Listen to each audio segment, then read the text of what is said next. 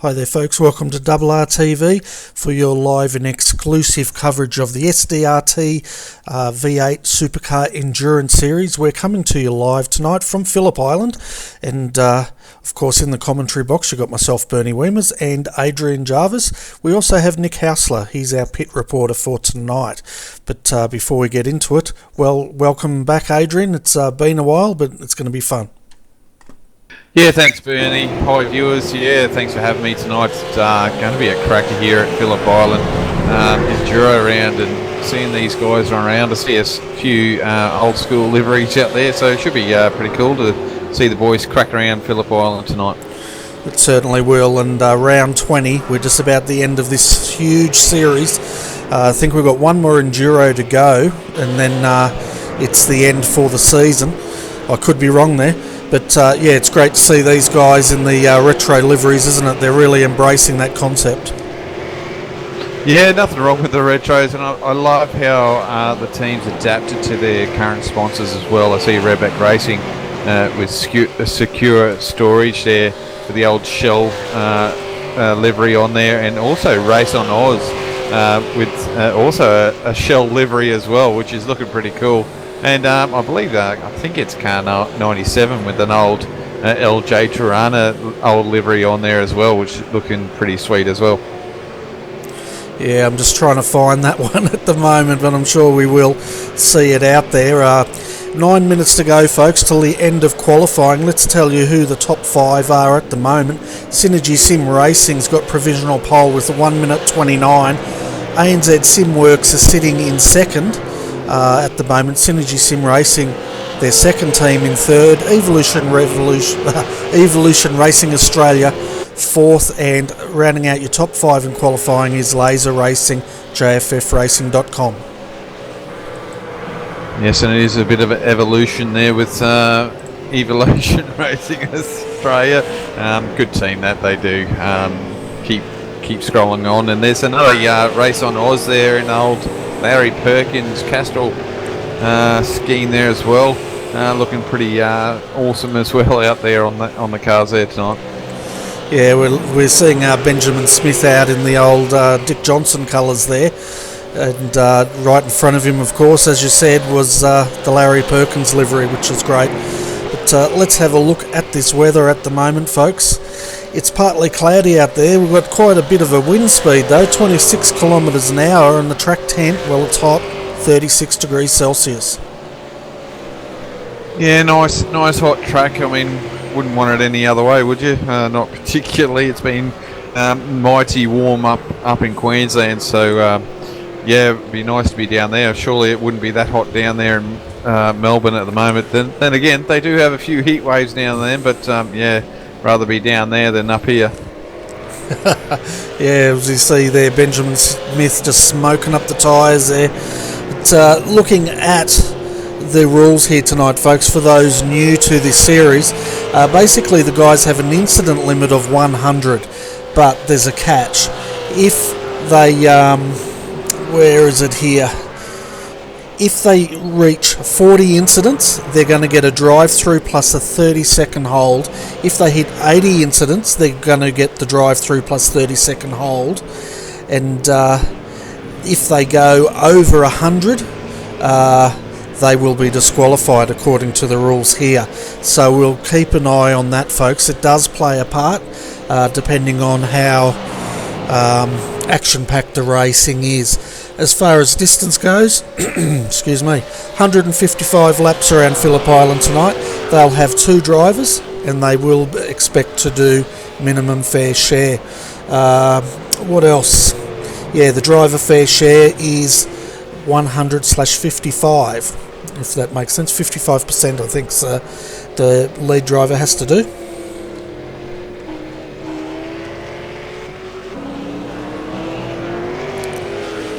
Okay, as far as safety car goes tonight, folks, there will be a safety car. We do have live race control out there, and so we can expect that to come out depending on how action-packed it is. As far as when pit lanes open, well, pit lanes opened following the caution. Cars once they pass pit lane for the first time, race leaders confirmed they'll open that pit lane, and then they will do waiver rounds if required. So, Adrian, you as confused as I am after all that? I'm always confused. Yeah, okay. So we can see at the moment 5 minutes 42. Let's bring the ticker up. You can see Michael Schreier just putting in a hot lap in the 25.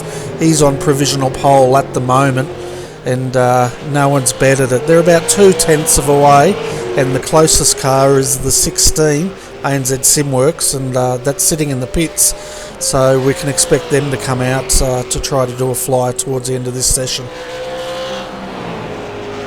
Yeah, looks like they're fairly comfortable at the moment. It's just the car 95 is out there at the moment. ERA out there at the moment with car number 1. They're trying to get out up there and trying to take pole, and it looks like they're just on their way out. So a few guys still trying to get that lap in, and obviously, you know, if you can get a draft, that might help around Phillip Island. It is a nice flowing track, isn't it? Yeah, it certainly is. It's what I'd call a momentum track as far as driving it goes. You really just got to get it into the rhythm, don't you, and get in and out of those corners without losing as much momentum as you can. Yeah. I find it funny. Actually, it's probably not my favourite track. I don't know what it is. I just can't seem to get a grip on the track. But look, I suppose time around there eventually would change, but that's not happening in a hurry. So it's just going to have to stay to one of my bad tracks. Yeah, and I saw what you did there, mate, to get a grip on the track. Yeah, good pun. Yeah, I'm glad you saw that as a pun there. No, it's yeah, it is. It can be tricky, can't it? Really, at the end of the day, there's I think it's turn 2, the left-hander, Siberia, I believe they call it. It can be quite a tricky track corner to take. If you're not on the right line there, you'll end up going off into the weeds and heading off to Siberia, and I think that's why they call it that way, because you just keep travelling off. It's sort of on camber in the corner, but once you sort of get past halfway of that track, it goes off camber, and you just keep sliding off that corner. Yeah, pretty much. I reckon if you go off at Siberia and go over the edge, that's where you're going to end up. But as you said, you can just see ERA number 1, Luke Harvey, in that car starting their flyer now. While we were, well, no, I'm mistaken, because Glenn Postlethwaite has jumped in the 95. They're still sitting in 3rd at the moment. Yeah, with 3 minutes to go, it takes you a minute 29. Some guys might get 2 laps in here. Other guys are going to miss out on the 2 laps, so you've got to get this lap done. You don't want a mistake at the moment, but we'll see how they pan out, because it's you know, try and get up near the pointy end of the field here and try and stick with the leads is a key.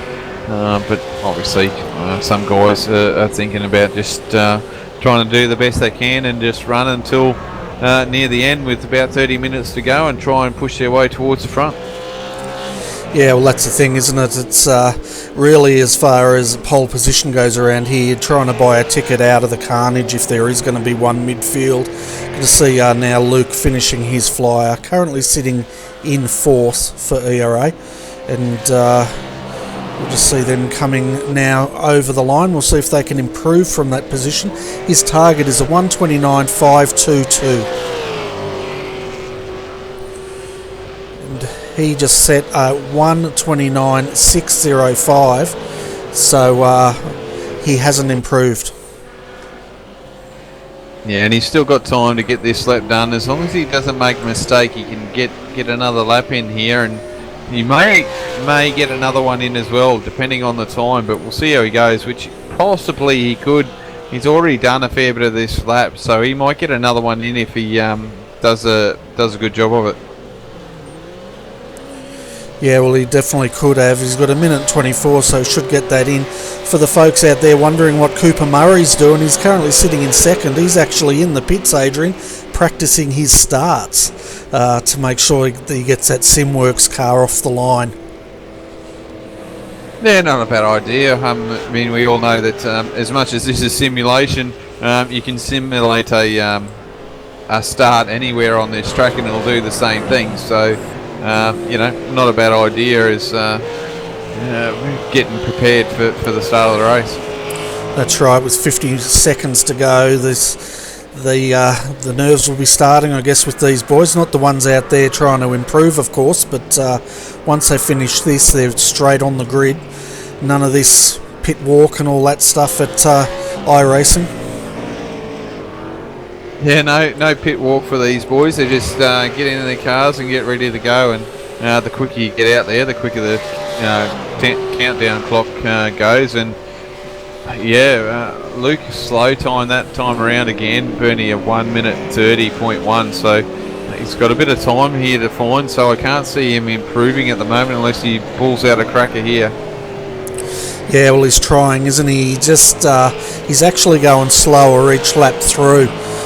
So he's possibly just pushing it a bit too hard as the time now ticks over.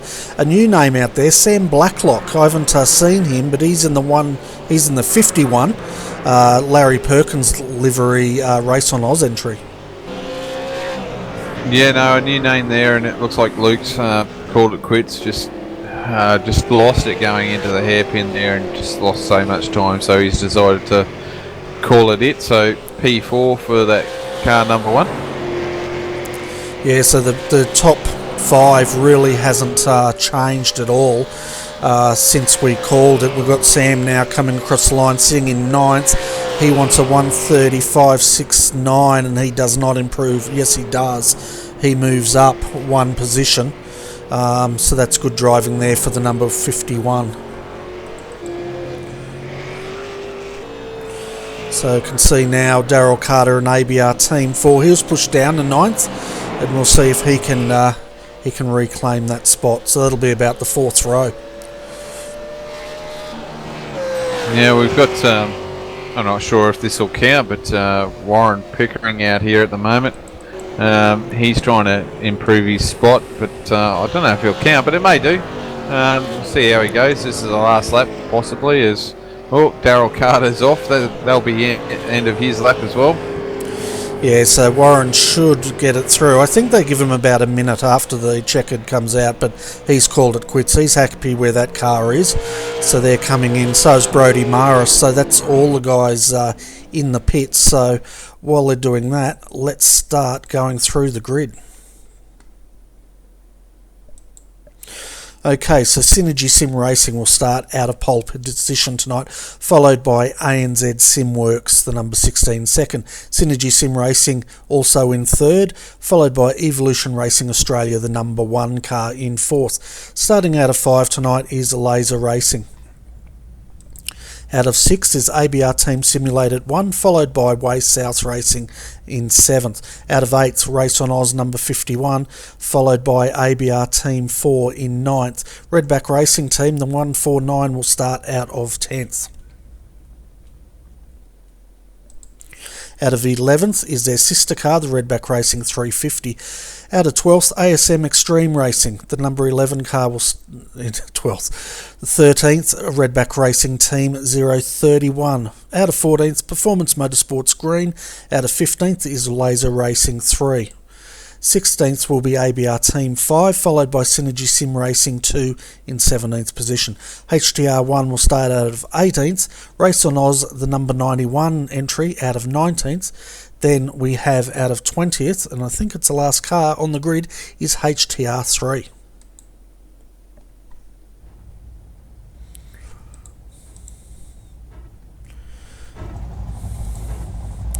So we can see the guys now queuing up. We have 29 seconds to go until this race commences, and it's going to be on. Yeah, just boys slowly getting on the grid, waiting for the time to count down here, leaving for the last minute, trying to save as much fuel as they can before they start racing.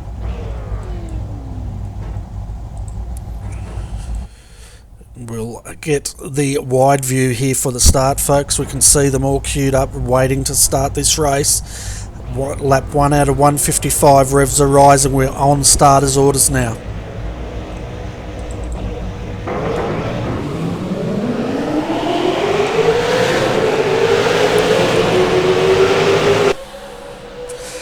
So it looks like a nice clean start here as they come down towards the southern loop for the first time. All cars are getting through cleanly here, Adrian. Yeah, good job so far coming up to Siberia. So at the moment we can see Brenton Hobson leading, followed by Cooper Murray in second. Then Glenn Postlethwaite is third, followed by Jason Bentz fourth, and then Luke Harvey. He's dropped a position, I think. He's sitting down in fifth. We've had a spinner, car number 91. He's gone around and coming into the hairpin. More shenanigans going on here as they're trying to get through. There's still congestion here on lap 1. Yeah, that was a Laser Racing car on the inside there. He's dropped all the way down to second last. And as you said, the 91 car, he's a long way down, and that's Benjamin Smith. That car was placed quite well for the start, but that's all come undone.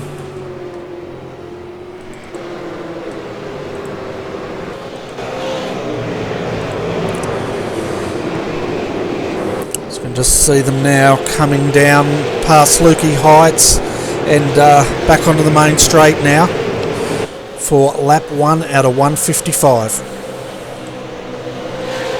On a whole fairly tidy start. A few little hiccups there on the opening lap, but on a whole I think the boys have done well here tonight to get through that first lap. So they're starting to spread out already just because of those few incidents, but look, we're going to get a few guys together. And is there a spin down the back there?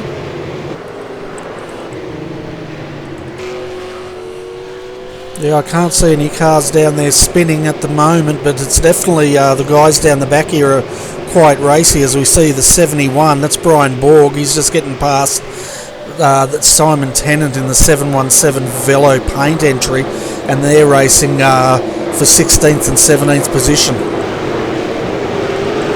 Oh, there's lots of action still going on, isn't it? These boys, there goes the car.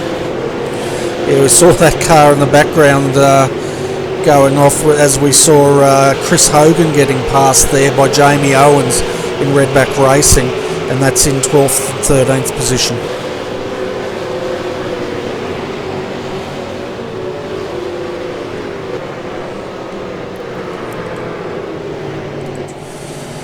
So you see now Chris having a dive down here on the inside of the Redback Racing car. It looks like he's going to make that stick.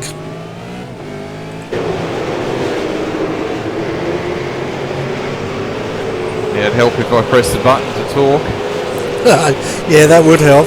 I thought it was mighty quiet, but at the moment we have Brenton Hobson leading the way for Synergy Sim Racing. Their sister car, the one in third, well, it's in a bit of strife at the moment, isn't it? We saw it go off the track earlier, so that car's dropped way to the back of the field.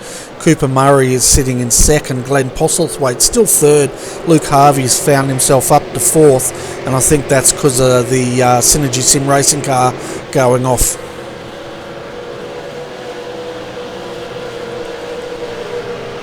Yeah, so Luke hasn't gained any at all, which is one of those things. You don't make a lot of ground in the opening laps, and they're just buying a ticket, aren't they? Just trying to keep that car straight. So they're doing a great job there. But we've got 4 Holdens and 1 Ford at the moment. So those guys that are chasing after manufacturers. So we've got a Holden in the lead here with Synergy Sim Racing.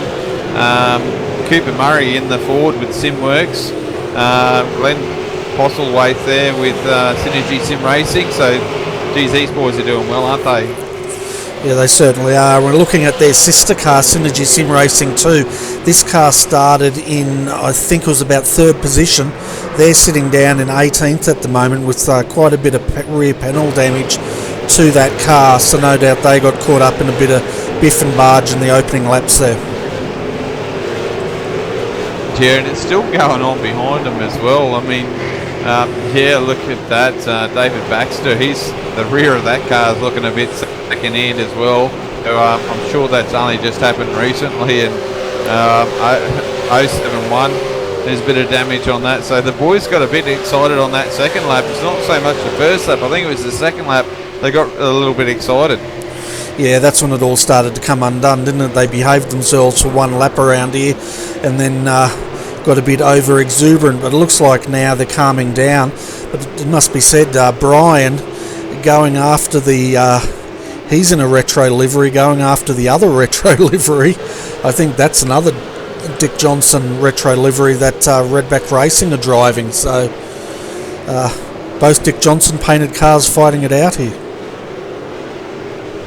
Oh, that was a big dive, wasn't it, there? And he's because he's gone in there so hot, he's gone out there, but he's held it. That's good driving there from Brian, but edge of the seat sort of driving, wasn't it?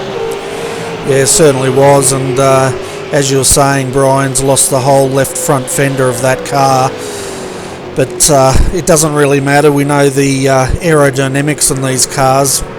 They can pretty much look like a Melbourne taxi, and they'll still go just as quick, as we've said in previous broadcasts. I thought it was like a Formula Ford. They still go quick as a Formula Ford without aero, because that's what they look like. They're open wheelers, aren't they? Yeah, pretty much. Old wingless sprint car they could be.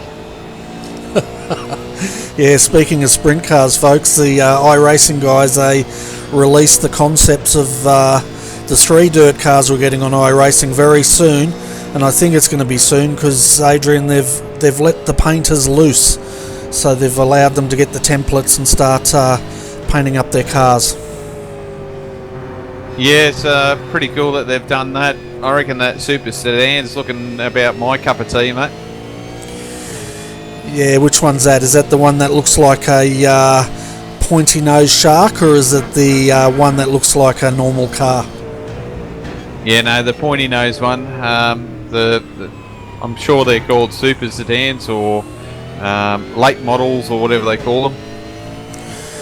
Yeah, I'm thinking the sprint car, but I know I won't have the talent to drive one of those, so I'll probably go for that other car that looks normal. That looks fairly safe to drive, I think. You're on dirt, it ain't safe. Yeah, well, once they get dirt, I'm looking forward to if they get things like rally sprint going, and that'll be my cup of tea, since I came from rallying in the first place. Yeah, see, I like all of that, so never had any racing experience, and you know, I'm pretty bad at driving because I hit Skippy as well.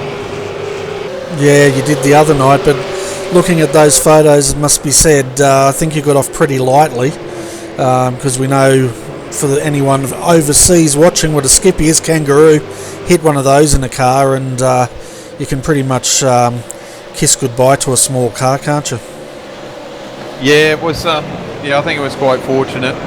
Lucky he decided he wanted to go the same way. I think he was actually trying to hitch a ride, but look, I wasn't comfortable to fit an extra passenger in my car at the time, so I just did a hit and run and left him on the side of the road. Man, you're such a nice bloke. We're on roof cam at the moment of Luke Harvey. Let's get the telemetry up for the folks out there. 160 kilometres an hour as he enters Lukey Heights and down the hill into the sharp hairpin.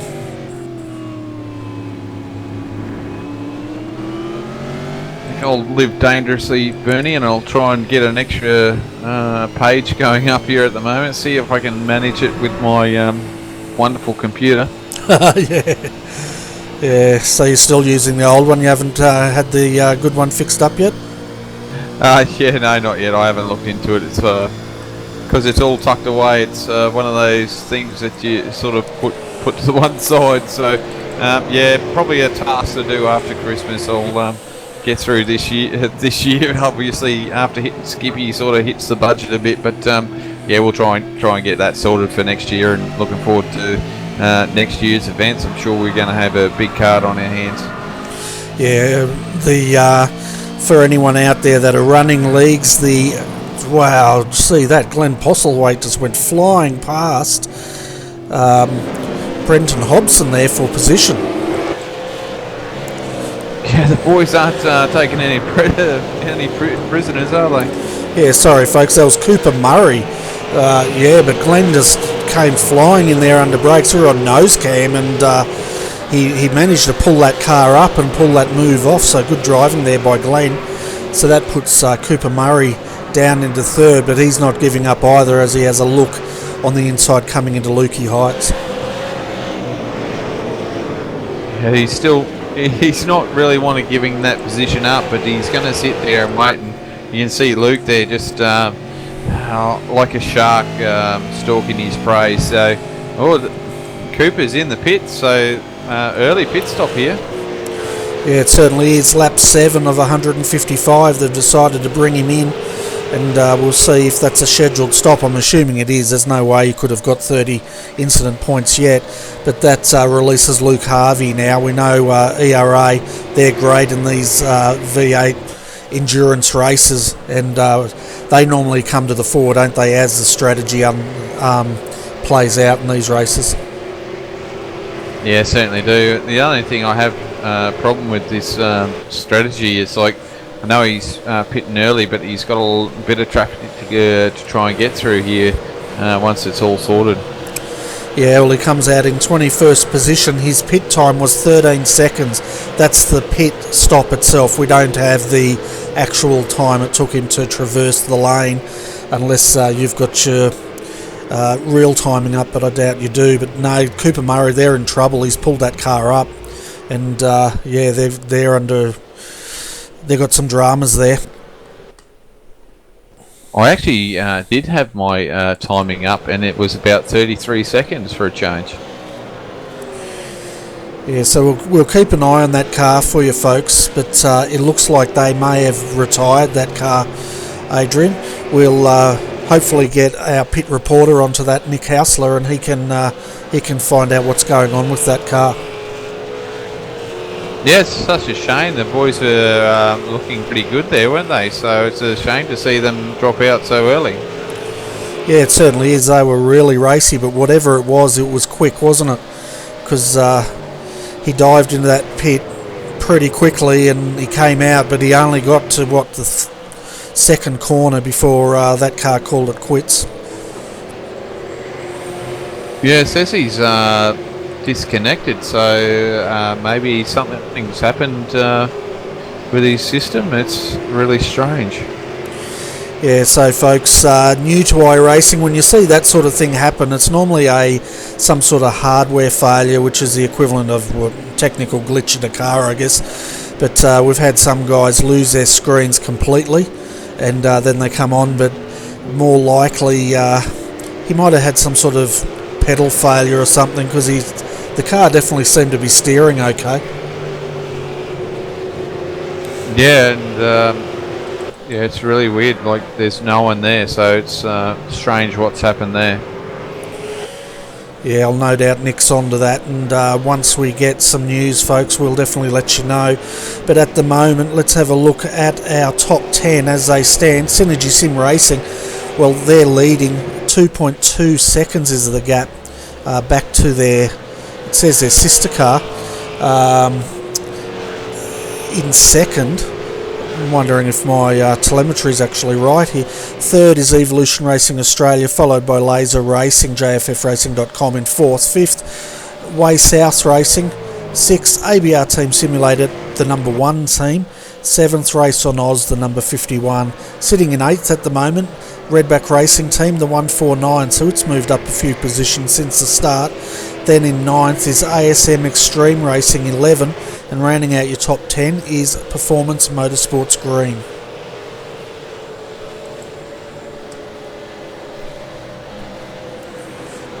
Yeah, I think your telemetry is working well, and it looks like Performance Motorsports has moved up a spot there as well, so got up into ninth position, so doing a great job there tonight.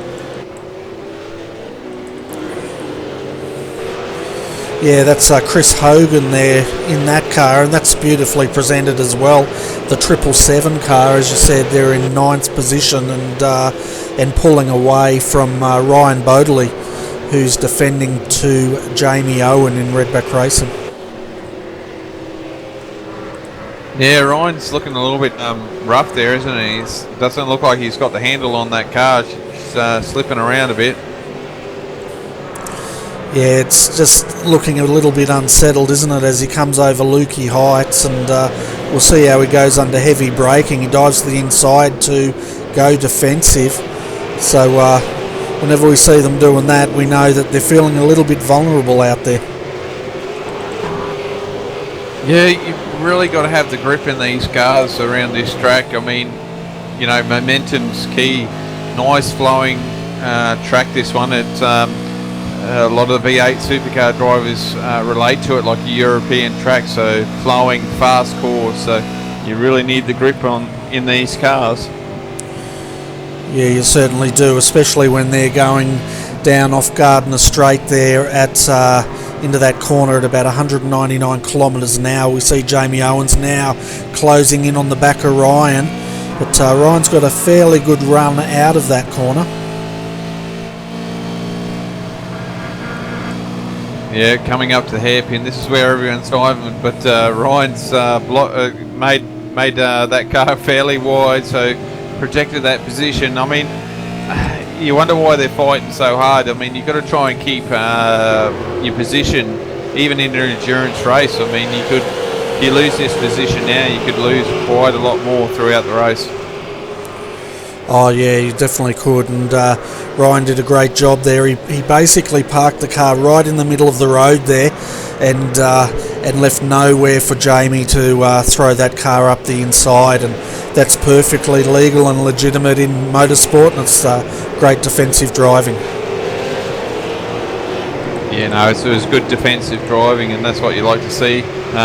You know, the guy behind's got to try and make all the moves, and I'll tell you what, he's doing a great job there, sitting back there behind him at the moment with Ryan and Jamie Owen there, just trying to fight his way through, because he's got Todd Parks behind him as well. So it's not easy trying to overtake when you're getting harassed as well. So doing a great job, these boys.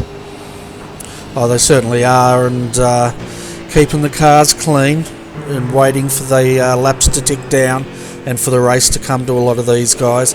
Now, as far as safety cars go, folks, this series, for you new to this series, it's a bit unique and it's quite good. They have two safety cars that we know will be coming out during the event. As we see now, Jamie Owens putting the car on the inside. He doesn't pull it off, but Todd Parks is having a go on the outside now, too wide, and Jamie all of a sudden has to defend. But anyway, the two safety cars, they come out at a random time that nobody knows apart from one person. Computer generated, aren't they, Adrian? And generally it does liven up this event. Yeah, it certainly does. I think it's a unique perspective on how to do it, which is fair enough. I mean, look, we've had safety cars quite early on, and then the race has been raced all the way to the end, and then we've had safety cars at the end, which has really spiced it up. So I think it's great. It's unique, and I think they do a great job in this. They certainly do, and now we can see Jamie Owen on the back of Ryan. He's getting a run here. He's getting in the slipstream. Is he going to have a move? He is, as they come off Gardner Straight. Too wide. Tell you what, Ryan's holding on to the outside. This is not done yet. Yeah, Ryan's got the inside here. You want the inside. Ooh, a little touch, and here comes, yeah, Todd Parks gets the move done because of that. And he's just been waiting, hasn't he? And now it's his turn to have a go at Ryan here. And we're on board with Jamie just to see if there's any. He doesn't seem to be having any steering issues as he goes deep under brakes again. But yeah, all of a sudden, poor Jamie's got mugged by Todd. And we knew Todd was waiting, didn't we? And he pounced when that opportunity presented himself. Now we'll see if he can do anything to get past Ryan. Now you can see a little bit of damage there on Ryan's car from the contact just there getting into turn two. So the boys are really fighting, and Ryan's fighting for that position. And no, this is a good battle. They are rubbing panels, but they haven't sent each other off yet, which is really good. Yeah, and I tell you what, that was gutsy, wasn't it, the way Ryan held onto that car around the outside. It's very rare you see them go too wide through that part without one car running off, but they managed to do it. And and he survived to hang on to that 10th position. Yeah, it's really when you get to turn 2 that you really got to get a single file. As you can see, coming down the straightaway, you definitely get that draft, and being on the inside there is not the place you want to be. You really want to try and get on the outside, and that way you've got the line here for turn 2. But I think Todd Parks knew that, and that's why he jumped in there. So even being on the outside for the hairpin is probably not a bad place to be, because then you've got the inside run for the next corner. So if I was Todd, I'd be wanting to be on there. Oh, he's got the run on the inside. What a great move there, and he's had the backs locked up. And he's got it done, and Ryan's gone very wide off the track. That's let Jamie Owens through. So all of a sudden the cork has been unleashed, and that's Ryan Bodley. He's dropped down to 11th position. Yeah, and that's the excitement of racing going there, but I'm sure we've got plenty more going on in the back there as I was flicking through. And yes, we do. We've got a couple of guys here, but they've sort of spread out. It was pretty full on there a second ago. Yeah, and that's probably David Baxter, Darryl Carter and Nathan Tregarthen there. They're in 13th, 14th and 15th. And a nice little battle pack here forming. If you're wondering, folks, why we're not covering the front, well, they're well spread out. If we take you through the live gaps, we have Brendan Hobson leading 1.5 second back to Glenn Postlethwaite that's a sister Synergy Sim Racing car in second, and then 0.8 of a second back to Luke Harvey in third for ERA. Then we look 2.4 seconds down the road to Jason Bentz in the number 12 car, and then we've got a huge gap back to Peter Sattler, 11.2 seconds. He does have Stephen Lattimore though right in his back door here, so there's a bit of a battle brewing now. Yeah, definitely a bit of gap there in the front, isn't it? But I do like Glenn's paint scheme. I'm sure that's a retro livery of an old LJ Tirana. Yeah, it definitely is. As a kid, I remember seeing that one out there. I think it was a Tirana, and I tell you what, it's quite a nice livery. Yeah, I know it's retro, but I'll tell you what, it really looks good on that car, doesn't it? Oh, it certainly does, and I like the way they've even done the number, because I think that where the number is a 95, I think that had probably number 7 for Network 10 or Network 7 or whatever it was at the time, broadcasting that. Yeah, I'm pretty certain you're right there, Bernie. I'm sure it had the 7 on there, so yeah, no, they've done a fantastic job, and I love the older schemes. I suppose just something that you grew up with. You can be familiar with those schemes, and they look really good. Nothing taken away from some of the paint schemes that get done these days. I think they're pretty awesome as well, but look at the old school schemes and trying to fit them on these cars. I think it's a fantastic job these boys do. Yeah, it's not quite as that easy to fit these schemes on either, is it? But one good thing I think with a good retro scheme is they tend to hold their own today against the more modern schemes, and it's great to see the guys embracing that tonight and seeing more, because last time we were covering this, I think we had one team that came out with retro, and tonight it looks like a lot more teams have followed suit. Yeah, we did have a couple retro schemes, and it was really good. We had another LJ Tirana, which is something that I could never pick on it, but it must have been one of those teams, and one of the guys on iRacing on Facebook sent me pictures of it, which is really cool. Thanks for that. I can't remember, it's been that long now since we've done it, but showed me that, and I think I remember seeing it in some of the old through the Bathurst moments there a few months ago on Foxtel. But I think the boys do a great job, and I think it's fantastic to see on track here. Yeah, it certainly is. And now we see Simon Tennant. He's coming under pressure now from David Baxter. and David's on the move a little bit. He's sitting up in 13th at the moment. Jamie Owens, he's dropped down to 15th, so something's occurred to that car, and we'll see if we can pick up what's gone on there, because they were right up the front. Yeah, same were, and yeah, David's really close here at the moment. We've got a little bit of battle here. We've got David Baxter at the moment, and then we've got a few guys here. Car number 47, Jamie Owens. Yeah, he's struggling, isn't he? He must have had an off somewhere. Oh, he's got a bit of damage on the front of that car. That front right's missing, so something's happened to him somewhere along the line. Yeah, because he was battling up at 10th with Ryan Bodley, wasn't he? And he had that contact, and all of a sudden he's struggling now, down in 15th position.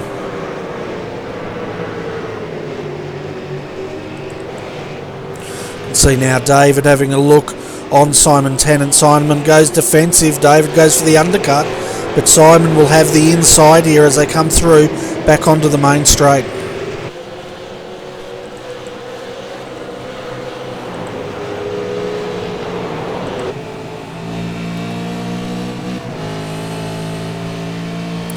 Tell you what, Adrian, 18 laps around here. It's been fairly sedate, really, as far as the driving goes around here tonight. The guys have been keeping it pretty clean. We've seen a couple of small incidents, but no real big ones. Yeah, the guys have been pretty good, haven't they? They've definitely keeping themselves pretty honest and nothing too hard. I mean, yeah, we're seeing body panels missing, but I mean, that's just the physics on iRacing at the moment, so nothing major, but yeah, no, they're doing a good job. So David now goes on the inside, and I'm not sure if he's going to pull this off, because he's going to be on the outside next. Yes, oh no, Simon's not letting him through. There's contact, but 2 by 2 these cars go as they come up towards Lukey Heights. Yeah, not a good spot, 2 by 2. Just trying to get back to what happened to Jamie. Jamie lost it there. I'm not sure why he lost the guard, but he's lost it. He's looped it, so he's lost a few positions in that way, and dropped him back down fair few positions behind the other redback car. And Simon Tennant, he nearly got turned around there by Daryl Carter, and good driving there by Simon. He held on to that car and held on to one of the positions. He now does have Jamie Owens and Philip Piggott ranging up on him, but Jamie's got his mirrors full as Philip now has a look on the inside coming off Gardner Straight. Yeah, Jamie holds the outside, which is what you need to do, and he's got the inside for the next corner. He is racy. He's lost positions on his own accord, so he's probably want to try and race back up there and get those positions back. It is a long race, and he should be able to do it. Yeah, well, at the moment he's defending heavily against Philip Piggott here in the 41, who had another look under brakes. He went wide, and well, he had to go past. We've got Daryl Carter also off, and we'll have a look at what's happened to him. Yeah, just probably gassed it up, hey? Like, sometimes you can do that and gas it up and lose it on yourself, as Jamie's having a look here, really hard look at trying to get through. Just waiting for the replay to come up now, folks, and then we'll take you straight back to the action here.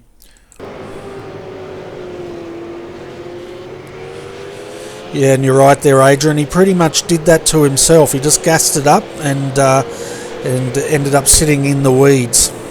Oh, can he hang on to it? Well done, James. No, he got balked there by the other driver. He lost it, and he spun again. How unlucky is that? He was doing well, and then it just got loose on him. Yes, I'll have a look at this replay.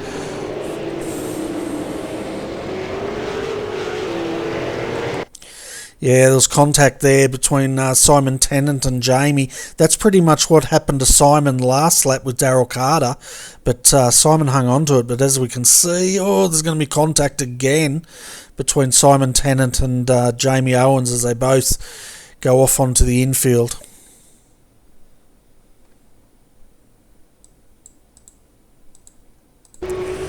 Just when we were saying how the drivers are keeping out of trouble out there, we've seen a couple of incidents there.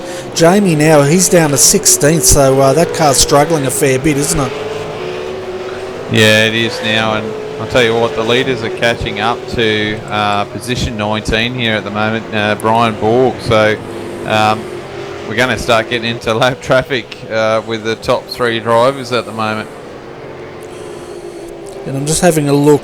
There's been another retirement while we were showing you those replays. That is the 111. Craig Jones was driving that car, and it looks like it's also called it a night. And so we've had two retirements. We're down to 19 cars. So we've lost the 111 2 laps ago, and then we lost the 16. We still don't know what happened to that car. It was running in third or fourth position until it pulled up on the side of the road and disappeared. I'll tell you what, Bernie, the boys up the front here, the top three drivers, they're not really getting away from each other, but they're not closing in either. So they're just setting their own pace at the moment, which is pretty decent speed, if you ask me, because they're breaking away from everyone and catching up to lap traffic. Sorry, I was just looking at the Wacehouse racing car. We can see now Craig Jones there losing it, and that was very strange. The way that car just... It's almost as if he broke something in the rear end of that car.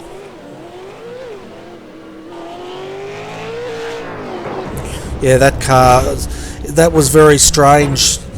He was driving, and all of a sudden the rear end just snapped loose, Adrian, and then he found the tyres. He just couldn't keep that car straight.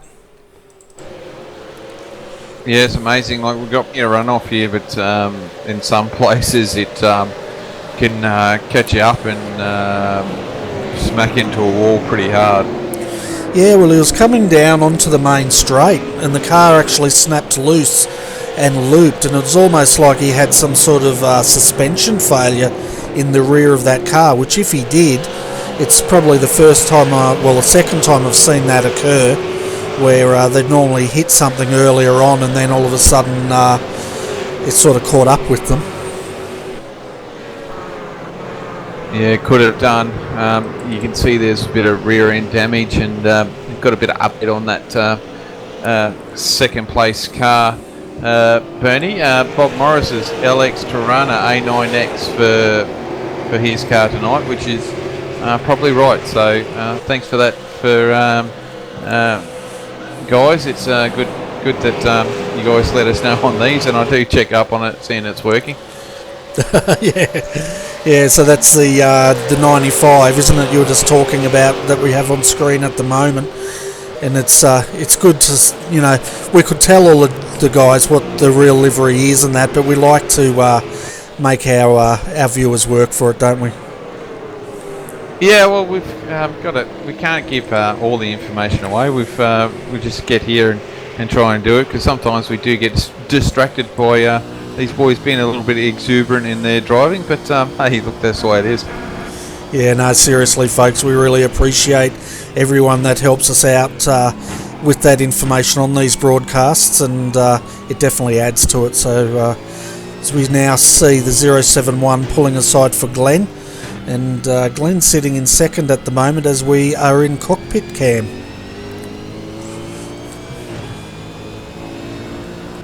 Yeah, no, they're doing well. Good to see the lap there just get out of the road. But I tell you what, Brenton's got a little bit of gap now, so he's doing good out at the front at the moment. So yeah, it's been really good at the moment. These boys are doing a great job. They certainly are, and that lap traffic's actually worked to Luke Harvey's favour, and the ERA cars just ranging up on the back of Synergy Sim Racing, the second car.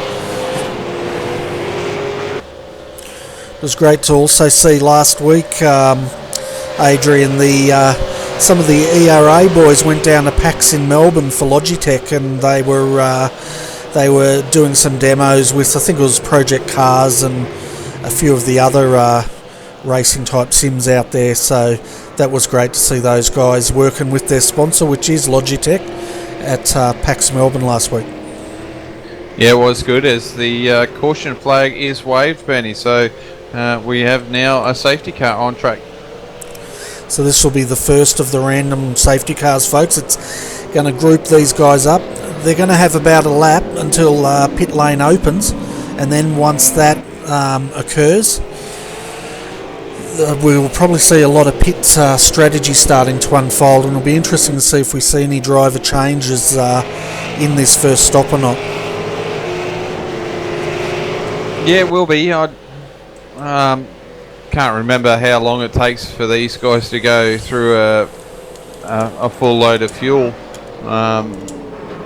You know, I know it's you can basically time it. I think it's 40, 50 odd minutes, I think, for the V8s. Sorry, what was that? 50 minutes for a pit stop in a V8? Yeah, that's about right. Yeah, probably, if you got one guy. No, how much fuel they burn, I think it's about 45, 50 minutes, isn't it? Yeah, I think it's about that. I've never timed them. Yeah, around about 40, 45 minutes, I think. So it'd be probably ideal to actually pit now and get a new set of boots on and fill it up. I mean, you might get stuck in traffic, but you never know. Fresh set of tyres always does wonders to a car. Okay, so we've just had a bit of news on Craig Jones's car, the 111, from our pit reporter. I did report that it had some sort of failure in that car, which it's been confirmed now. He did have a car failure. He also didn't have a co-driver, which doesn't help, so he's had to sideline that car. So that's why the 111 has gone. Oh, it's good to know. And as far as news on the number 16 Cooper Murray car, we don't have any news on that. So if any of the viewers out there know exactly what happened to that car, we'd be grateful to know what did occur, because that car was looking quite racy, wasn't it? Sitting in fourth position until whatever it was let go on that car, and they had to sideline it. Yeah, quick update, about 30 odd laps the viewers are saying, so it'll be about 40, 45 minutes, 50 minutes, depending on how you burn the fuel. Yeah, and we've got our pit reporter now, Nick Hausler, up in the pit commentary box with us. Well, Nick, it's been an interesting race, fairly clean, but it's already claimed a couple of scalps. Yeah, not too sure what happened with the ANZ car, but yeah, Craig obviously had some sort of failure there, as well as not having a co-driver as well, as we've got all the cars heading into the pits now. And the only other thing I'm aware of is on the 056 car, they've got a throttle linkage problem, which is giving them random throttle responses halfway around corners, which they're battling with at the moment. Yeah, that's the last thing you'd want, isn't it, around here, is some sort of throttle linkage problem, and that's the ABR Team Simulated 1 team. Peter Sattler is in that car, so no doubt they're going to probably get him out and try to resolve that.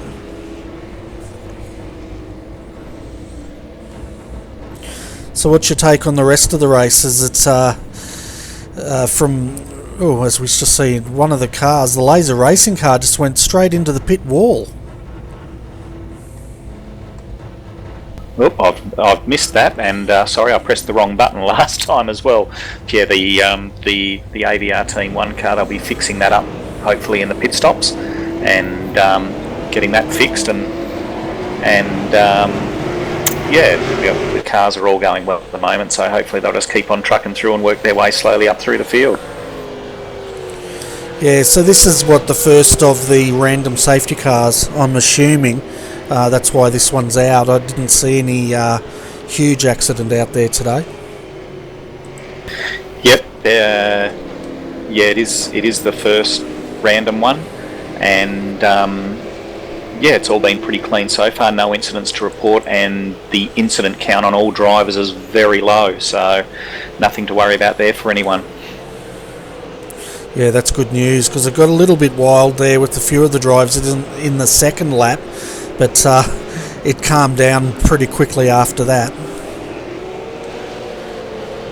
Yeah, sorry, I've just got a couple of incidents that I've got to review here that have come up with some black flags, so I'll just duck back down again and see if I can sort them out. Sorry guys, I'll leave the commentary back to you. No worries, thanks Nick, see you mate. Okay, so let's go through our top 5 as the safety car lights are out. So the number 95, Synergy Sim Racing, they take the lead after those pit stops. The 56, Daryl Hockey's in that car, ABR Team Simulator 1. They've jumped up to second. Now Brenton Hobson, he stayed in the car, but they will start out of third, and they were first before the pit stops. Jamie Owens, well that car, he finds himself sitting up there in fourth, and I'd say that's because he probably chose not to pit that car and going for track position. And then out of fifth will be Laser Racing, JFFracing.com, as we are waiting now for the start or the restart here. So Bruce Kiley will have control of this field as they come across the start finish line now. On lap 26 we're back racing, but I tell you what, there's quite a big gap between this front pack and the cars behind them. Yeah, and also ERA is way back in position 10 as well, Bernie, so they've had a long pit stop as well, so that's not really good for those guys. No, not at all, because they were sitting up in third, weren't they? And just having a look, Mark Pickett is in that car now, sitting in 10th. They're battling at the moment with Stephen Varga, who's jumped into the 149. But just having a look, their pit stop was a 51.8 second. Everyone else's was around about the 32 to 35 second mark. So, yeah, that's been very costly for Logitech ERA, as we see Stephen Varga loop it. Yes, it is, but Mark Pickett, that's a new name for me as well, for ERA. But we'll see how he goes, but has to be a fairly decent driver, because we don't see Ian Ford in the car tonight, Bernie. That's generally the mainstay in this car, so obviously Ian's can't make it tonight. Yeah, they might have other commitments. I think, correct me if I'm wrong, but I think the Blancpain Endurance Series Pro Qualifier Series could be on this weekend, so they might be putting their drivers focusing on that. Could be if that's on, yeah, for sure, but oh geez, getting loose there on coming out on the main straight there, but geez, I like the look of his driving at the moment. Very solid, quick driver though. Yeah, Mark Pickett, I tell you what, any of these ERA drivers are generally fast and talented, as we see him now just running off the end there. Tell you what, I'm going to blame you for talking him up. Hey, no, he went off while you were talking, so that's all on you, mate. On you. You're getting used to me palming it off on you now, aren't you? Oh, I'm generally aware that you usually do palm it off on me, but I ain't taking that curry. I'll tell you what, there's a bit of curry up the front here with Brennan Hobson. He's just taken back the lead. Bruce Kiley's second. Michael Hammond, well, he's got a huge battle pack forming behind him with Daryl Hockey, Todd Parks, Sam Blacklock's also involved in that, and then Jamie Owens with Aaron Lee trying to close the gap on this battle pack. As Todd has a look down the inside and he gets that move done. Yeah, no, awesome pass there. It was well done by Todd. Daryl just left the door wide open there, didn't he? Yeah, he certainly did, and now he's got Sam Blacklock in the Larry Perkins livery as they come back on the straight, and he's going to be looking to have a go at the end of Gardner Straight here. Yeah, once again, probably not in the best spot. Good one for this turn, but it's really getting yourself set up for the next corner, and there we go. We've got he's had to jump in behind here. Yeah, smart move, because if you go wide into the second turn there, you're going to lose positions, and he's chosen to just sit in 6th now and see if he has a go under brakes here. This is another, he's got that loose under brakes, but he hangs on to it. He's also got the 350 right behind him. Also, Aaron Lee's closed that gap, so you've got 2 Redback Racing cars trying to get past Sam Blacklock at the moment, and Daryl Hockey.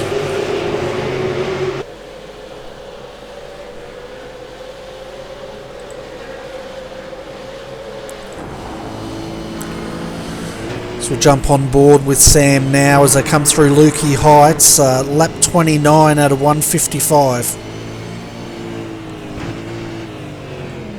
Very defensive driving there, haven't we? With the boys trying to look in, and yeah, they're all trying to protect their position.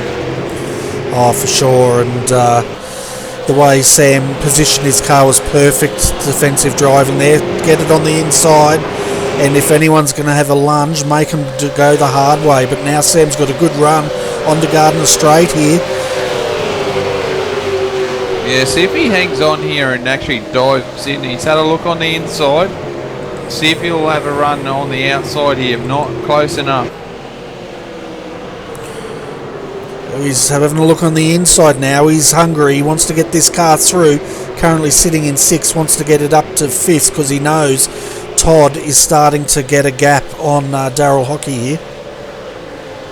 Yeah, it's all coming up to the next corner. See if he can get a run here. Get it jammed on the inside. Great positioning there.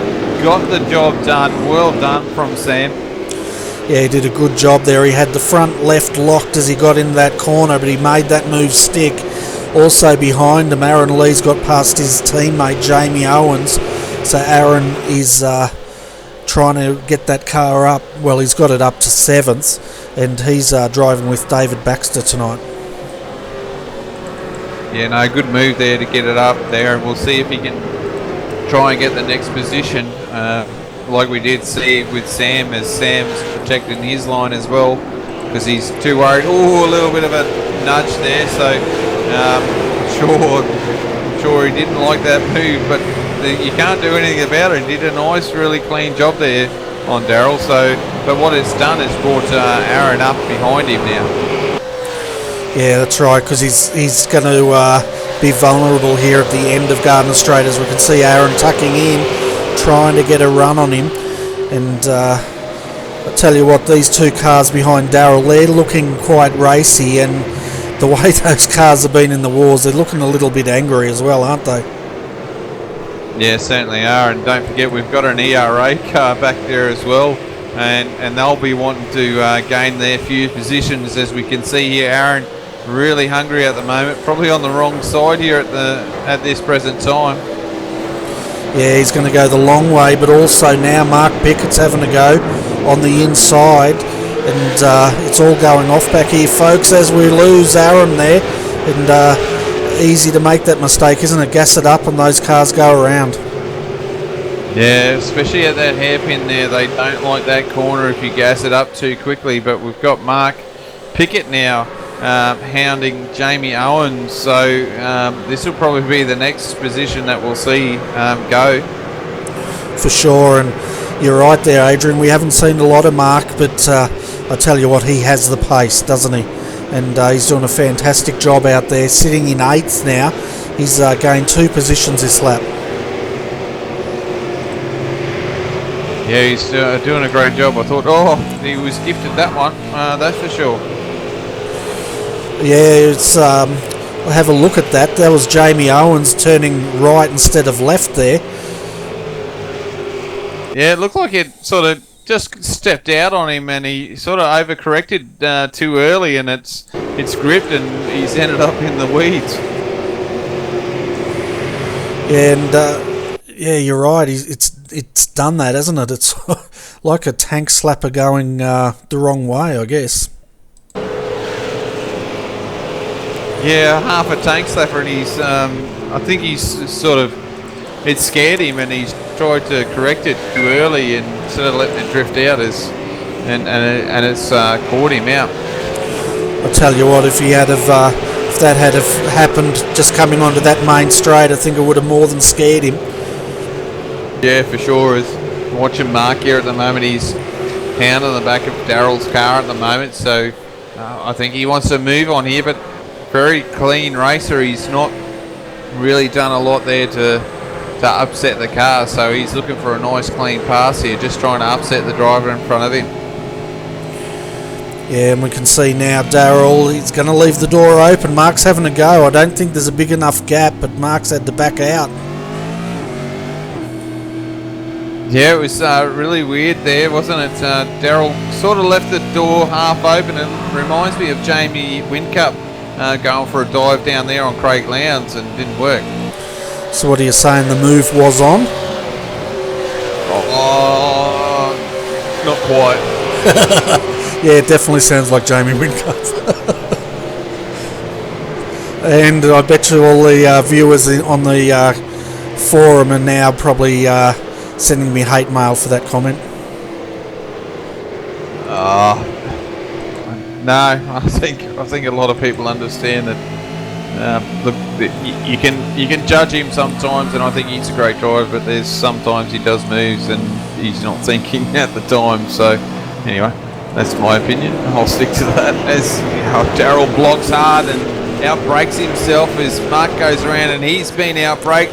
Can he keep in front? Yes, he does, but they both lose at least an extra position. Well, Darrell loses 2 and Mark loses 1. So hard racing there, but awesome though as well. They're pushing. Mark's got the pace for sure, but yeah, just both outbraked themselves getting into the hairpin. Yeah, that's allowed Philip Piggott to jump up into, well, he's sitting in 6th position, so he benefited from all that. Got a little bit messy, didn't it? But I was going to say, before we had that messy bit, I guess it's, racing at the top level. These guys, they make moves as racing drivers, and it's not always going to work, is it? No, I think I think anyone that does sim racing, I know it's not exactly the same as proper motorsports, but you've got to make a split-second decision on what you're going to do. And if it pulls off, you look like your hero, just like Scott McLaughlin did on Frosty at the Gold Coast, or you can look like a bit of a toss where Whincup on Scotty at Bathurst. I think was the move on. Yeah, probably half on, but he lost the car coming into the corner and it hit Scotty, and then it went to Scheid after that. So it's part of racing, and these things we just got to go, well, look, he had a go. We can't stop having that, and same with this. You can't stop people having a go. That's part of racing. It's been done. It's been dealt with. Let's move on, and we watch some more brilliant racing. Yeah, well, that's one way to end a conversation, but yeah, Mark's now sitting in 7th. They've moved this car up a bit, and no doubt he'll pull it up further. But Darrell's sitting down in 8th. He's gone defensive now against Jamie Owens, Aaron Lee. Well, he's right off the back of them after that spin. The other one is Brodie Morris at the moment, ABR Team 5, sitting in 11th. And then Jaden Borg. We haven't seen much of Jaden, but the ABR Team 4 car's sitting down there in 12th. Yeah, just putting around. I mean, what have we got? 3 hours to go, so we've done an hour, which is boys have been reasonably pretty good, haven't they? Like we said, just a few hot-headed moments there, after lap 2. So, but at the end of the day, I think the boys have been racing pretty cool, and you're just trying to get moves done. As see Stephen Varga back here in 13th, he's on his own now after those few incidents. Yeah, so folks, let's do a live split so you know where the gaps are here. Brenton Hobson for Synergy Sim Racing leads. He's got a 6.2 second gap over Michael Hammond in the 012 car. Then just behind him's Todd Parks in the second Synergy Sim Racing car, and then fourth is the third Synergy Sim Racing car with Bruce Kiley driving that, and he's 2.3 seconds off Todd Parks in third. Then 7/10 down is Sam Blacklock, and then 1.8 seconds from him is sixth place Philip Piggott. So that's your top six. Yeah, it looks like we've missed a bit of action up the front here too, Bernie. We're seeing Michael in second position, so he's done a great job to get that car into second position. He was sort of struggling back there early before the safety car, and now he's up into second, so doing a great job there at the moment.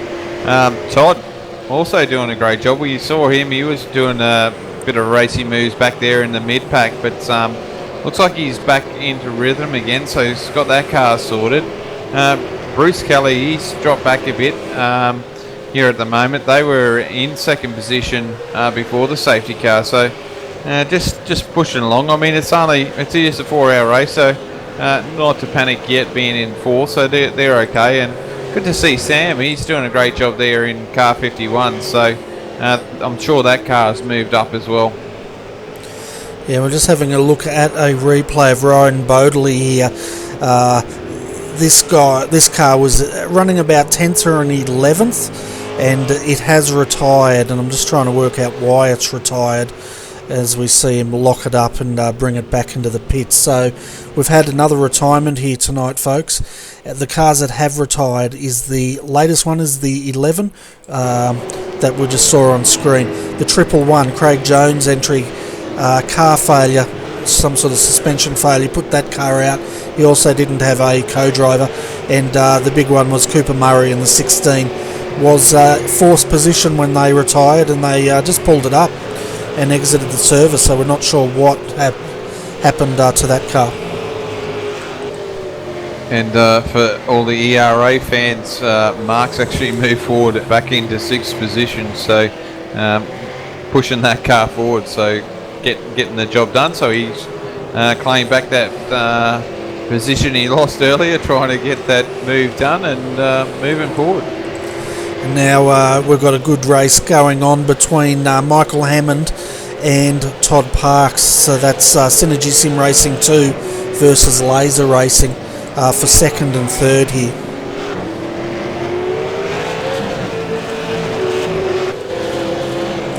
Tell you what, Adrian, Synergy Sim Racing are looking great out there tonight, aren't they? They've got 3 cars in the top 5 at the moment. Yeah, no, it's good to see. There's a few factors. It's like anything, isn't it?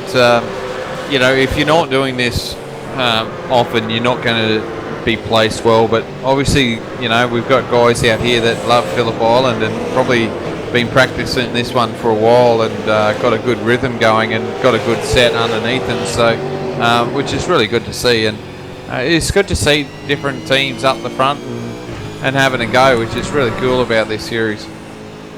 Yeah, it certainly is, isn't it? And it's a lot of fun. And I tell you what, for a bit of an exclusive here, folks, Tuesday night we're going to be in for a bit of fun. We're going to go racing with a new league.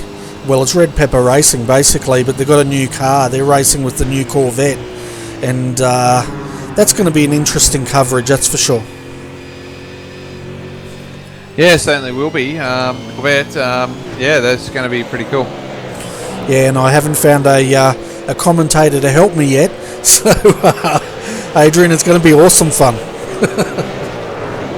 By the sounds of it, it looks like I've been nominated, so it'll be interesting then.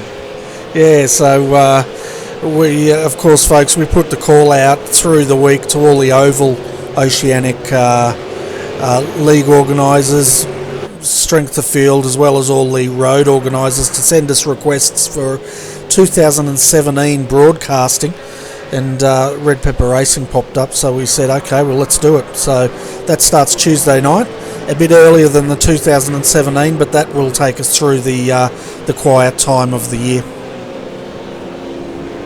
Yeah, no, it should be interesting. It'd be, and I don't think many people will understand that. I think Red Pepper has been around for a while, Bernie. They've been running series for quite a long time, and they've been chugging away doing their own series, and I believe it's quite successful as well. Yeah, they've been doing it for quite a long time, and you're right, they've been putting on some great series, and it's great that we can support them and show their end of the iRacing world, because they're definitely one of those, you know, they put on great competition that sort of comes under the radar at times, doesn't it? Yeah, it does. I mean, once again, a bunch of guys that are in it for a bit of fun and have a good time, and I know a lot of them. Oh, has we've got a car blowing up there, car 012. I'm not sure if he realised, but he's got a lot of major problems there. Yeah, that's Michael Hammond. He was in second position. Big blow up there. We'll jump back on the replay because he's going to go down fast. Well, I shouldn't say that. He's going to go backwards fast. So let's have a look. It looks like it's happening. Yeah, he's blowing it up, down, shifting. And that was coming into Honda corner.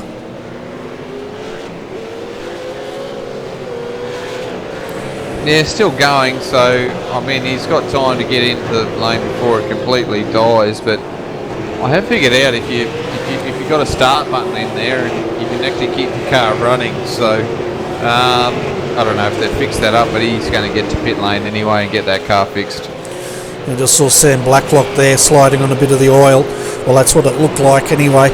And he's probably got a very dirty windscreen now, because all that oil coming out of the back of the car would have coated the windscreen. But Mark Pickett, well, this guy, Evolution Racing Australia, folks, he's up to third now. Was 6 a couple of laps ago, so this car is on the march. Yeah, no, doing a great job, and one quick repair done, and that car's back out on track. Yeah, so doesn't take long to replace motors in iRacing if you've got a quick repair. But I tell you what, if you don't, well, you're going to be sitting there for a very long time. Yeah, I think it's like at least half an hour, isn't it, if you can get it in there and get it repaired. So lucky they've got that quick repair there, and he's off and running. He hasn't lost a great deal. Yeah, he's lost a lot of positions, but he's still running and on the lead lap still. Yeah, so it's a bit of action packed up here. Having further back, Sam Blacklock, he's having a battle with Phillip Piggott in the Laser Racing car, and that's for 5th and 6th at the moment.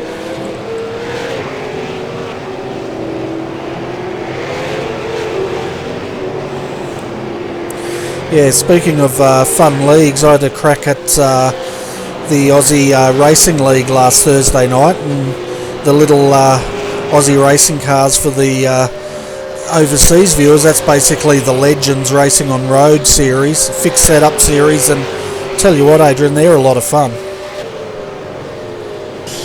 Yeah, unfortunately I can't get on and race anything at the moment.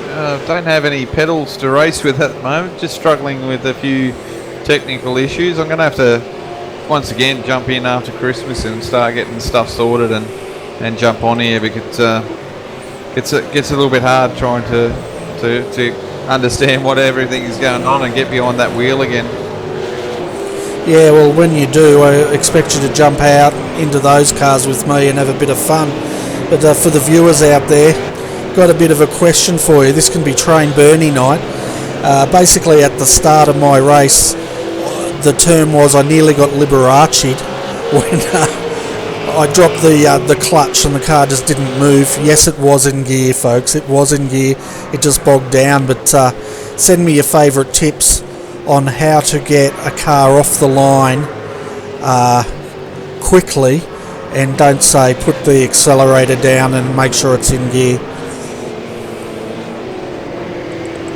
Get someone else to do it? Yeah, well, that would probably work better, wouldn't it? Well, it's an option. It certainly is.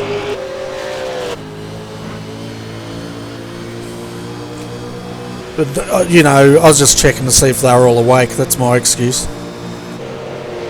Oh, look, that's a good one. I mean, at your age, I'm sure you still need that little bit of technique to help you train your mind back into racing again. Right, and what is that technique, may I ask?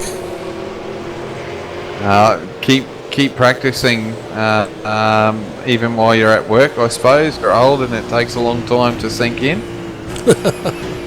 Right, I'm sure work would appreciate that. As we saw Philip Pickett there try to make a move on Sam and going into turn one. It didn't stick, of course, but he's sitting up behind him now. And we're seeing a bit of wheel work here from Philip Pickett as we are in gyro cam. Yeah, Sam's looks a little bit vulnerable at the moment, doesn't he? Yeah, that car's stepping out a bit, but saying that, Philip's car's looking a bit loose as well. But I guess that's sort of almost situation normal, isn't it? As Sam locks it up, where's he coming into there? Turn 10. Yeah, Sam's definitely not looking steady at all, and I think the problem with Pickett's car is that he's looking at that and he's trying to jump on the looseness of the other car, and obviously we know with these V8s, if you push your foot to the metal too hard, it's going to step out on you. So he's still got to stay in control. He's got to drive it like normal, and he'll probably gain a lot more if he does that.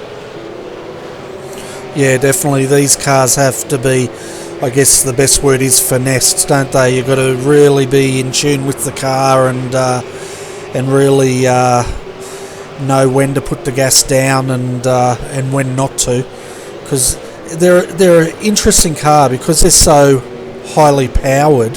I think it's very easy to overdrive these cars under acceleration, and even the way some guys could think they could throw them through a corner, they're just not going to stick. So it's a real skill to drive these cars well.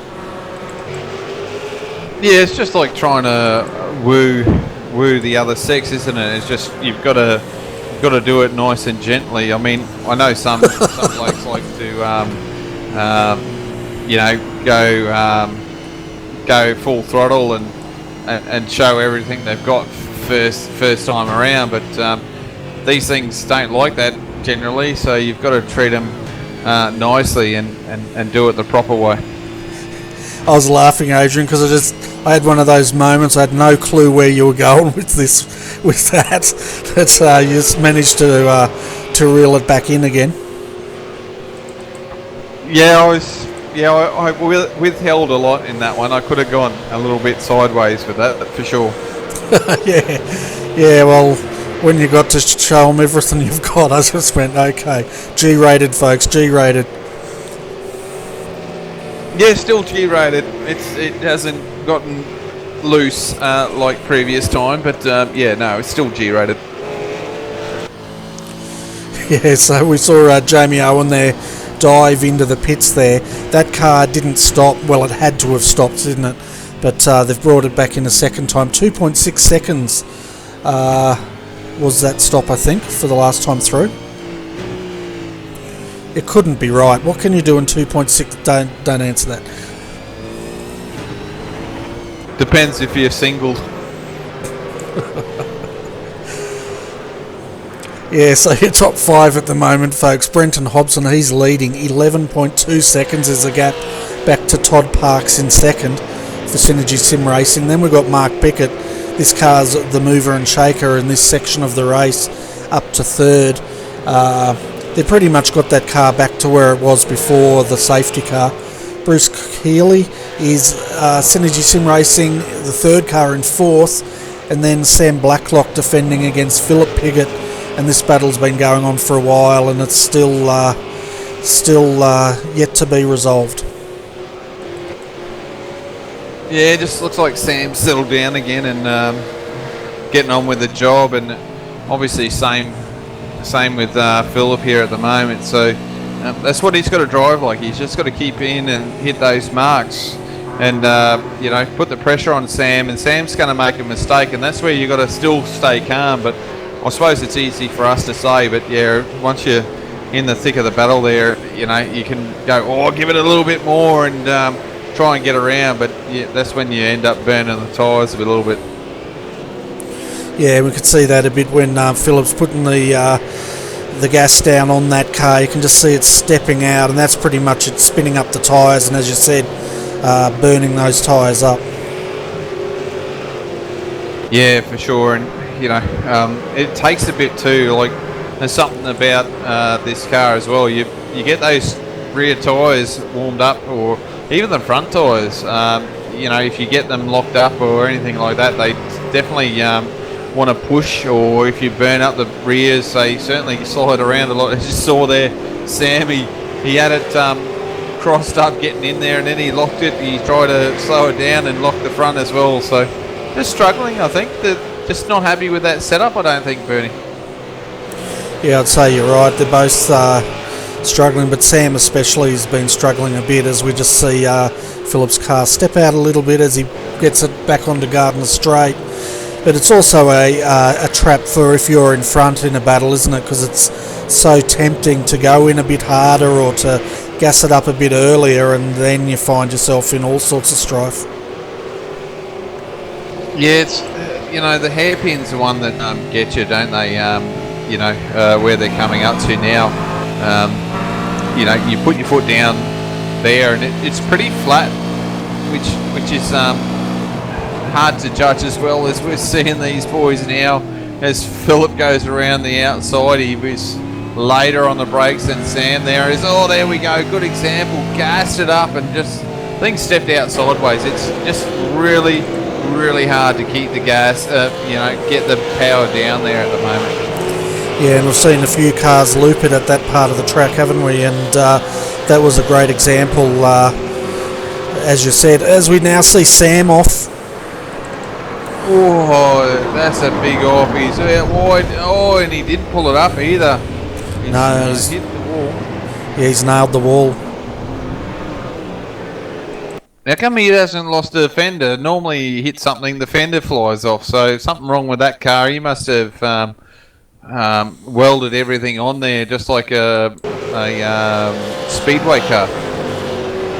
I'm surprised it didn't lose a fender, as we just see him now losing it again in real time. That's a Holden, mate, so I'm surprised that fender didn't drop off at the start line. Yeah, well, they generally just hold on together, don't they? Yeah. So Sam has recovered, but he's down into 7th, so he's lost 2 positions. Phillip Piggott's up to 5th, Darryl Hockey 6th, and Sam 7th. And that was a weird one, wasn't it? He lost that coming into Lukey Heights. Yeah, just pushed through there, so I'm not sure. Just trying to... he's been struggling with that car for a long time, so yeah, just the front washed out on him. I'm sure you know, they know what's going on with that car, but yeah, it's very strange indeed. Yeah, and you're right, looking at the damage on that car, well, he's got absolutely no damage on that car at all, so that's his get out of jail free card, because he could have very easily bent the steering the way that car went into the tyres. Yeah, and I was just watching the replay then. I was just checking to see everyone start bagging us out about the Holden gag, but no one did, so that's pretty cool. But they're all not listening. Yeah, no, they must be all asleep there. But yeah, no, just seeing him touch the dirt, which is easy enough to do, and that's just throwing the car sideways, and then obviously, you know, going at those speeds, it's not easy to control that car. So nothing to do with the front end, just it hit the dirt there and just flung him across the track. So a bit hard to try and recover from that for sure, but very lucky to get away with no damage. Oh, exactly, and he did a good job to gather it up there, didn't he, and going through the dirt and pulling that car up, because generally if you go off there you can get into that fence pretty hard. Yeah, you certainly can. So thinking we should go and see what these leaders are doing. I mean, it's been a while since we've been up the front here, and we see Brenton Hobson at the moment.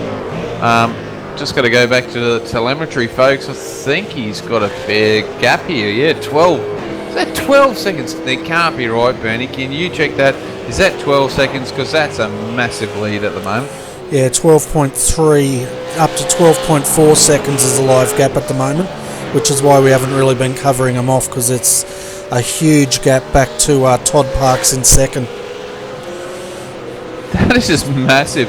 And then obviously we've got Mark Bickett here at the moment hounding Todd. So this is probably the closest pair that we've got at the moment for the leaders. So yeah, it's crazy, isn't it? 12-second lead at the moment, and geez, we've only been going for about an hour and 15 minutes. Yeah, and that number one car, that's really the mover and shaker of this stint, isn't it? They were pretty much up here till the safety car. They dropped down to 11th, and because they had a huge stop of 51 seconds. But Mark's got that car back up to where it deserves to be in third position. Yeah, he's looking, isn't he? He's doing a great job here. Oh, he's gone down the inside. They both had a moment there. Once again, good example of just trying to get that power down, and it just doesn't grip there. So doing a great job. So this is a good little battle here at the moment in the second. Yeah, and the other battle further down for 9th and 10th is Brodie Maris is having a bit of a battle with Jaden Borg, but we'll go back to that a bit later. We'll stick with this battle in second and third. Yeah, so a bit of covering off there from Todd. He's took the inside line, and good driving there from Mark. He stuck to the racing line, which is what you need to do. You could have got the undercut there, and try to get a better run, but got the Gardner straight here, so he's going to get the draft from Todd's car here. Yeah, and Mark had to do a little bit of gathering up on that car, because as he came out of the exit of that tight hairpin, he had to do a bit of wheel work to stop it stepping out on him. Using all the road as well there through turn 1. Yeah, he's getting some great real estate coming out of the southern loop there, turn 2, setting him up. See if he makes a move here. Oh, look at that switchback. Goes in deep under brakes, deep. Gets in front of him. Todd tries to do the crossover but can't get it done. Has another look again. Oh, well done. Awesome racing there. Great passing as well. Yeah, that was an awesome move, wasn't it? Mark did that to perfection, and not only did he make it stick, he also covered off to make sure Todd couldn't come back on him, and yeah, that's some great driving racecraft there. Yeah, so we should go back to this other battle now as we've watched those boys. That was pretty awesome, and that was, I think, back here, Sam's in a battle with Aaron. Aaron's starting to move back up through the field as well there, Bernie. He was way back in. He's back into 8, so he's been pushing his car forward, but Sam's still struggling with that car, and I wouldn't be surprised if Aaron gets this job done soon. Sam's getting it really loose. He's struggling with that car. Yeah, I'd say the tyres on that are pretty much gone, but also, it steps out again. He is definitely struggling. He's not happy with the way that car's handling. It looks very unpredictable by the way it's just snapping out there. Yeah, it's one of those times that look, you want to try and hold position, but with a car that's fighting too much, you want to try and let the guys go, because you're just gonna try and push that car, and it's not going to do what you want it to, and you'll find yourself off in the sticks or into a wall. So you don't want to be fighting too hard against anyone. Yeah, exactly right, and no doubt their pit crew manager, if they've got one, or their co-driver, would be looking at the car telemetry and trying to work out what they can do to it next time into the pits to try to improve that car. It's sitting in a great position, 7th. It's a top 10 car, but as this stint's going on, it runs a real risk of really biting Sam. Yeah, it's tough, isn't it? Like, I think Sam's got the pace. He can get the car done, or he can get the job done, but he's just struggling with the car. It's just not doing what it needs to. And I think the best that you can do, if you can see that, and I'm sure Aaron's looking at that, and he can see that Sam's struggling here. Just got to keep applying that pressure. I mean, I'd be right up on his bumper and just give him a couple of saying, "Hello, I'm here. You're going to move, or you're going to spin yourself out," Yeah, and we can see now Aaron's just heard you. He's ranging up on the back here. Got the run. He's going on the outside. Yeah, not a bad move. Not a bad move. I don't think this is a bad move. You're on the outside. Just hope that Sam doesn't push out wide. So he's got the inside here, and you don't want to be on the outside of this corner, as Sam tried to, but he realised quickly he had to back off. And look how much time he lost trying to get back in here. So Aaron's got plenty of time to cover for the hairpin. Yeah, and Sam also went out into the dirt as well, so that'll take a couple of corners to get those tyres cleaned up as Aaron covers him off, and that means Aaron's up to 7th, Sam's down to 8th. We've also got Benjamin Smith from the 91 car waiting to come up for an interview. He's teamed up with Tyler Blackburn, and that car looks like it's a lap down, so we'll bring him up for a chat. Okay.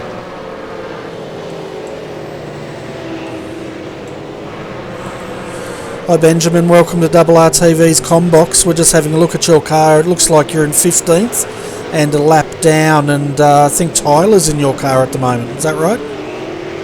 That is correct. He's in the car, and it's a bit hot out there tonight compared to what we were used to in the OSR development series. So she's a bit doesn't want to turn, and just basically on exits just wanting to hang its rear end out everywhere. Yeah, we've seen a bit of that tonight, and 36 degrees Celsius out there. It's definitely a scorcher, and the wind speed 26 kilometres an hour, so that's probably not helping much either. Nah, none of the settings tonight are pretty much helping us. The other guys seem to be going alright. They don't know what they've done to their setup. We're pretty much running each other's setup during practice, trying to get at least a decent time out of it for qualifying, but just couldn't get anything out of it, and end up pretty much qualifying last. So. Yeah, we just saw Tyler there going off a little bit, trying to pull it up, and he's held on to it. But I tell you what, I like the Race on Oz paint jobs you guys are sporting out there tonight. It's looking fantastic. Yeah, you can thank our resident painter Stephen for that one again. Basically painted that car just as a one-off. I'm not too sure if someone asked for it or he just decided to do it, and I was just like, yeah, I like that paint, so make mine into a Race on Oz paint for me. Yeah, there's a few DJR retro liveries out there, aren't there? And it was quite interesting. At one point, your car, you were battling with another person that was in another Dick Johnson retro livery. It was like watching a schizophrenic race himself. Yeah, I saw that. Kind of distracted me a bit while I was driving. Like, he's kind of driving the same kind of car I am. So. Yeah, now you've got another one behind you, but as far as the track goes and the heat, what exactly can you guys do to the car to try to calm it down next time you bring it in the pits? To be honest, we haven't got a clue. We're only pretty new at this, so we're just having a crack. If we come last, we come last. We've had fun doing it. So yeah, we're sitting 15th now, so we're 4 places up from where we started. So any position forward's a good one, I guess. Definitely, and it's we're a third of the way through the race, so it's fantastic. Had quite a few retirements already tonight, so you guys are doing a great job out there. Before I let you go, though, I'm going to hand you over to Adrian to see if he's got any more questions for you. Yeah, thanks, Bernie. Thanks, Benjamin, coming up. It's great to have you guys come up for a chat. It's a long race, but you guys are out there. I think I've seen you do this all series long. You must be enjoying it. Yeah, mate, it's a pretty good series to get involved in. Just grab your mate and basically just have some fun, race with probably what I reckon probably some of the best in Australia. No Madison down, I think he works on Friday night, so he can't really do this, but it's just good to grab your mate and have a run. Yeah, it certainly is. I mean, I'd be out there too, and probably showing up a few blokes. But yeah, no, it's definitely a good series, and you know, we try and support as much as we can these race leagues that we follow, because you know there's brilliant racing, and we do see a lot of talent out there, don't we? They seem to jump around from V8s to GT3s to Formula Ford. They do a fantastic job. Yeah, we got a few guys back at Racing Oz who don't quite have the funds or computer, what do you call it, don't have a decent computer enough to race this. Are pretty interested in anything but the V8 at the moment, so hopefully not too far in the future, and we'll get them we'll see a few of us into GT3s and other cars as well. Yeah, no worries. It's one of those things. I have been. I just asked the viewers out there just to try and give you a hand to try and change your tyre pressures, because obviously the best thing you can do at the moment is change your tyre pressures at the moment. Try and get a bit more speed at it.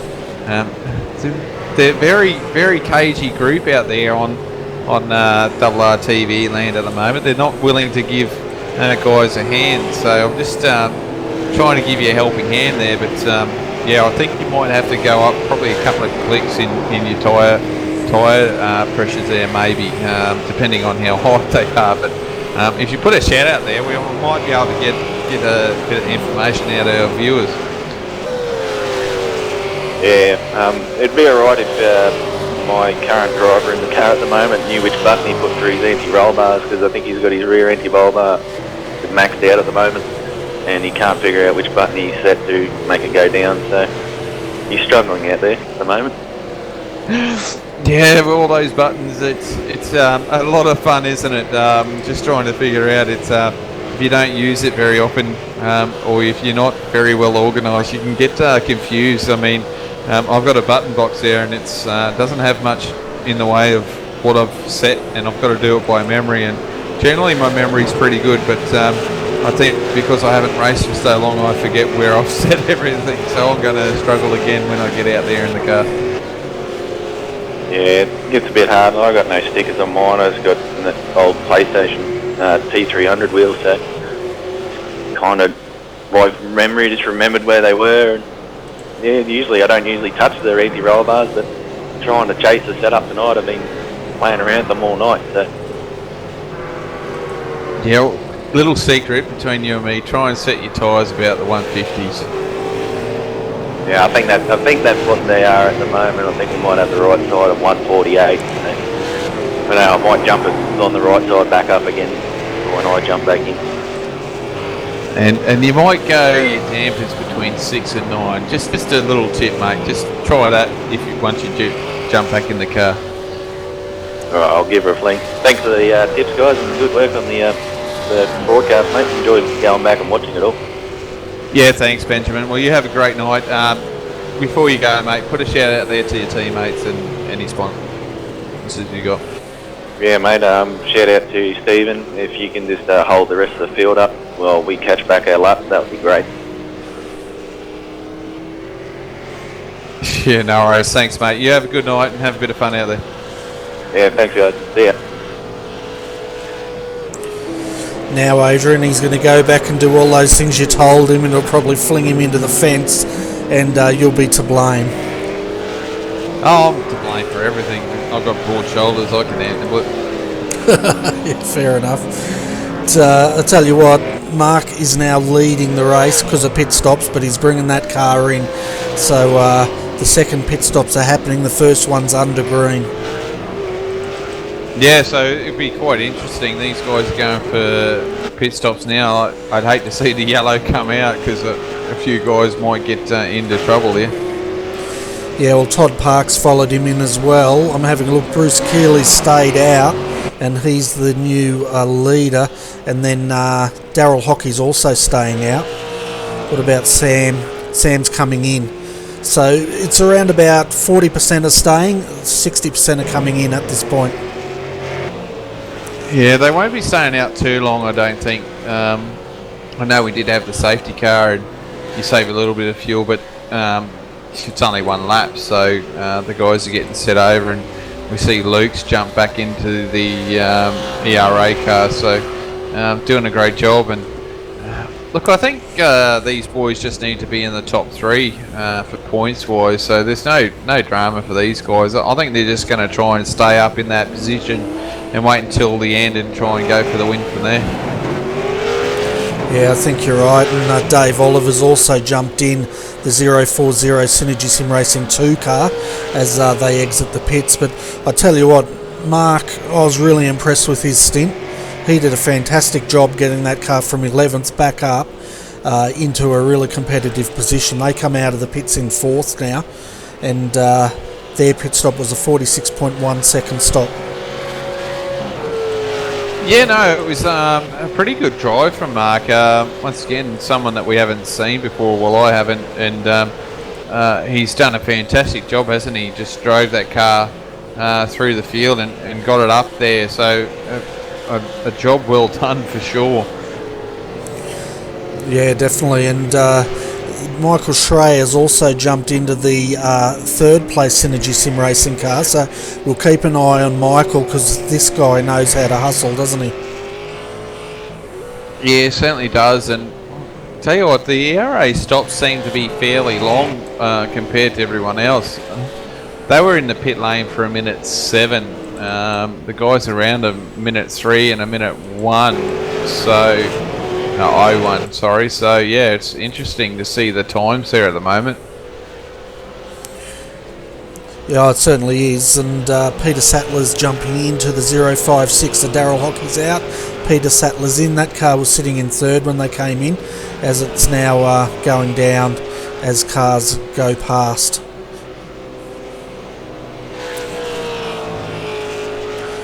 See Jamie Owens there getting it really wide coming onto Gardner Straight, and that car is continuing to stay out there as well.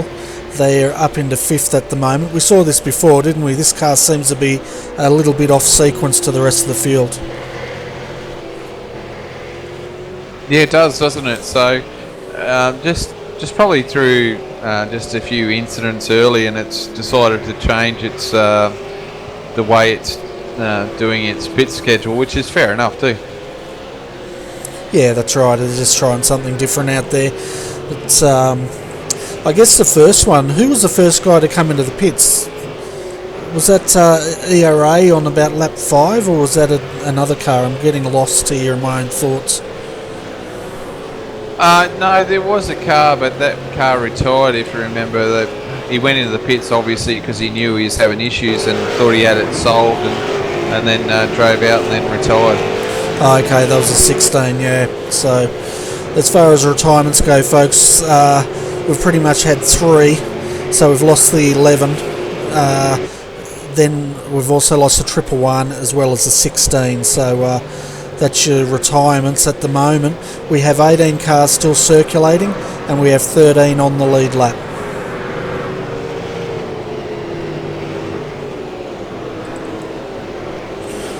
See now Aaron Lee's just starting to close back up on Gary Cousins here, and that's for 7th and 8th.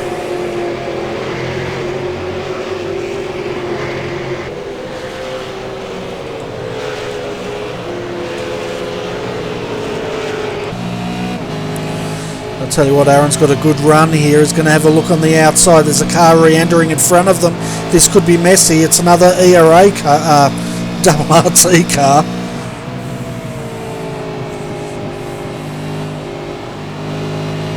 And Daryl Carter's gone off as well at Lukey Heights.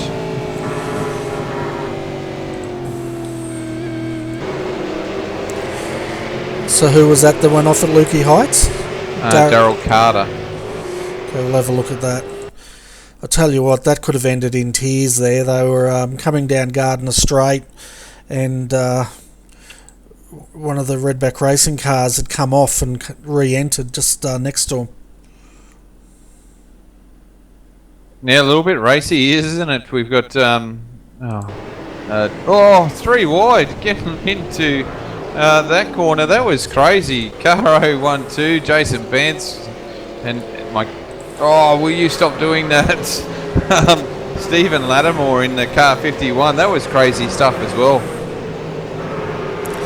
Yeah, we just came back to live pictures there. I was trying to see what happened to Daryl Carter.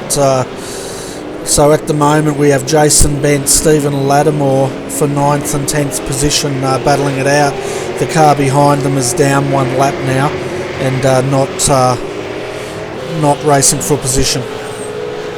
Yeah, they were trying to get around him there, and it was just crazy stuff. Just trying to get around him. There was no quarter given. Yeah, and that's what happened down the straight as well. And with Aaron Lee and Gary Cousins, same sort of thing. No quarter given, and because they're racing their 4th position. But now we've got Jason Bentz on the back of Gary Cousins, and Gary's finding he's having to defend heavily in this last couple of laps. Yeah, certainly is, isn't he? So coming up here to the hairpin, he's hugged the inside. Will he drift wide? No, he's left it open. Said, no, you can take it. As there is a loss there. No, he's gone wide, but look at that, smart racing there. Yeah, I'll tell you what, Jason went deep under brakes there, didn't he? I was wondering if he's going to pull that car up, and he pretty much told us the story when he didn't quite have enough brakes on that car to pull it up. Yeah, no, had it all right out sideways, as our mate Mark Scaife would say. Yeah, there's a car off on the infield. I just heard it, and that was the Velo Paint entry. It's re-entered, and just avoided this battle that's going on between Jason and Stephen Lattimore and Gary Cousins here. Yeah, this has brought Stephen back into the mix, hasn't it? These two boys fighting, it's just brought him up. Yeah, all of a sudden we've got a battle pack of 3. Now we can see Gary's going on the inside there, Jason on the outside. Looks like Jason's going to make this move. Stephen Lattimore is going with him, and all of a sudden we find who's that? Gary Cousins dropped 2 positions. Yeah, it's hectic racing here at the moment. These boys are playing for sheep stations at the moment. Yeah, and we're 62 laps. We're not even halfway of this race yet, folks, and it's got a bit of it's sort of got a bit of a spark in the racing step at the moment, which is great to see. Yeah, it certainly does. It's usually this time of race the boys are spread out and you don't get too much action, but these guys are really close and giving us plenty of that at the moment. Certainly are, and you can also see the track starting to really show the dirty side, isn't it? So we see coming up towards Lukey Heights, there's only one way you can go through that section of the track now because you've got dirt on either side of the circuit. Yeah, no, it's certainly evolving, isn't it? And boys are still struggling out there with grip, aren't they?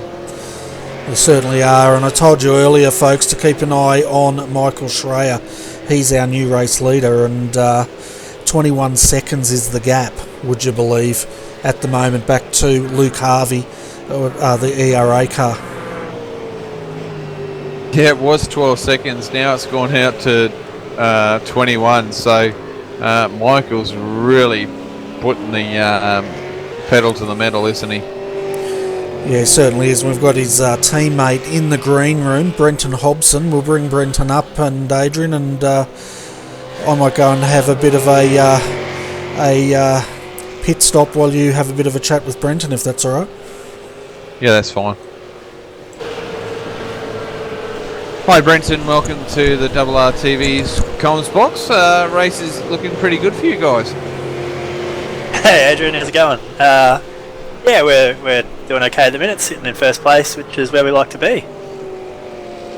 Yeah, Michael's trundling along pretty well, and so is the whole team. Team's been performing pretty well. It looks like you guys have been out there practicing this track for quite some time.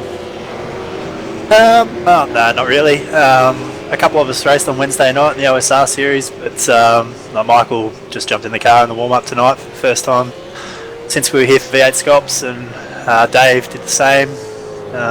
So no, we've got a couple of setups that we played with and found something we're happy with, and yeah, the guys adjust pretty quick. We all sort of do it often enough that we pick to it pretty quick.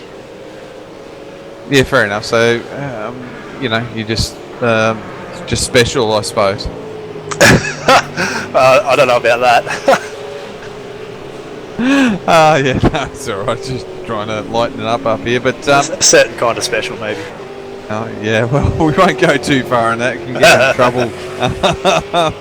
Some people might find it funny, but other people will probably find it offensive. But oh well, too bad. But no, look, the race is looking pretty good. You guys are going pretty well at the moment. Nearly halfway, which is pretty good. And the car's looking good. The track, definitely looks like it's changing at the moment. Yeah, the track is changing a bit. I actually feel like it's maybe a little bit less grippy than it was at the start. Personally, I found in that second stint that I wasn't as fast as the first one.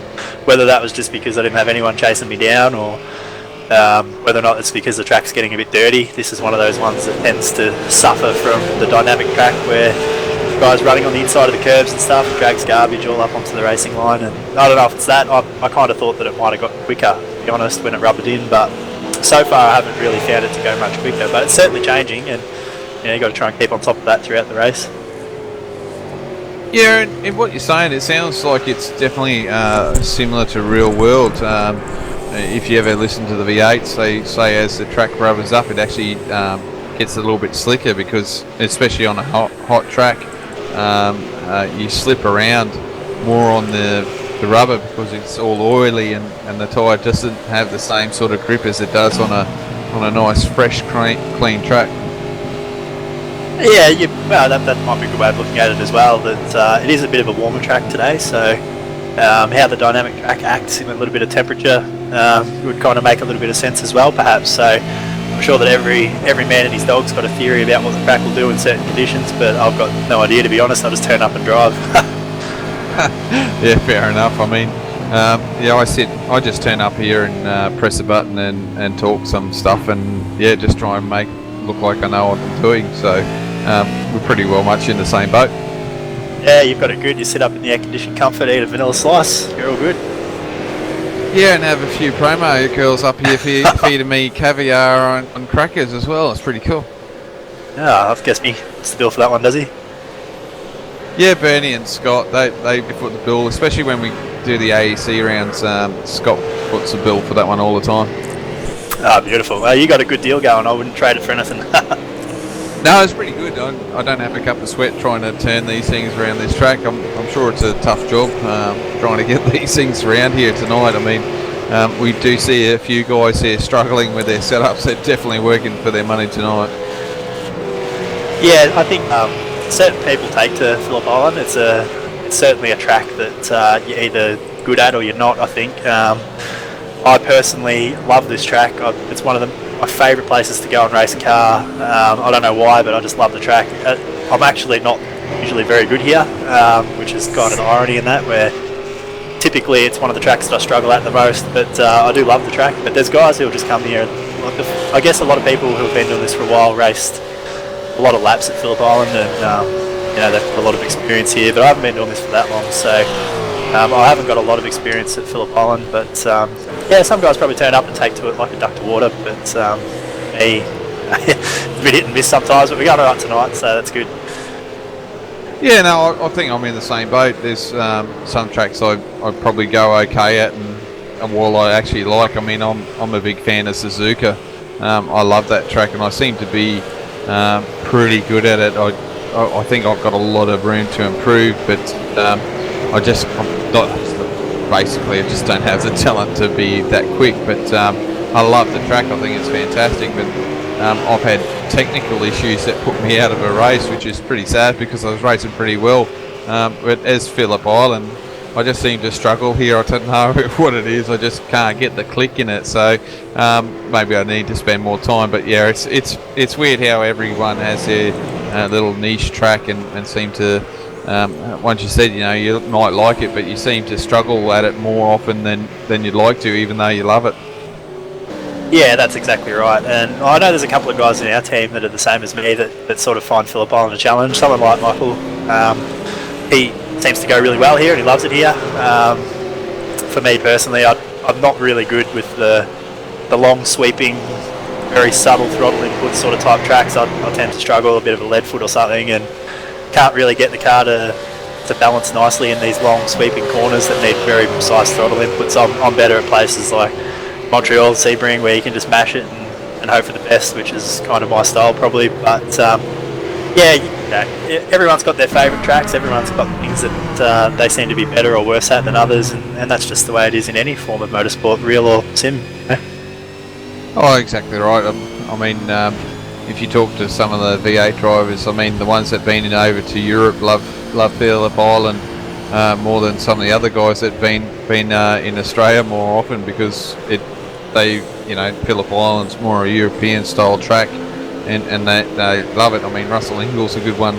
He says he loves this track. It's more European style and it's his favourite track. So it's just one of those dealios, like you said. Everyone has their own niche and their own click to it, and even if you do love it, you do struggle sometimes. And I found that I think a track that you love the most, you seem to struggle at the most as well. You can never seem to get one down, so it makes it difficult, and you keep going back and you keep fighting. So let's hope you guys can keep pushing forward and you get a win out this one. Yeah, well, it's looking pretty good so far. We've had I don't know how many laps we've led. I think we might have led all but maybe a couple in the caution and stop phase, but we're sort of cruising, not pushing too hard at the minute. There's a couple of guys who've got a little bit of pace. I think that the ERA car will be pretty hard to beat again. It always is. And I know a teammate Glenn in the 95, he's got really good speed here in the V8, so he's someone else we're going to have to watch out for towards the end of the race. But I think we got 3 cars in the top 4 or 5 or something at the minute, so we're a good chance to pluck a win from one of those cars, and hopefully it's my one, but we'll see at the end of the day. And we're in a good position for now, so obviously we'll just take it as it comes and hope for the best. Well, I've been informed from the statisticians in the comms box, you've actually led for 61 laps so far out of 69, so quite a few laps there led at the moment. Yeah, it's a nice little stat. I think that the caution, we dropped a spot in the pits and then again through the pit sequence, so that makes sense. That sounds about right. No, pretty good. I did see that you did actually lose a few on the pit stops, a little bit longer. Any issues, or it's just stayed in the pit lane a little bit longer than everyone else? In the first stop, no, I'm not sure why we dropped a couple of spots there. I'm not sure if a couple of guys slightly short filled, or if we might have just used a little bit more fuel in the first stint. We didn't have a draft because we're at the front, so we might have just guzzled up a little bit more fuel. I'm not exactly the most economic driver at the best of times, so I'd say that it was probably that we just had to take a couple extra litres. Yeah, fair enough. Just sort of delving in there, trying to probe, see what's going on. I'm sure everyone out there that's racing is watching as well, so they're trying to get those tidbits as well. I don't want to give away all the secrets. I'll take it all back. Fair enough. Hey, look, you guys know you watch this broadcast. You're trying to get every advantage you can out of here, but no, it's good to see, and your boys are doing well. Bernie's got a nice little livery on the car there that I don't see at the moment. My trading paints isn't working so well at the moment, so I'm seeing some cars with some funny paint jobs which I don't think are real, but the paint job on the car looks really cool. Where did that arrive from? I'm not sure which of the cars you're looking at. We've got 2 different paint schemes tonight. So we've got the Boost Juice Free the Fruit app paint on a couple of the cars, the 25 and the 040. That's a little promotion that we've got running on the cars for Boost Juice, which we've had on for a little while now. We had it at the last race as well, which is a neat little paint job. Reese, the resident painter down at SSR's done a great job on those ones. One of my favourites actually that I've seen him put together. I really like it. And Glenn and Bruce in the number 95, they've got the 1978 Tirana livery on their car, which is a really good looking livery. And I don't know if it was unofficially retro round or something, but half the cars out here have got retro paints, so I'm glad that we had one turn up even though we didn't realise. Yeah, well, like I actually get to see the Bobby Morris Tirana livery on my screen, but I can see the Free the Fruit boost one on Bernie's replay at the moment. Well, the broadcast, I mean. So I can see that through there, which is really cool. It's a really cool little paint scheme. So well done there, Reece. I reckon I know why you like it. It's pretty cool. Yeah, exactly. Like, we're a bit lucky at SSR to have a painter as a part of the team. Reece Goldfinch, he does an awesome job. And, every time that we hit the track, the cars always look a real schmick, which is it's what you want. And obviously, it's the sponsors. It's good for just the sport in general, really. But he always does a really good job. Nothing less than perfection for Reece, and we really appreciate the time that he puts in down at the team. Yeah, it's very good that you can get your own personal painter. I mean, at least you don't have to worry about paying for it. So that's a bonus. Certainly helps. Yeah, for sure. I know they're not overly dear. You can get guys that'll paint, and you can get a skin reasonably cheap. And hey, look, if you're getting someone to paint a car for you, why not pay them? I mean, they're spending the time, their own time doing it. So that's I don't see a problem with that. But yeah, if you've got one that can do them for free and loves doing them, why not? Yeah, that's right. I've got fairly good Photoshop skills, and I've painted a couple of cars. And geez, it takes forever. It's a tough process. I don't know how guys do it, for whole teams, or even guys that just contract out the work. I wouldn't have the patience for it. That's just me. Yeah, I'm feeling you, brother. I'm the same. I'm flat out getting my own done, and I'm not that good. I get frustrated, and I just end up going, I'll ask someone else and see if they can do it for me. So generally I end up giving up and getting someone else to get me a paint job. You might be on the right idea there. Yeah, fair enough. But anyway, Brenton, I might just quickly hand you over to Bernie. I'm sure he's got a few questions. We've been gabbing on here for a little bit, and I'll pass you off over to him. But good to see you boys doing well.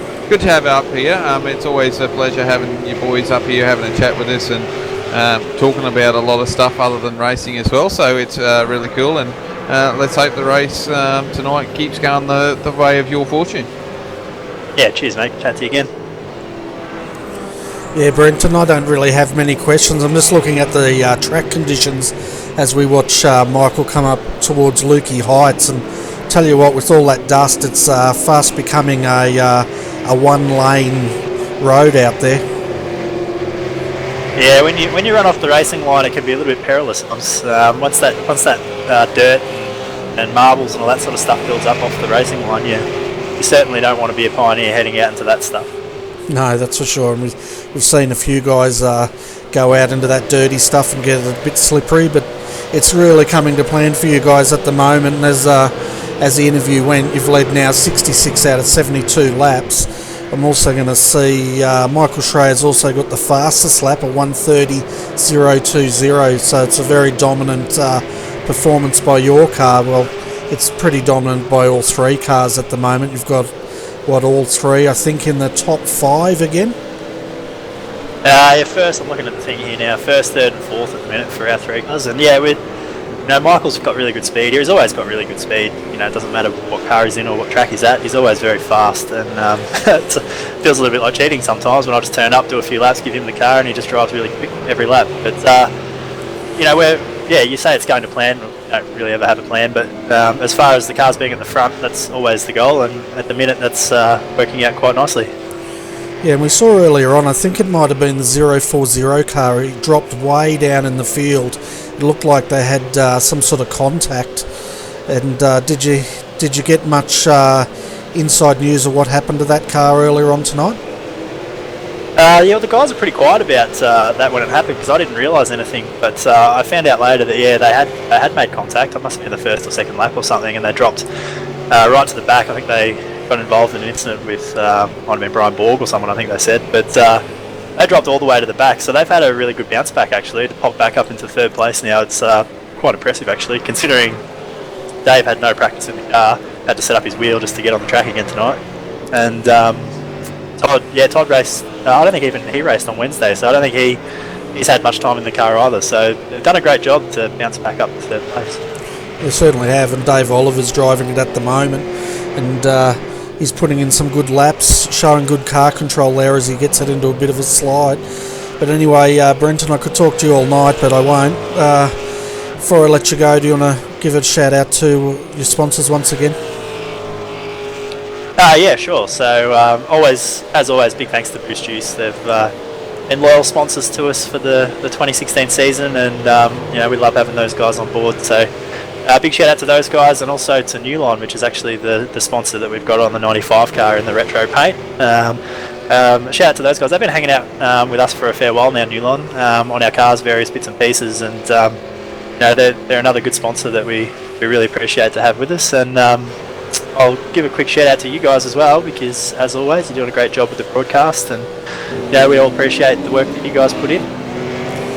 Yeah, no worries, and you get to sit up here in the air-conditioned comfort for a bit while you have a chat with us, so we're happy for you to enjoy that air conditioning. Yeah, I'll make the most of it. Yeah, you won't get any caviar though, because Adrian's up here, and you've got to look after the talent, as we said earlier. Yeah, I can understand. Yeah. All right. Well, thanks, Brenton, for coming up, and best of luck for the rest of the race. Definitely looking good for you guys, but don't want to put the mockers on you, because I think we're only about halfway there. Yeah, I think we're about halfway at the minute. It's hard to believe that we're only halfway, but yeah, no, so far so good. Hopefully we're back up here a bit later on saying the words on the podium. Yeah, hopefully. All right, mate. We'll catch you soon. See you, mate.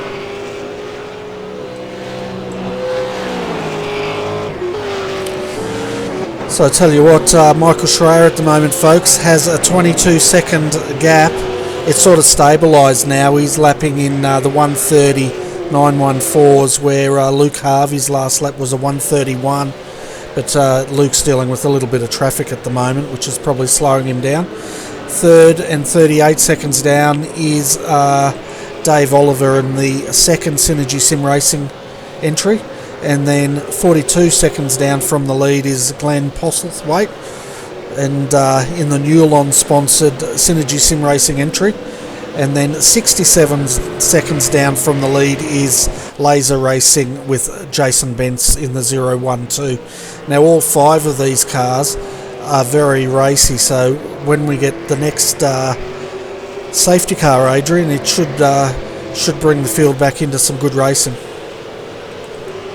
Yeah, they're pretty good lap times, aren't they? They're reasonably close to each other. They're up and down, and that's due to lap traffic. But yeah, they're all roughly the same. So if we do get another safety car soon, it should be good for a little bit of race up the front. Oh, for sure, and we can see on the cameras now, folks, Peter Sattler sitting in 6th. He's coming under pressure from Aaron Lee, but if you look just behind them, looming in the background is Stephen Lattimore, and he's in 8th trying to close that gap. And we know Stephen's quite racy in the Perkins livery. Yeah, isn't it good? What I can see here at the moment, we've got the old DJR. It's actually the Sierra livery to me, Bernie, because it's all red, and then we've got the old Larry Perkins Celtex livery from the VR days, so after the Sierra era, so looking pretty cool. Oh, it certainly is, and the Sierra paint job actually goes quite well on the front of that Falcon, doesn't it? If you look at it from a distance, you could almost think it's a Sierra. Actually, didn't he carry that on to the AUs as well, which was the first after the Sierra? So maybe that's why it was looking pretty good at copying off the AUs. I'm pretty certain he brought them off through the AUs as well, maybe. Yeah, it's too long ago. I'm still getting over the rock incident. Oh dear, that's a long time ago, but I think he had the old shell livery from the Sierras up to the AU, and then I think when they went to no, I'm wrong actually, sorry, I do apologise, because it was the EAs they actually changed, wasn't it? So it was the Sierras, the EAs had the yellow on the front. I think the AUs, I'm thinking, similar to the NZCar 95, it had the red and yellow, so it had the red on the front. That's where I'm getting that from. Okay. All I heard was blah, blah, blah. Someone's died. So we can see at the moment Peter Sattler is still defending Aaron Lee. Stephen Lattimore's trying to get on the back of him. Stephen's last lap was a 1:32, 1:27, so he's not far off the pace. These guys are lapping in the, well, they're in the 1:32s now as well.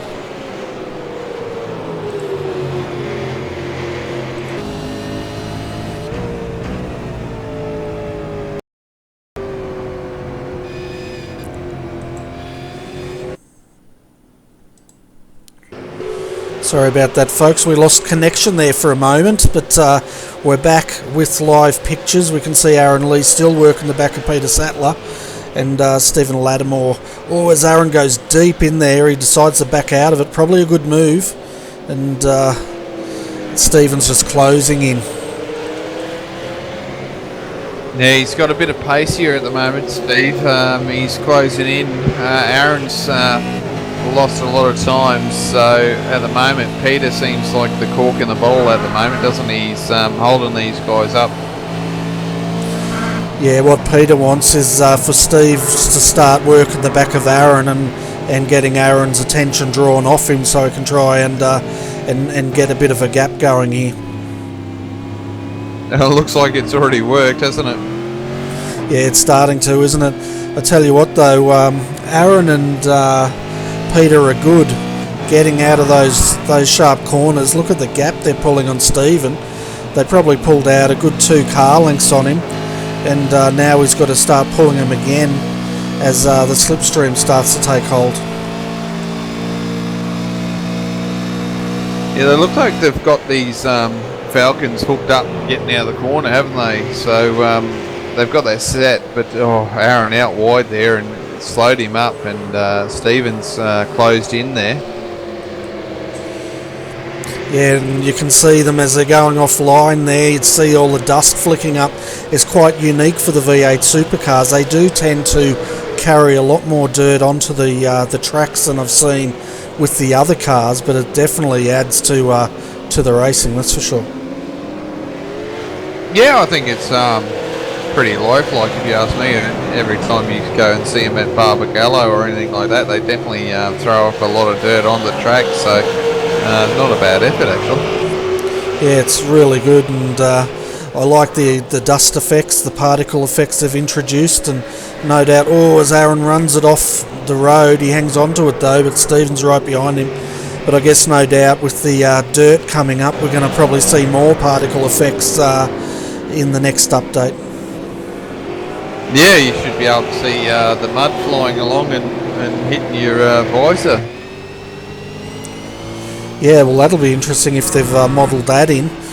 It'll be great to get back out in the get a bit dirty again. Yeah, okay. Each to their own. You've got to go and roll in the dirt once in a while, you know, it's good for your skin. Oh, I didn't know that. We've been getting some manicures, have we? No, that's not mud. That's when you go and get your nails all done and all pretty. I don't do that sort of stuff. Yeah, okay. I'll believe you, mate, but I'm sure the viewers may not. Yeah, okay. You know a little bit too much for my liking. Well, I have a daughter, of course I know things. I've got 5 daughters and I still don't know about that stuff. Fair enough. Well, when we go up to Bathurst, mate, I'll impart all my knowledge. How's that? Yeah, no thanks. I'm up there to smell fuel and tyres and not there to learn about girls' things. I'm more interested in seeing exotic cars go around tracks and smack into walls across McPhillamy. Yeah, and for all the viewers out there, if you're going up to the Bathurst 12 hour in February, definitely look us up. Adrian and myself will be up there with Tim Ballinger camping up at McPhillamy Pass, and I know Scott Stevens is up at McPhillamy also, so hopefully we'll be able to catch up with a lot of iRacing guys and put faces to names. Yeah, there's quite a few going. I believe the FSR boys, they've got actually a tribe going up there, so there's a few of those going, so it'd be quite interesting for sure. I'll probably hit the mountain fairly early on, so I'll be up there early. So I'll be up there about midweek, be there until Monday morning, so I'll be up there for a bit. Yeah, well, you'll no doubt you're going in early to hide all the beer. Is that right? Yeah, and watching there is, oh no, Aaron got the move done, but got turned into there, and Steve got the pass. So he got two there in one stone. Poor Aaron, he had the move done, but unfortunately, Peter just turned into him. I'm sure that's what I saw on my screen. Yeah, it just looks like Peter's just come across, and there's a bit of netcode going on as both cars go into each other. But it got a little bit messy there, didn't it? Yeah, for sure. So if it's a netcode, I'm sure I'll apologise to Peter, but yeah, that was real messy, and poor old Aaron, he got the job done. He was doing a great job. He got it in there, got the move done, and then it got all messy, and then Steve had a gifted pass there, and look, he's going to run away here. He's going to get away from Aaron, so I'm sure he's liking that. Less pressure for him to get around Aaron. Yeah, that looked a bit to me like that was a netcode issue, just the way that the guys collected, but then on my screen on the super slow-mo to see Peter's car halfway into Aaron's there, sort of overlapping, sort of made me think it's possibly a netcode issue going on. Yeah, so my apologies to Peter if that's the case, because it just looked like he turned into him, didn't it? And just unfortunate to Aaron. In saying that too, it doesn't look like there's a lot of damage to that car either, so just one of those things, I suppose. Yeah, they seem to have got off lightly, and I guess out of that, Peter's probably the bigger loser because he's lost two positions. Aaron's pretty much held his position. Steve Lattimore, well, he's the winner. He's jumped both of these guys, and now he's looking at trying to get a gap going. Yeah, Aaron was quite quick. We knew he was trying to get around Peter there, and we knew he was quite quick. And same with Steve, he was quite quick as well, but I think he would have found it hard getting around Aaron. So, and that's what I mean. Like, Steve's got a free pass there to get around Aaron, but you can see at the moment Aaron can't drop Peter at the moment just because of the draft. So he just needs a little bit more time around the corners. Yeah, Peter's doing a great job, isn't he? Just hanging on the back here, and I thought he was a bit of a cork in the bottle, but he's definitely got the pace, and he's proving us wrong here. He's hanging on the back of Aaron, and he's not going to want to give up that fifth position as he has a look on the outside under brakes. Yeah, we're under caution now, Bernie, too, so can't do anything now. He's just got to... The boys have just got to race up to the safety car, and they'll probably... wouldn't surprise me if we see them all pit in. Yeah, I wouldn't be surprised at all. So this gap that Michael Schreier's got, he had a 26-second gap, and that's going to evaporate now. As far as the pace goes, well, he's got one of his teammates just ahead of him, Dave Oliver. Dave is the last car on the lead lap, and he's in 7th, and he's just in front of Michael Schreier now. So that's the pace that our leaders have got. And it was probably excellent timing because Michael didn't pass his teammate, which means they don't go down a lap. So they'll go around and jump on the back of this queue. Yeah, it's good timing, isn't it? Lucky that safety car came out, so they're still on the lead lap, and hopefully they can get that car up towards the pointy end. Yeah, so while the field slows down and goes under safety car, let's have a look at your top 10. and you can see where your favourite driver sits. So at the moment, Synergy Sim Racing's leading. They've left 77 out of the 83 laps. They also have the fastest lap of a 1:30.20. 020. Evolution Racing Australia won. They're back in second position. After the last pit stops, safety car, they dropped back to 11th. They're back up to second. Synergy Sim Racing, the second car, is that's a Newlon sponsored entry, is in third position, followed by Race on Oz number 51 in fourth. Fifth is the Redback Racing Team 031. Aaron Lee is driving that car at the moment, followed by ABR Team Simulated 1 with Peter Sattler driving that car. Synergy Sim Racing 2 is in 7th, 8th. ABR Team 5, which we haven't seen much of. Nathan Tregarthen is driving that car, and we'll have a look at that in a minute. They're one lap down. Performance Motorsports Green, another car we haven't seen much of, is in 9th, and Wayne Taylor's driving that. And then rounding out your top 10, Laser Racing 3, and Gary Cousins is driving that car.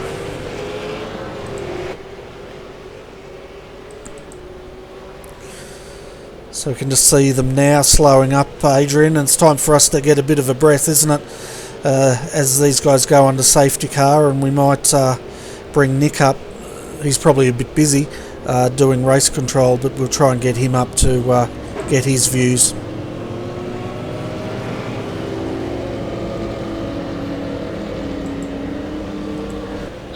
I think the hardest thing here at the moment, we're seeing the guys, they've got to race up to get to their safety car, and just knowing where it is, that's generally the hardest thing. That's where you really need your spotter or a team manager to say, hey, look, the line is here or the line is there, so you know when you've got to slow down. Yeah, exactly right. We can see the guys now coming in. Luke Harvey's coming in. We'll see if he hands back over to Mark Pickett in the 21. They're also coming in, and that's Nathan Tregarthen.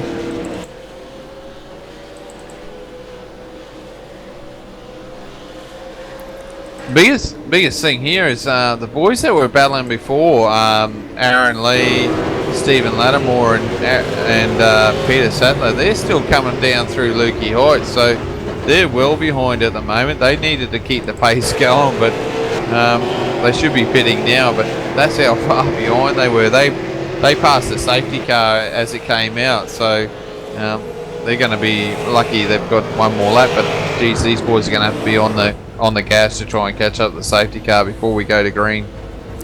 Yeah, for sure. They were on race pace, weren't they, as they all dive in. Dave Oliver was the last one on the lead lap. He's sitting in 7th. He's in the pits. But we've got 11 now in the lead lap. The last car is the 350 is back on the lead lap, and that's Warren Pickering driving that car for Redback Racing. So now we've got 12 on the lead lap. The last one is Brodie Maris, ABR Team 5. I think they got back on the lead lap by staying out. Yeah, it looks like ABR Team 1 might lose out here a bit. They had a little bit of trouble getting into their pit box, just forgot where it was, so they stopped way too early, so we'll see how they go. But yeah, these boys are going to have to hustle to get back up to the end of the lap here. Well, geez, they come out pretty quick. They've done all right here.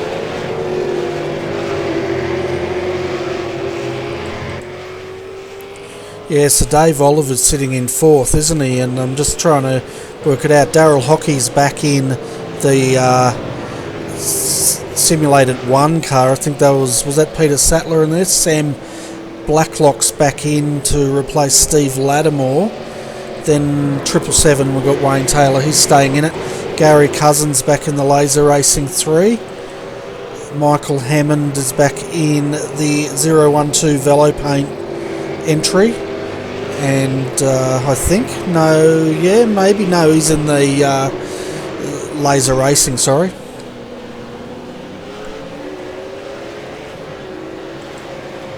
Yeah, it's strange how the ABR Team 1 got in front of the other guys, short of a pit stop for some reason. Yeah, it's sort of shuffled the field up a bit, hasn't it? Yeah, it's crazy. But well, we'll see what goes on here. Yeah, there's still cars passing the safety car here, so I'm not sure what's going on. We've got Michael Schreier, Bruce Keeley, Mark Pickett. They've all passed the safety car. Then we've got Dave Oliver's sitting behind the safety car, so it's looking a bit messy out there, and it's going to take a while for the race control to gather this up.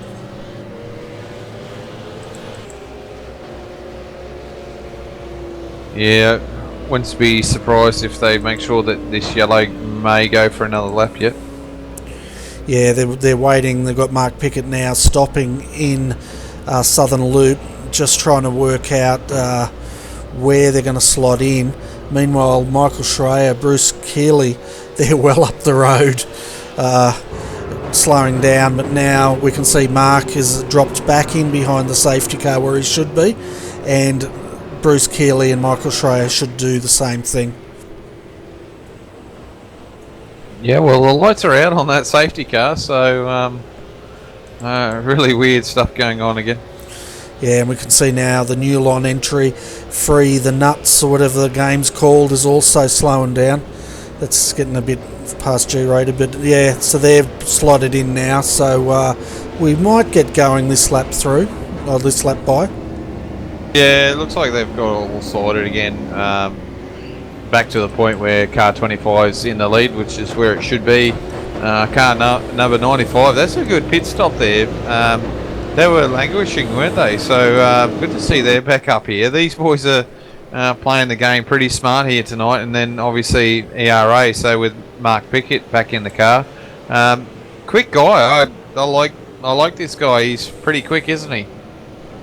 Oh, certainly is, and it's going to be interesting now. Like his last stint, he had to get that car from 11th back up to 3rd. He's now sitting 3rd, so it's going to be interesting to see how he goes in this stint. Yeah, it's going to be interesting for sure to see if he can push that car towards the front. I mean, he's a racer. It wouldn't surprise me if he wanted to get that car number 1 in first position. Yeah, it wouldn't surprise me at all, and he's in a good position to do that. What he has to make sure of, though, is that he doesn't let Michael get away from him, because we know lap after lap Michael turns these fast laps out and he just builds incredible leads. As now we're back under racing, Michael Schreier's got a good jump on the rest of the field.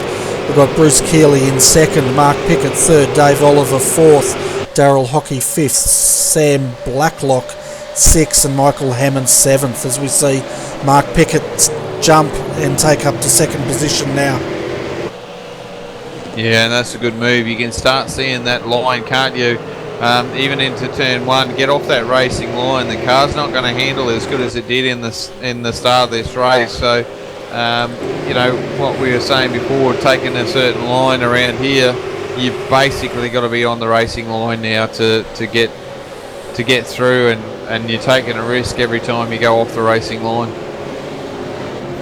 Oh, you certainly are, and you can see now Sam Blacklock is having a go here with Daryl Hockey, I think it is, and having a good battle.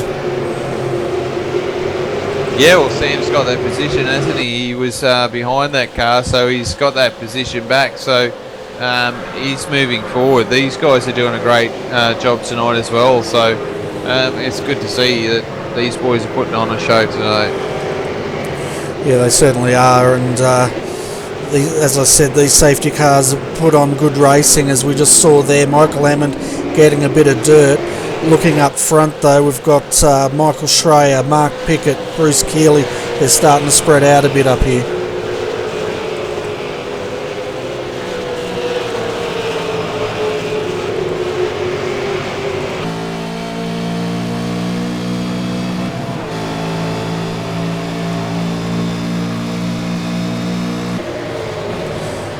See now Daryl Hockey's just stepping aside. Mark Hammond's gone through as more dust gets thrown up into turn 1. And what lap are we on now? 88. So we're well and truly past we're just past the halfway mark, folks. So hope you're settling in your favourite seat with your favourite beverage there and enjoying our telecast of the SDRT V8 Endurance Series.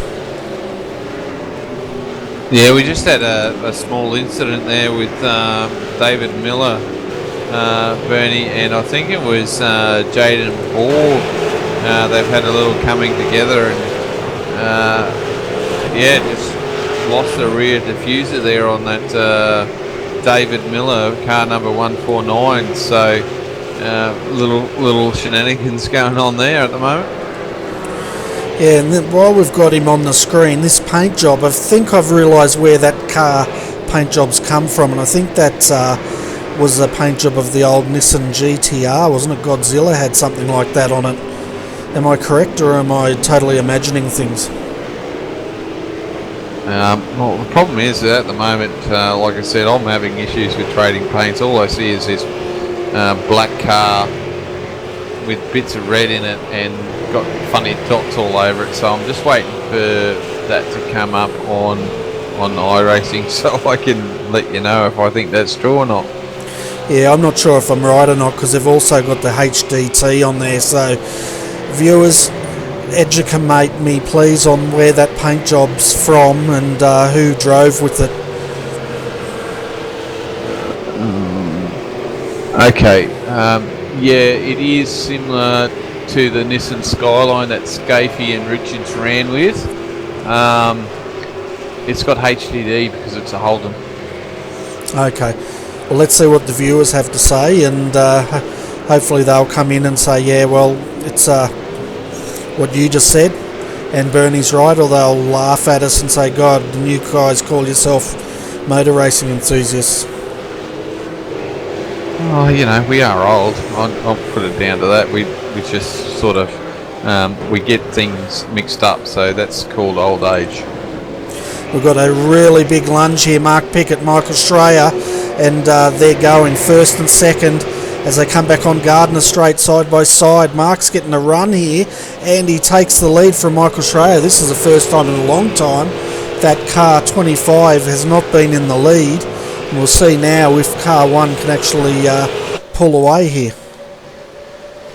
Yeah, been really keen on Mark. He's really quick, isn't he? He's been showing the pace. I mean, we saw in his last stint how he went from 11th to 2nd, so definitely a quick driver. Certainly is, and he absolutely pounced just then, and he's got the lead. Now it's going to be, can he get the gap?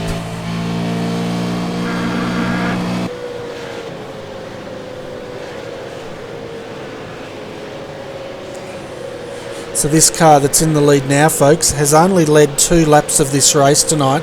The car behind him, the 25, they've led 82 laps. The 95 sitting in third, they've led 4 laps. And the only other car to lead 1 lap is the 350 Redback Racing car in 8th, and Warren Pickering is driving that at the moment. A sneaky lap led there under safety car, probably, Bernie. A lap's a lap, mate. Oh, it certainly is, if it counts for points, but unfortunately in V8s I don't think it does. No, it probably doesn't, but it's good for the statistics and let the viewers know how dominant this 25 car has been. Well, how dominant has Synergy Sim Racing been most of this race with 3 in the top 5, but at the moment Evolution Racing Australia has the lead. They've got a gap of 0.6 of a second. Looking at the lap times, they did a 1:34.89 compared to Michael's 1:39.84.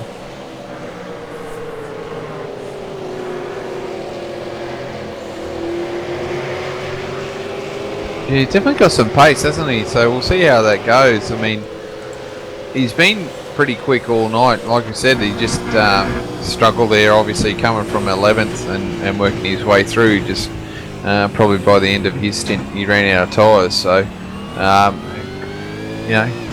quick driver for sure. Yeah, he certainly is, and we can see we're riding in the gyro cam with Michael Schreier just to try to get a feel where Michael's making the time up, and it definitely looks like he's a lot better under brakes, and the ERA car's just getting a bit better out of those corners. Yeah, I like the idea of getting a bit of speed out of the corners. You can get a bit of move on down the straight and break that draft. But have you been watching Mark coming down from Lukey Heights into that corner? Takes a different line to everyone else, doesn't he? Yeah, he certainly does. And the other interesting thing I just picked up with the Michael Schreier coming out of that hairpin after Lukey Heights, he's doing a lot of short shifting to make sure the wheels aren't spinning up on that car. Yeah, well, that's a good way to make sure that you keep the, grip in the tyres. You're not over rotating the rears there. So not a bad idea, short shifting for sure. Yeah, and in a moment we're going to jump in with Mark Pickett, so the viewers can compare the different driving styles. So we're now in with Mark Pickett, and we'll go past the same bit of track we rode with Michael Schreier, and the viewers can sort of see if they can pick up any differences in the way Mark's driving this car compared to Michael.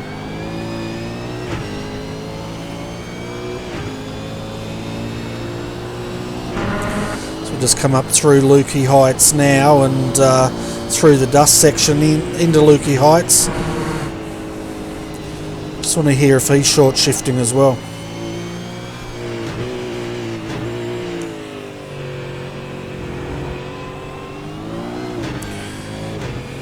Yeah, he's short shifting, but not as much as Michael is. He's letting the first gear run out a bit, and yeah, where Michael's just sort of looks like he's on a bit of a cruise at the moment. Yeah, just like the line that Mark's getting into that corner, isn't he? He's in the position, then he moves across, like the car points in towards the hairpin, and then he at that last minute turns in again. So it's a unusual way of getting into the corner there. Yeah, it seems to work, doesn't it? As he runs a bit wide coming through Southern Loop there, got a bit of dirt, and that's allowed Michael to close back up. The gap was 0.7 of a second, so Mark is by no means running away from Michael at this stage as they match times here. They are getting a gap on Bruce Keeley though. That gap's out to 4.1 seconds. Yeah, I can see Michael's here. He's not pushing this car, and it's probably not a bad idea just sitting here and follow Mark at the moment. Just looking after the tyres, saving a bit of fuel, and see what happens. I mean, we've still got an hour and a half to go, so we've still got a little bit of racing to go at the moment. So just playing it smart, just sitting there, not doing anything crazy, and trying to look after the car. Yeah, definitely. We can see on as they put the pedal down there, you see the Logitech ERA car. It is getting a little bit squirrely at times as they put the foot down, where Michael's car is looking nice and stable, and I reckon that's a lot of the short shifting and the way Michael's just cruising, well, not cruising, but he's finessing that car to make sure he looks after those tyres. Yeah, just taking it time, like hitting his marks. He's not really racing for position at the moment. There's no need to be first or to be out the front. There's no point in doing that at the moment. He's just looking after the car and trying to do the best he can with what he's got, which is not a silly idea. Just hanging on there at the moment and leaving it for the last 20-30 minutes and making sure he's got a car at the end. Yeah, that's right. But saying that, we've had our 2 random safety cars. I don't think we'll get a third. We may do, but I'm not sure if they're allowed to bring 3 out. I think they can, can't they? Yeah, I think so. I'm sure we've seen 3 before in the past, so we might possibly get a third one. I'm just not 100% certain if we will or not, because it's very random. Yeah, it certainly is, and I just sent a thing up to race control to say Adrian's being random. Can you please tell us what's going on? We have Nick Hausler up here in the comm box. Welcome back, Nick. Looks like you guys might have been a bit busy there in the last safety car period. Yeah, got caught out on a lot of counts with with the kids as well, unfortunately. So we had a bit of a blue. I realised I was on delay watching it when I sent the safety car to go round again, so it put the leaders off a little bit, but everyone gathered up their gear, gathered everything up and sorted it out well, which is good by the blokes out there. Yeah, it certainly is. We were watching it and we were wondering how it was going to play out, but it seemed to right itself. As far as safety cars go, we're having a bit of a discussion up here about whether we get 2 random safety cars or 3, and I thought you might be able to clear that up for us. Yeah, we get two random ones plus any incident ones. So the incident rules basically if there's 3 cars involved and repairs are required for one of those cars, then that'll trigger a safety car. We haven't had any of those incidents tonight, but if there's one between now and the end of the race, that will call for a safety car. What we've tried to do is not have a safety car near the end, so it allows the teams to play their strategy out a bit. So, everyone's pretty much got a full stop and a splash and dash to go now by my calcs. If we pull one out when everyone's done their last pit stop, it makes for good viewing, but it sort of ruins some teams that potentially have got some really good strategy, can ruin their race. So that's why we make the second random safety car fairly early. Yeah, it gives them a chance to get that strategy to play out, and it's a good move. Looking at the statistics, because I like those things. Mark Pickett now has led 8 laps, where Michael Schreier has led 82. So it's getting interesting up the front here, isn't it? Yeah, and nice and close. I mean, I was looking at Pickett looked a bit dodgy early on when he first jumped in the car, but he's certainly settled down and put in some stellar laps, and he's right on the money at the moment, so he's driving very well. Yeah, he certainly is, and I was really impressed with his last stint. He got that car from 11th up to about 3rd before he handed it back to Luke, and now they've got that car up into the first spot. Whether he hangs on to it for the next hour and a half or not, we'll wait and see. But as far as the rest of the racing goes, Nick, what's your thoughts on it? Well, it's all been nice and clean. I think the guys have done really well out there. They've there's been the odd little incident, but they've pretty much sorted it out on track and redressed where required, and the guys are driving really well. They certainly are.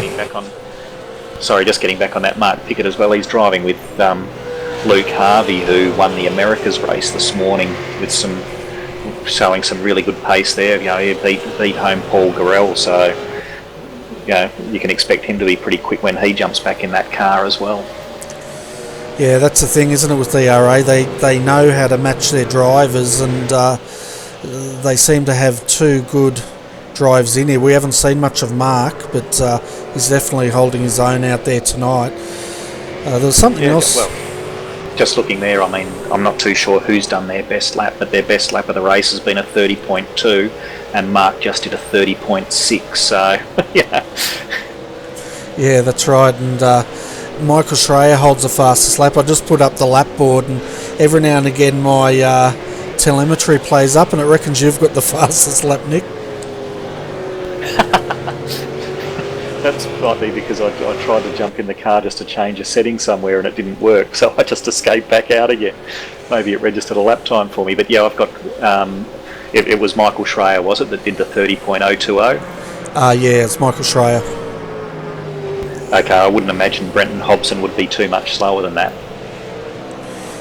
Yeah, I wouldn't either. Those 2 guys are another 2 that are a lethal combination, aren't they? And Brenton will no doubt jump back into that car in the next full stop and possibly take that car to the finish. But then again, we have seen Michael do some almighty long stints in these sort of races. Yeah, well, my tip would be that, as I said, they've got a splash and dash and a full stop to go. If I was in that SSR team, I'd just be sitting nice and close to Pickett and saving as much fuel as they can, and just jump them in the pit stops. Yeah, and I think that's what Michael's doing, because we jumped in the car earlier with him and he's short shifting a lot, especially coming out of that final hairpin just past Lukey Heights. He's compared to the way Mark's driving, he's definitely short shifting. Yeah, so if he can pick up a couple of seconds, 2-3 seconds slower in a pit stop, then I'm guessing it'll be Harvey and Hobson battling it out for the last 30 odd laps, which would be good viewing as well. I certainly will. And as far as incident limits go, I'm assuming the incident limits are all probably pretty low, considering the way the race is shaped up tonight. Yeah, it is very low. I mean, if we start at the if we start with the leader, they've got absolutely nothing to worry about. They've got a massive 5 incidents so far. So not only are they driving quickly, they're driving very smoothly and well within the track as well, which is a credit to them and something we obviously try to promote by the penalties that we do. Then if we jump down to car 25, well, they're doing even better. They've got a total of 3 incidents. So the good news is these leaders are going to, 2 incidents. So these guys are in it to fight it out to the death, really. Yeah, and it means when we get to the action end, they've got a lot of incidents or off tracks they can use if they need to start to drive onto track limits again. Yeah, mind you, it's not a track that you really want to go off too much, because if you're off it's pretty difficult to get it back on track. Yeah, we've seen that a few times tonight. And as far as co-drivers go, are there any teams that on the bubble as far as the minimum laps required? The only one that I'm aware of at the moment is the 07 one, the Laser Racing 2. I don't believe he's got a co-driver, so he'll be DQ'd at the end of the race. Yeah, so he's just out to have a good time on a Friday night, and tell you what, it's a big effort if he does 155 laps around here by himself, isn't it?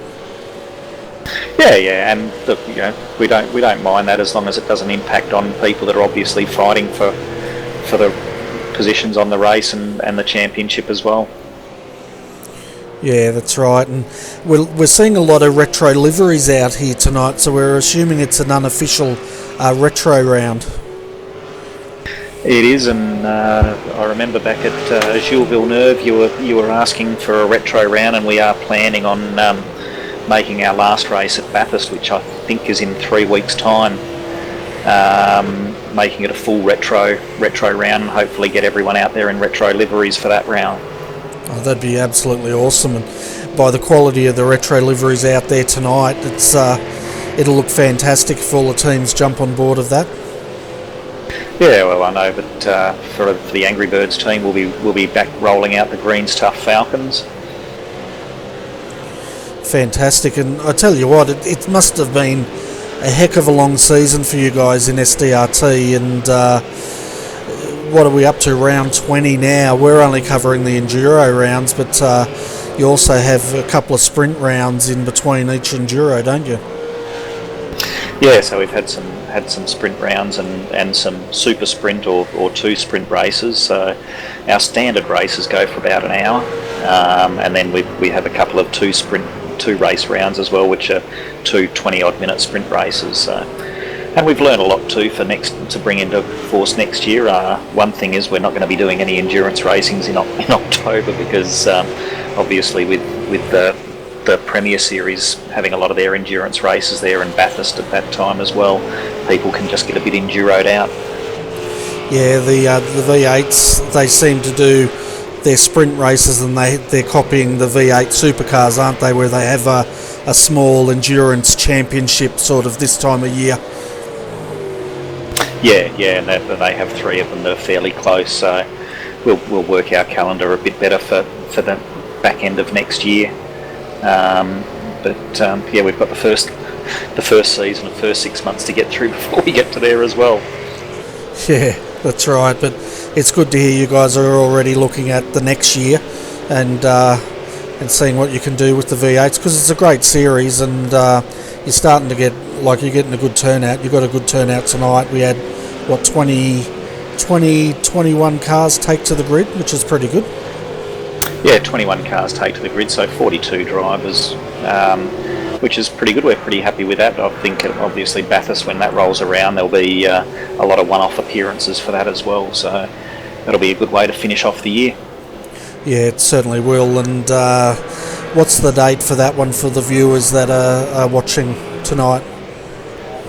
Oh, you're going to have to make me check here now. Just bear with me. I think it's 3 weeks' time. We've got two more rounds. So let me just quickly get the calendar up. So by my counts, that'll be on the 2nd of December. That'll be the last race of the season. Yeah, so that's not far away, is it? It's getting a bit scary. We're going to be on Christmas before we know it. Yeah, the 2nd of the 12th, folks, and that'll be on RRTV, and so that'll be definitely worth tuning into. Yeah, fingers crossed we'll get a good turnout for it, and I'll just drop back down. But before I do, just a big shout out to everyone that's supported the series so far, and obviously through to the end of it. A big thank you to them, and thanks to you guys at RRTV for helping us out and bring the broadcast to the wider audience. Very much appreciated. No worries, it's a pleasure. We love the V8 Supercars, and we like to have the opportunity to bring it to the viewers. They seem to enjoy it, so that's excellent. But anyway, Nick, you better get down there before they all go crazy and start making you work for your money tonight. No worries, thanks Bernie. I'll let you wake Adrian up now too. Yeah, no worries. Oh dear. So you're still with me, Adrian, or are you going to sleep? Oh, I think I went for sleep for about a couple of minutes for sure. So it's getting a bit quiet out there again, folks. 102 laps of 155. We're not expecting another safety car unless there's a big incident, which is, I think, pretty unlikely at this stage, Adrian. But, you know, I'll say it and they'll all go ploughing into a tram or something. Yeah, I can't see a lot of stuff happening here at the moment. Mark's put a bit of a gap on, but generally the boys have been pretty good tonight, so I can't see that sort of stuff happening. And two, it's a wide open track, so it'd have to happen down in the hairpin or something where it gets a little bit messy. Yeah, and they're not really close enough to come to grief with each other. Excuse me, I'm yawning a bit. But the closest battle out here, folks, Dave Oliver, Michael Hammond, 4th and 5th. And the gap between these guys, if we bring that up now, is 0.8 of a second.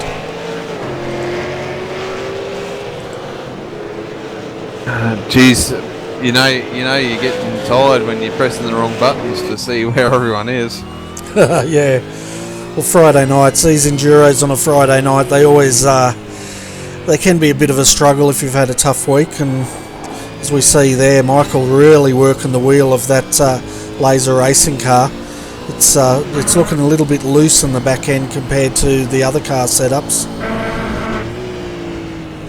Yeah, it can get a bit tough. It's been a bit hot up here in Queensland the last few days, so bit of heat up here, and then doing this, it can take drain the energy out of you. And imagine trying to drive a car as well. You'd probably be feeling it at the moment. Oh, you definitely would be. You'd want to have your cool suit going, and you know, if it's 36 degrees on track, what is it in the cockpit? It'd be at least 50. But the beauty of sim racing, though, of course, folks, is these guys will try to stay cool. Although I did see one guy, I'm not sure of the name of it, but he did set up a proper cool suit system in his racing rig. Yeah, I could imagine that. I mean, I've seen some guys set up where it was on a platform and had speakers, and every time a safety car come out there was lights flashing, and man, this rig was massive and over the top for sure. Yeah, some of them can be. This one was, he had basically had his esky sitting behind his seat like they do in the proper cool suit systems. He'd then sewed all the piping into his shirt, and he had a pump in the esky that pumped the ice cold water up through the vest and then back into the esky again, and he reckons it was great. kept him nice and cool while he was doing these long races. Yeah, if you can do it and have fun with it, why not? I think it's unique and cool, and some guys have got plenty of time to do that, so good on them. Yeah, I'm working on a similar concept, which I think you'll appreciate.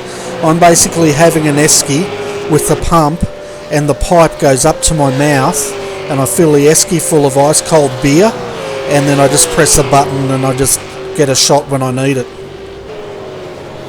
Yeah, that's pretty cool. I'm sort of there. I've got a keg fridge on, and I've got the beer on tap, so I generally just pour straight from the tap into a glass. So I'm still a little bit old school at the moment. Okay, I'll have to show you this esky gizmo. Maybe I'll take it to the Bathurst 12 hour, and I'll just sit on it, because I could actually sit on the esky there and just pump the beer straight in my mouth. That way I don't even have to get up. Now that's a good idea, mate. All you need to do is buy one of those motorised eskies, and that way you can drive around and have a few drinks at the same time. But would that be drink driving, or what do you reckon the cops would do if you went whizzing past in one of those things with the beer on full tap? Well, I wouldn't be going whizzing past any coppers with beer on tap, so I'd just be going past nice and slowly and making sure they didn't see the beer. Yeah, but your racing car drivers, you've got to go whizzing past. That's the whole point, isn't it? Yeah, but see, because you're in a public area, you can't do that, and they'll book you. So you be really gentle past them, and then when they're gone, you go whizzing past everyone else. All right, I'll have to I'll take down your notes, and we'll test that theory out. And make sure you do your other whizzing in the private area, so no one else sees you whizzing around. Yeah, good point. Otherwise, you'll get the coppers around there, and you'll get done anyway. Sounds like you're speaking from experience. What, not getting caught? Yeah. Yeah, knowing where and where not to whiz. As we can see now, Michael Hammond, he's right on the back of Dave Oliver here. Yeah, folks, we do have a race going on out there, and Michael's starting to range back in again. Oh, we've got racing on. I didn't realise I've been asleep for the last 20 minutes. Yeah, apparently there is a race going on. It's 50 laps to go here, so we're 2/3 of the way through as we're riding with Michael Hammond back up through Lukey Heights. He's definitely working this car, but he's pulling Dave in for fourth, so yeah, it's under threat at the moment. Yeah, no, good little battle here. Boys are racing well. Just wish some things would work, and I could see some of these paint schemes, because it's such a shame.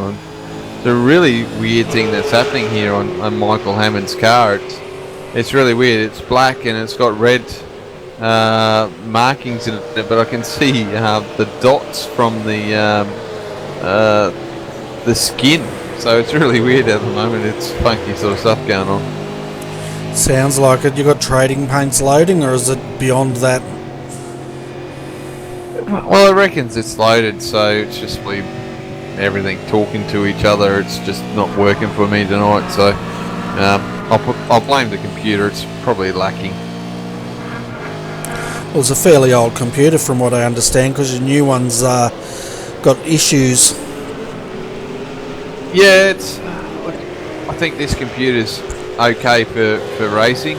It'll do the job as long as I don't run a lot of stuff. The other one was sort of built to handle iRacing, so I can run a few more items on there and get a better enjoyment out of it. But hey, look, this serves a purpose. It's getting me out of trouble, so watch out. Hopefully I can get this other one working, and watch out, some things might happen next year. Yeah, I'm counting on it, because I want you to come out and join me in the Aussie racing cars and have a fang once you get the computer running and you get your pedals going. We're riding with Dave Oliver now, and I tell you what, he's also wrestling a very loose car out there. as it kicks sideways coming into the final corner.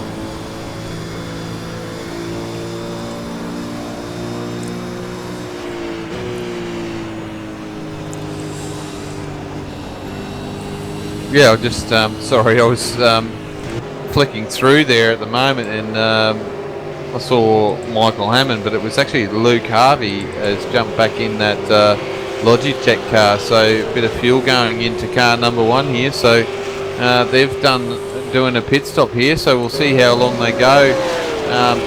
Yeah, they've got to save a bit of fuel, don't they? Certainly do. That stop was 34.3 seconds. They come back out in 9th position, which means, drum roll please, who do you think's leading this race again?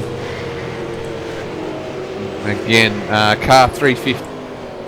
That's right, they're onto their second lap. No, Synergy Sim Racing, they're leading now for their 84th lap out of 107. Oh, Dan, that was going to be my third guess. Yeah. And he's staying out, he's not ready to come into the pit yet. This could be the short shifting strategy coming into play, 48 laps. I guess the deeper he goes in, the shorter that stop has to be.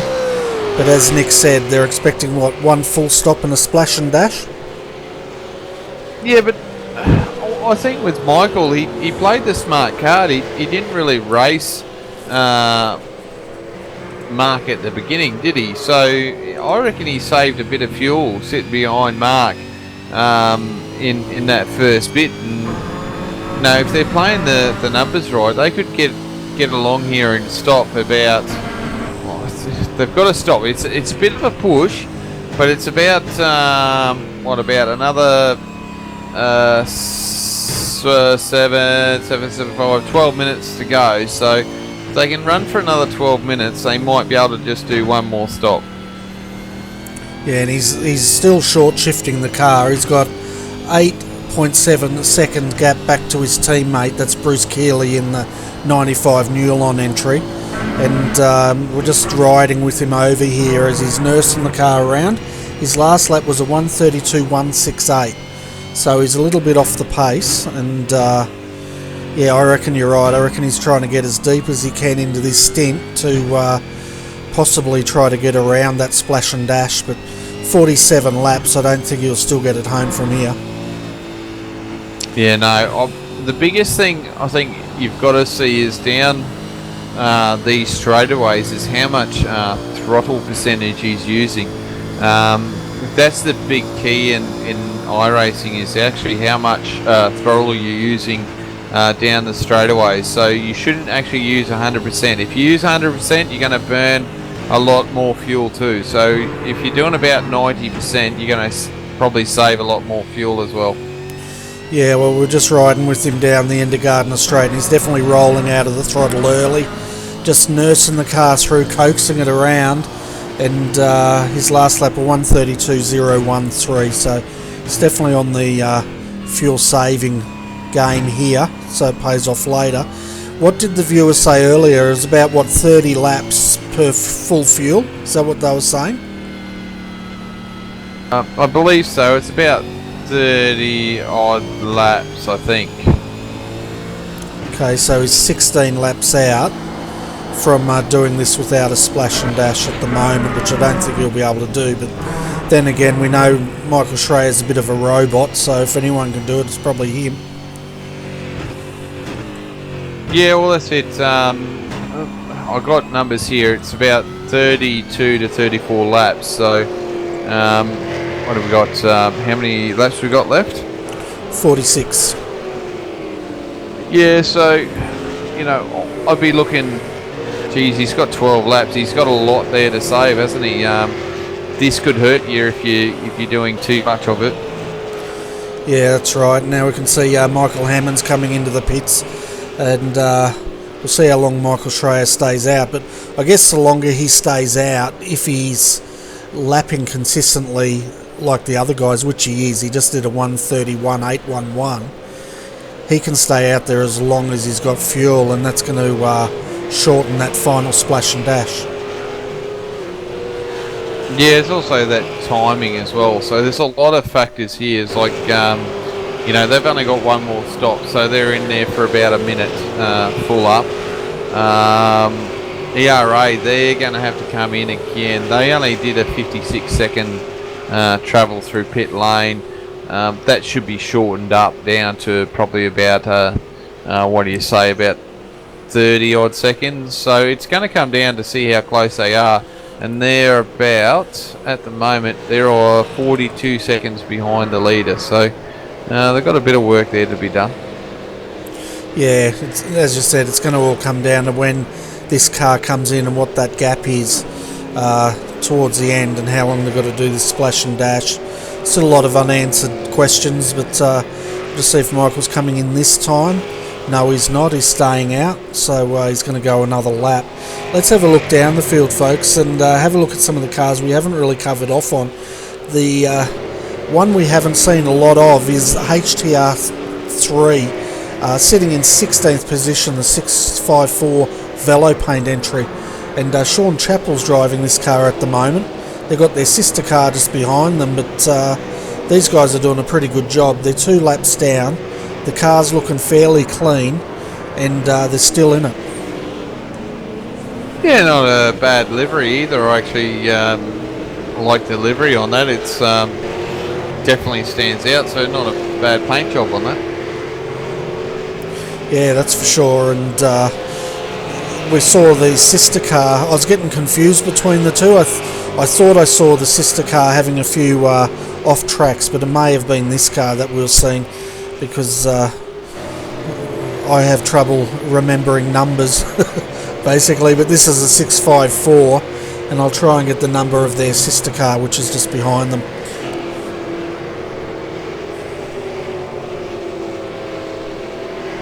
$717.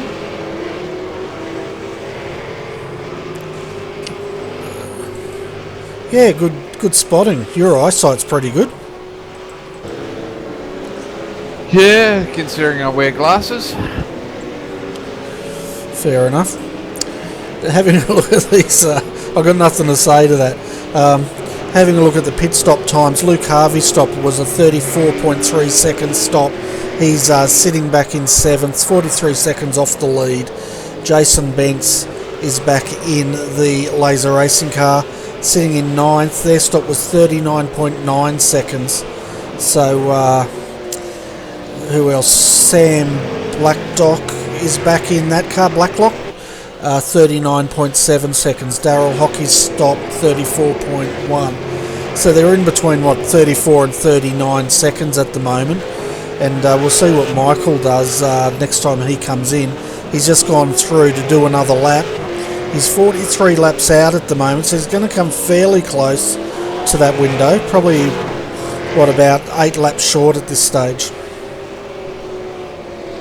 Yeah, about 8 laps, but depends on how long he can run. If he can save the fuel, I mean, he's doing a great job at the moment. So, a minute 32, that's quite slow, but geez, the pace has definitely dropped off, hasn't it? It certainly has, and if you have a close look at this car, you can actually see little feet pop out every now and again as he tries to save fuel by running Fred Flintstone style. That's my dad joke for tonight, Adrian. Yeah, I wouldn't. I'd go as far as to say that's probably a granddad joke, that one. I thought you were going to say that wasn't a joke. Oh, I could have been really cruel, but I was being a bit nice tonight. Yeah, it worries me when you start being nice. I wonder what you want. Let me guess, you want another pay rise, is that right? Oh, look, asking for a pay rise is like asking for a pay rise from my other job as well. And he says, yeah, multiply that by 0. Fair enough. I was just going to give you a pay rise and deduct all the caviar and champagne you've been drinking. Well, I thought you could charge it to Scott because he's the one that organises it. Yeah, but he's never around anymore, have you noticed? I reckon he organises it and he takes it all home with him and we never see him again. Yeah, he has a couple of goes and then says, "Oh yeah, I don't like sharing," and he's gone off and done his own thing. Yeah, he's a right team player, that one. If you're listening, Scott, we like you, man, but we're going to put crap on you until you come up here and have a go at commentating with us again. Yeah, I'll tell you, every time he seems to run away, doesn't he? He doesn't like coming up here. I think he's too scared that he's going to get picked on. Yeah, I wonder what gives him that idea. Going to have a look at the moment. Luke Harvey's getting a bit picked on at the moment by Performance Motorsports Green. Wayne Taylor in the 777's decided he's not happy in 8th. He wants 7th, and he's starting to work on the back of this ERA car. Yeah, nice. Another nice looking car there at the moment. That car's definitely standing out. It's looking pretty neat. Yeah, it certainly is. I like the colour scheme of that, and they've also got Warren Pickering just ahead of them in the 350, so he's probably going to be feeling the pressure a bit in a minute, because Luke Harvey's definitely wanting to get past him, and Wayne Taylor's also putting the pressure on. Yeah, that's the ERA car, so a bit of pace there. He's going to want to get through here, and well, generally people are nice to him and going, because it's ERA, but some guys are going, yeah, nah, mate, you gotta work for this position. Thank you very much. He's got the overlap. He's making a move. He actually did that move. I think Warren was working with him a bit there, but that was very forceful driving. Warren's not finished with it. He's now just tucking back in, and Wayne Taylor's now starting to work on the back. Ooh, and you could see Wayne, he backed it in there. Sorry to jump in, guys, but I just jumped up here. But obviously, on the Luke Harvey, I just noticed that his first flying lap out of the pits, he whacked in his fastest lap of the race versus Schreier, who was about 3 seconds slower. But now he's got held up there a bit in that battle. So I think this is going to be very interesting when Michael just does decide to pit and potentially and hand it over to Brenton, I'm guessing. Yeah, I'll tell you what though, Michael's going deep into this session, isn't he? I didn't think he could go this far, but he's 40 laps out, and he still hasn't pitted yet. Yeah. I mean, is he going to get another 5 laps? That's going to be the big question, isn't it? It's going to be very close, and if he gets to lap 120, then he's got 35 laps or about 52 minutes. So it's going to be pretty close, isn't it? Yeah, it certainly is. You can really see this strategy playing out, and meanwhile Luke's having to burn fuel, isn't he? He's had a stop, so he can afford to burn fuel, but he's 40 seconds down with the possible splash and dash to go for him yet. Yeah, so 40 seconds down, that'll put him in the lead a fair bit when Michael does come into pit.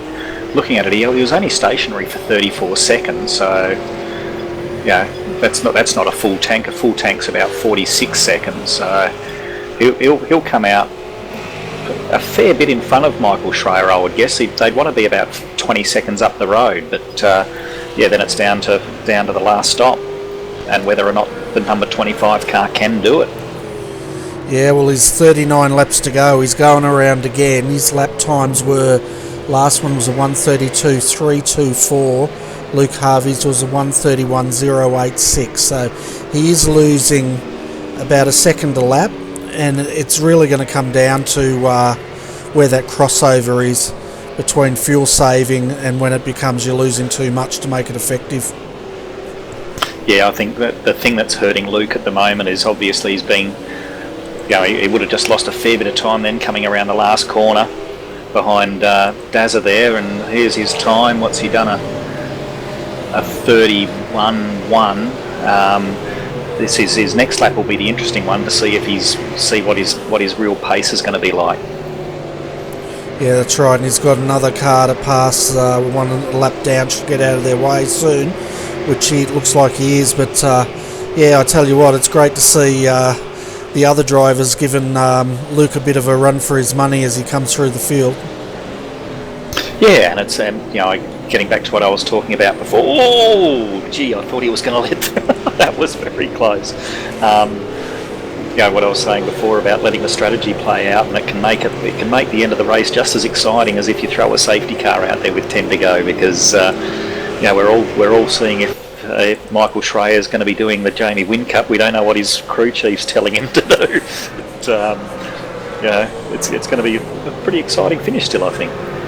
Yeah, it always is, isn't it, when you see all these strategies unfold and you wait till the last splash and dash to really see what the full story is going to be. But still a few unanswered questions here. 38 laps to go, and we can see Michael Schreier now. Where is he? Trying to pick up where he is. He's going around again by the looks of it. He's going again. Yeah. Gee, that's unbelievable, isn't it? And I'm imagining Brenton's fuel burn is going to be fairly similar. So, yeah, I noticed that Brenton posted up in the chat probably about half an hour, 45 minutes ago, saying this is now a fuel strategy race. So, well, hats off to them if they make it from lap 78 through to 155 on one stop. That's a great effort.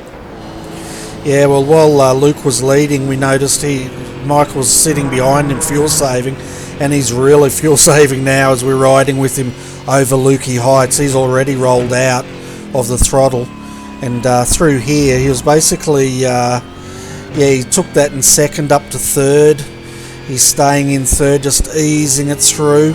See, fourth now, and he's going around again up to fifth already, and he's barely on that throttle at the moment, Nick.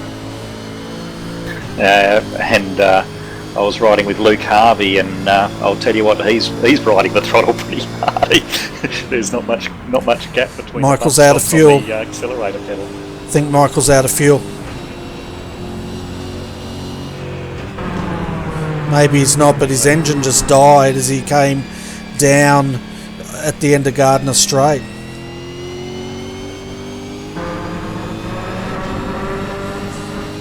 Yeah, I'm just on board with him at the moment, and he seems to be okay. Yeah, it was just when jeez. He is. He's lifting very early, isn't he? Yeah, he is, isn't he? And you look at his lap times. The last one was a 1:33. So compared to Luke's, trying to find where Luke is, Luke did a 1:30. So he's losing a good 2 seconds a lap at the moment. Yeah, and I'm guessing he's having a bit of a sounded like a cough. Yeah, it does, doesn't it? Yeah. He's going to lose 1 minute and 15, I reckon, in his pits. I reckon he's going to have to bring that in this time by. I suspect it is coughing a bit.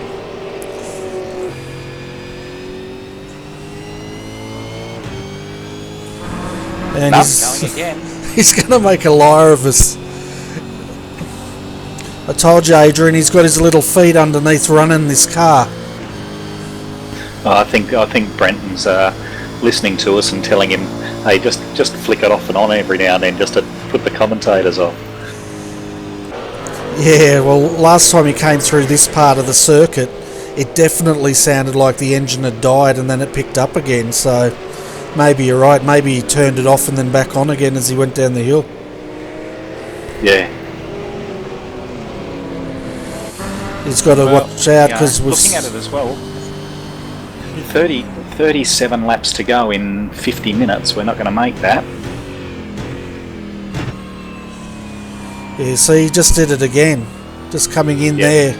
Did it sound like to you he's turning that engine off? I think they're just having a great laugh at our expense, I think. Yeah, probably.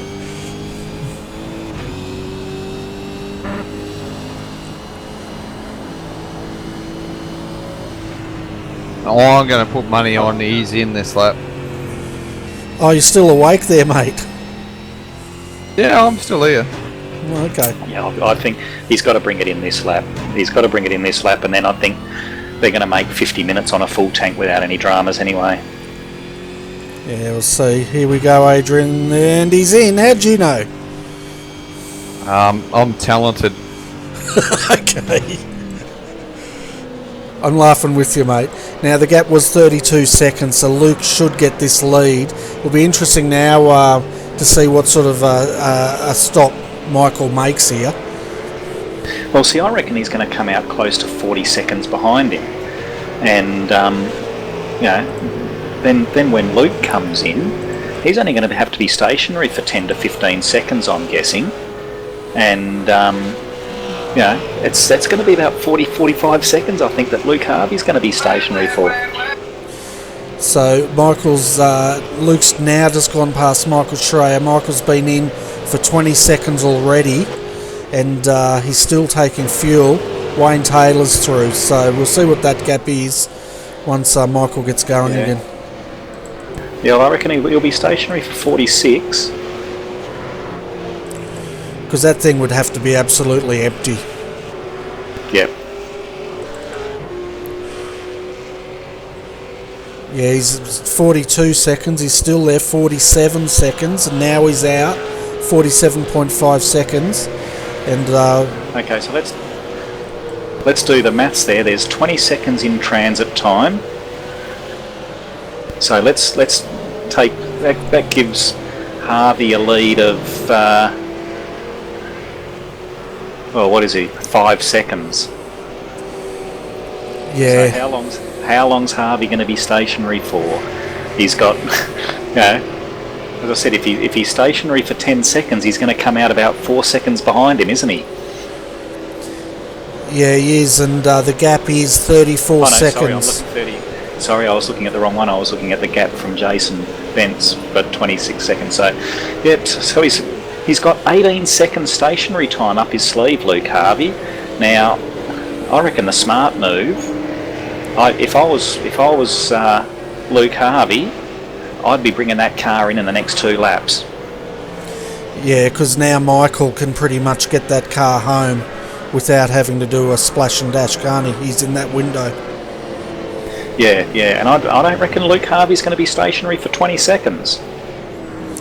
Well, take into account his entry and exit, and how long is it going to take him to come in and get out of that pit lane plus a splash and dash? Is there 34 seconds in that time? Yeah, well, the pit transit time's 20 seconds. So, I'm looking at the gap at 38.3 seconds, so that gives him an 18 second stationary. And sorry, Adrian, I'm taking your job here, aren't I? Hey, no, go for it, man. It's fine. So, what's your bets here? What do we reckon? What's going to happen? What would you be doing into Team Boss? Sleeping. Adrian, sleeping. If I was a team boss, I'd be looking at what times Michael's doing, and then working out at what point can I get that car in to get enough fuel into it to get it home to the finish and make this a race to the end as early as possible. Yeah, I guess there's only a couple of people that know how much fuel that ERA number 1 car's going to need in it, isn't there? Yeah, and that would be Brenton, and you know what Brenton's like. He's not going to tell us anything. If anything, he'll probably tell us a furphy to put us off the scent. I'm guessing if we asked him, he'd say they need 13 seconds of fuel. When in fact they probably need 5. Or 23. Yeah, so it'll be interesting now. Michael's coming through for his first flying lap, and we'll see what he's doing. He's definitely not rolling out nearly as much. Luke Harvey did a 131.277. He's just done a 131.5. Yep, so as long as there's that positive, you're going to keep Luke out there. But it's, lap 3 when these tyres will come in. So this, I reckon this lap will be a high 30. And then I reckon you'll see a hell of a lap the next one.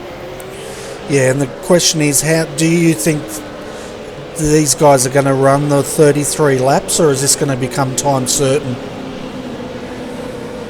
Well, 45 minutes. What do they get? I reckon they'll get they'll get about 28 laps in now, won't they?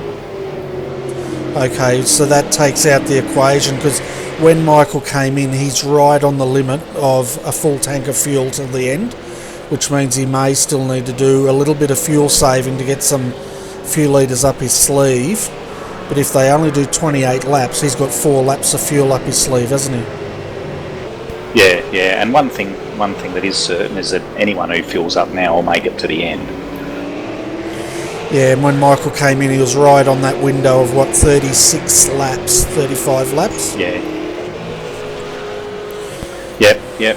And I think what we're seeing, which is great to sit back and watch, is why these, your ERAs and your SSRs, why they are the top teams, aren't they? They've got this all sussed. They know exactly what they're doing. They certainly do, and I tell you what, Glenn just passed Michael. That was unusual, wasn't it? Yeah. Didn't see that coming. I'm riding in the cockpit and I didn't see that happening. Yeah, I don't think someone's read the script, unless they've put him out the front. Maybe they put him out the front to save more fuel with Michael. Who knows? Nah, win it or bin it, isn't it? Come on, Michael.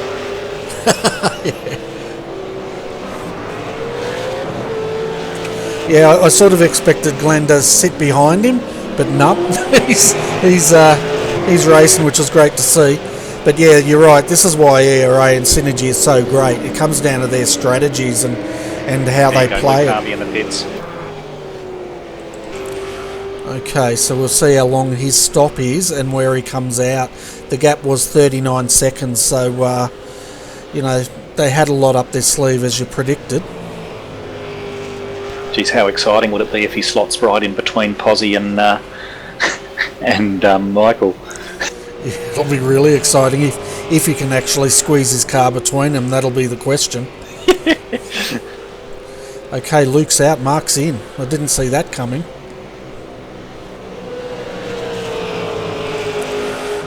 We've got now Michael's just coming across the start-finish line, and Mark's still sitting there.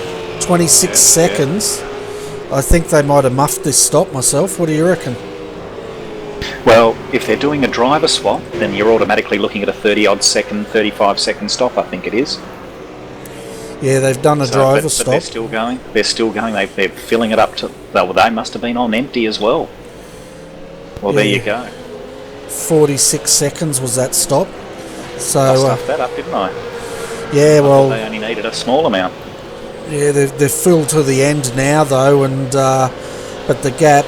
Jason Bentz is leading. Let's get a gap, if we can, for our viewers. So 19 seconds up to Dave Oliver, and then Dave's another, 11 seconds behind Michael Schreier, sitting in third. Yep. So, trying to do my math here, he's at least a good 30 seconds behind Michael. And 41, Bernie. 41, is it? Yeah, mate. Awesome. I'll take that. So, yeah, a lot of work to do there. Jason's still got to bring that car into pit, so that'll take him out of the equation. We've got Glenn leading Michael. So I'm not sure what Glenn's got to do here yet. If he's got to come back in, I guess he might have to do. They last pitted on lap 117, so they're in again for sure. Yeah, so Glenn and Jason have to come in, which means Michael will be leading this, and the gap between them's not 40 seconds, that's more like 26 seconds. Yeah. So the question's really going to be, what sort of lap times can Mark get out of this car? He's got full fuel now, he can just run it as fast as he can, but can he actually make enough time to catch Michael?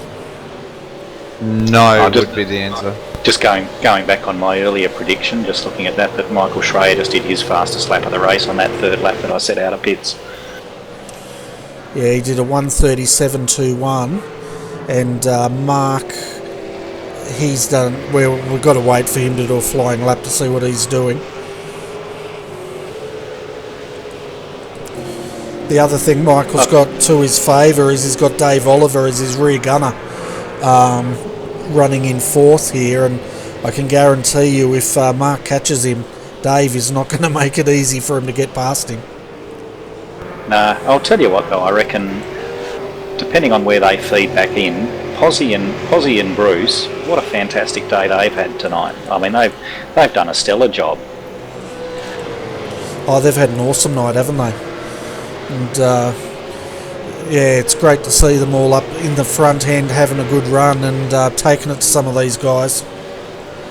Yeah, and Jason and Mike as well, who, you know, they unfortunately blew that engine early on, which put them about 30 seconds down from the leaders and out of sequence with them, have had a great fight back as well. Yeah, and the other big fight back was Dave Oliver's car, wasn't it? This car, after lap 2, dropped all the way back to the end of the field. And they're back up here now in 4th position.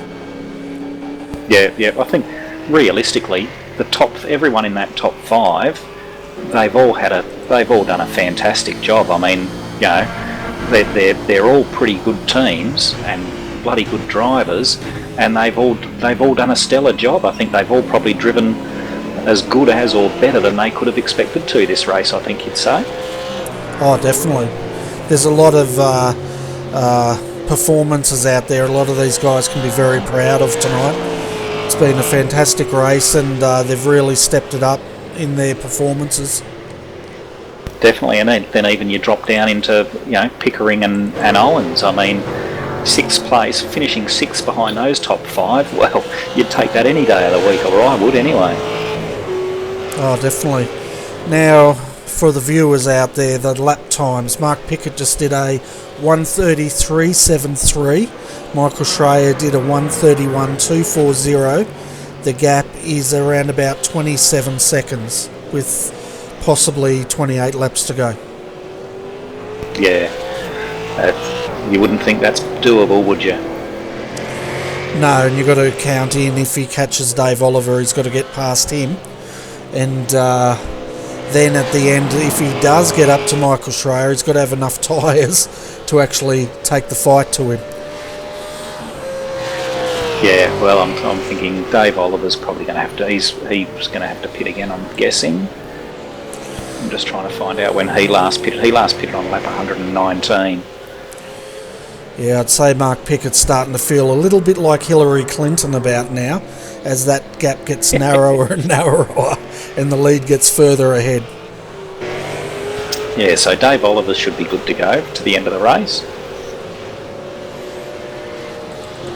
Okay, so he's in a really strong position, isn't he? He's get a live gap. He's 15 seconds ahead of Mark. Mark may catch him, but I think that's probably about as good as he's going to get with the time remaining. Yep, so it looks like Jason Vence has they've just done their final stop. Yeah, Jason's coming. Jason's got a lot of car damage. Have you seen his car? I'll have a look. He's lost both front panels on it. He's had a crash. Let's go back and have a look at this replay.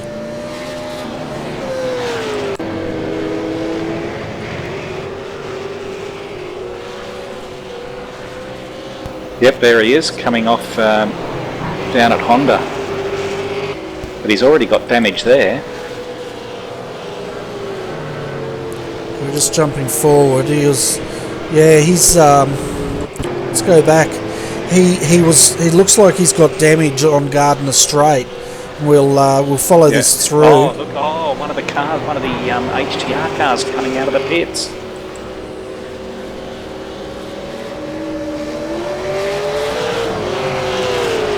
Oh, that's unlucky.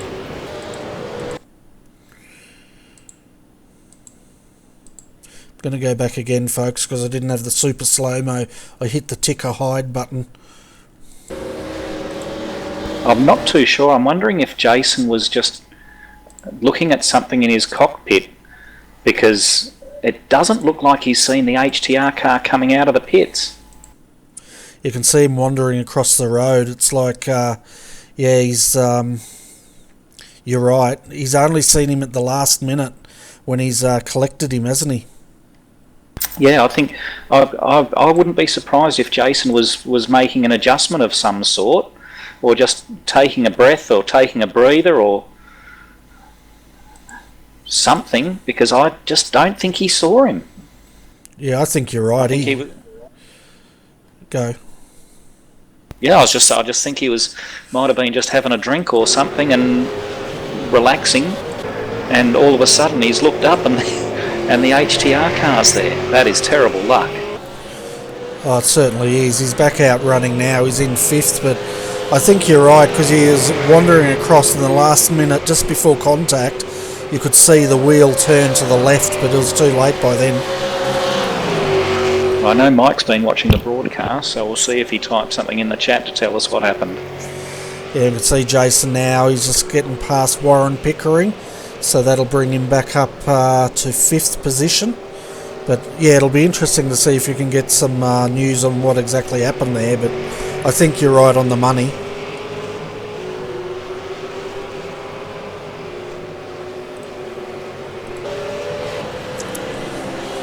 So the question is, Nick, do you think there's any more twists in this race to go yet?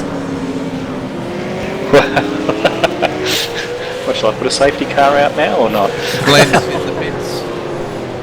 Glenn's in the pits. Yep. So this is his splash and dash. It'll be interesting to see what he does.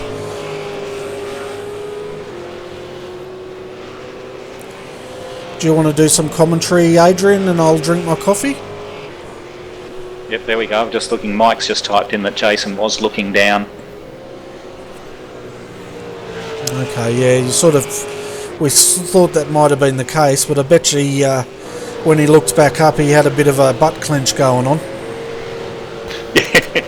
I think I know what he would have said when he looked up. Yeah. Mark has just gone past Glenn Postlethwaite, so he's jumped him there in the pits, which is good for Mark, because it means it's one less Synergy Sim racing car he's got to deal with. Yeah. Well, I think now the battle will be on for 4th, I guess, between 13 seconds between Posy and Jason. Actually, the battle is actually between Mark and Glenn, because these guys are so close. Yep, sorry, yeah. Yeah, so Glenn's... I'll tell you what will be interesting to watch now, though, is watching Jason's lap times, because knowing him like I do, he will just get himself into the zone now, and he'll just be banging out qualifier after qualifier. He won't be happy with himself, even though it was just bad luck. And you know, he lives just across the road from the track, and he'll be laying down some pretty good times for him now between now and the end of the race, I think. Oh, for sure, and we'll keep an eye on his times. I was going to say Glenn's stop, his splash and dash was 11 seconds he was in the pits for. Yeah, and that was sort of the times that I was expecting, not quite that quick, that I was expecting out of Mark Pickett as well, but obviously I got that wrong. I should have just looked to see when they did last pit. And maybe that's why I should just now hand back to the experts and leave you alone till the end of the race. Yeah, no worries. I was just getting a message from one of the Redback guys. I asked if they wanted to do an interview. I won't say what he said, but that's fine. Second word off. Oh no, it's all right. So you're going to leave us, are you, Nick, and let us call the last 24 laps? Yeah, I've unfortunately got to go to work in about 3 hours' time, so I might need some sleep. Oh, geez, okay. No worries. Well, thanks for coming up, and thanks for putting on such a great series. It's always a pleasure to call this race. No worries. Thanks again, guys. I'll catch you later.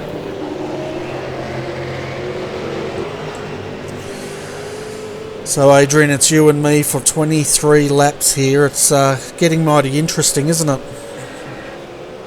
Yeah, the battle is on here for 3rd position. Glenn's come out and he hasn't let go of Mark at the moment, so I think this is the podium battle here right now. Look, what Michael had done earlier on, save that fuel, that was pretty cunning and done a fantastic job. So I think that's pretty well sewn up there for first and second. But yeah, this battle here is on for young and old, I reckon. Oh, for sure. And it's a, you know, if Glenn can get past Luke or Mark, sorry, I'm getting so tired. It's a 1-2-3 for Synergy Sim Racing. And the other thing is, while Glenn's fighting Mark, it's stopping Mark from trying to close in on Dave. I think that's out of the question now. I think it's now just a matter of Mark defending.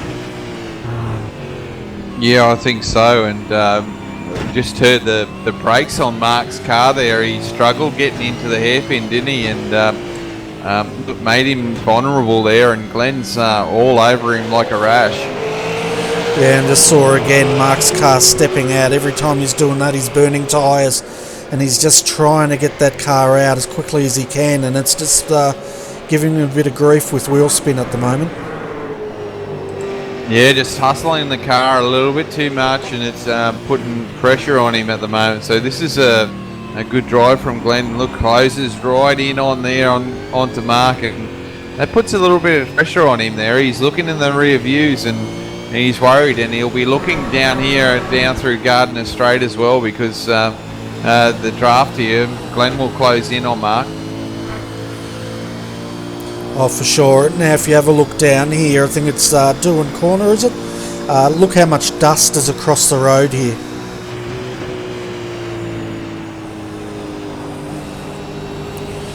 Even on the racing line, they've got dust now. Yeah, getting thrown up there. Oh, that's funny. Glenn really didn't catch up there until they started braking. So that was strange. I thought he would have closed up a bit more than that. Yeah, watch here though. He should close up a lot, which now he's starting to pull him right in under brakes here.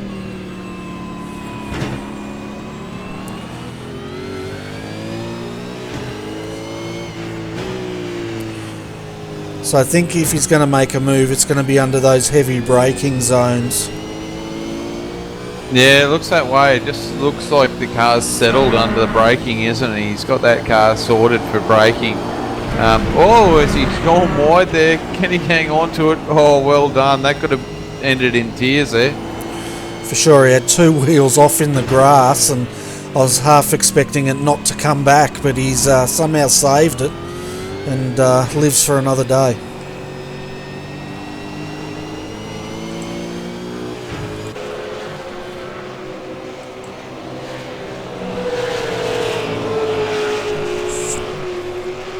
I'll see if he can gain on him here again, but doesn't seem like it. He's better under brakes at the moment, isn't he?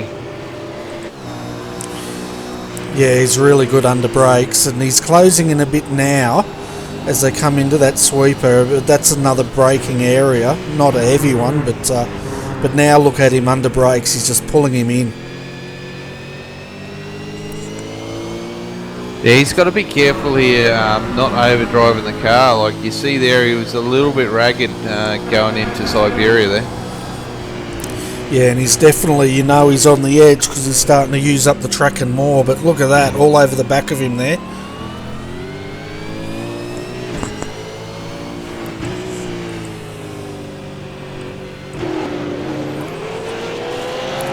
It's definitely coming down to a bit of a nail biter between these two, and it's still anyone's race as far as third position goes. As far as the leaders, folks, Michael Schreier's got a 15-second gap over his teammate Dave Oliver, and Dave's got another 11-second gap over this battle.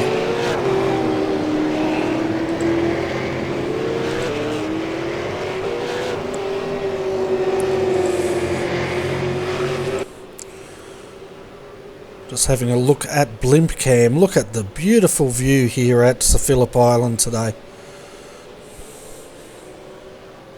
It's a bit bizarre. It's like a big grey area on my thing where my video card doesn't work.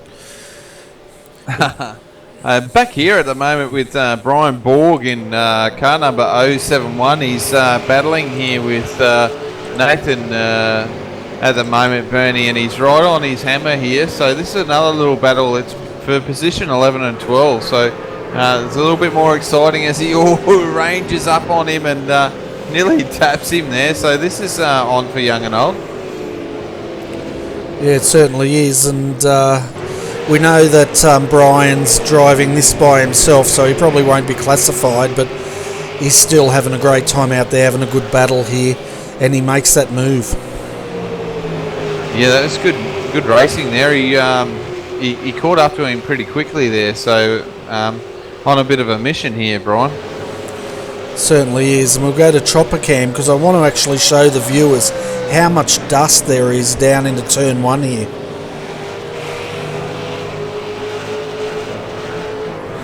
And it's the same thing up at Lukey Heights. We'll stay on Chopper Cam for a bit. There's a lot of dust up through that area as well, which is it's really interesting to see where the dust is accumulating and how much dirt these cars are carrying onto the circuit.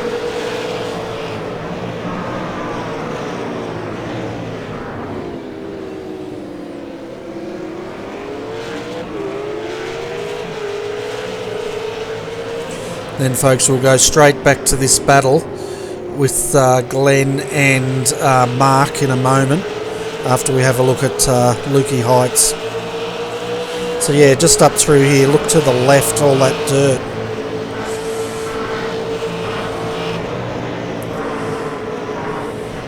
Tell you what, you wouldn't want to go off the racing line too far, would you? Yeah, it's getting that way with this track, eh?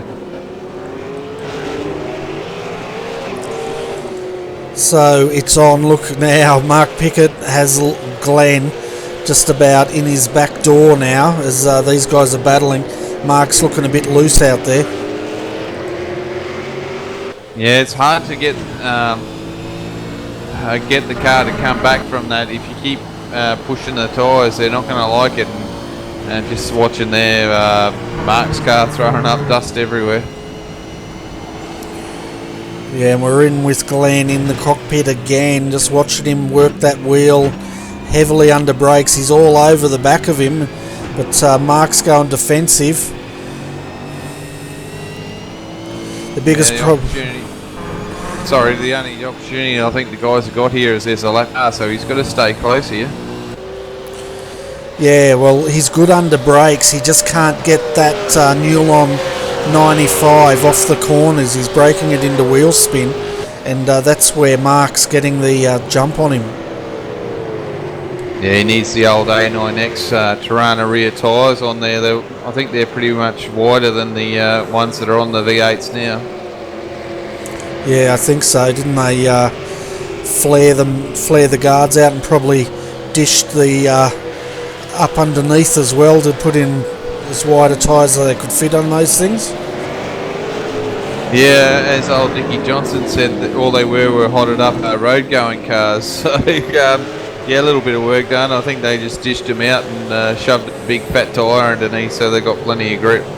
Yeah, I'd say you're right. Oh, that's no fun. The lap car got out of the road. Come on. Yeah, well, that lap car's going to need a good wash now because of all the dust cloud it threw up. Nah, it looked good on the dirt truck. Yeah, I get excited when I see lots of dirt, so, and that's where we are in the coverage, folks. We're sitting here talking about dirt while this good battle's going on between Glenn and Mark, and for the final step of the podium. As far as the win goes, with 17 laps, unless something really goes wrong, it looks like it's Michael's race. Dave should survive for second, but Glenn's trying to make it a 1-2-3 for Synergy Sim Racing, and ERA is wanting to spoil the party. Oh, they always want to spoil the party, don't they? Yeah, well, they're racers. Everyone wants to spoil a party when you're a racer, don't you? Unless it's your party. Well, that's true.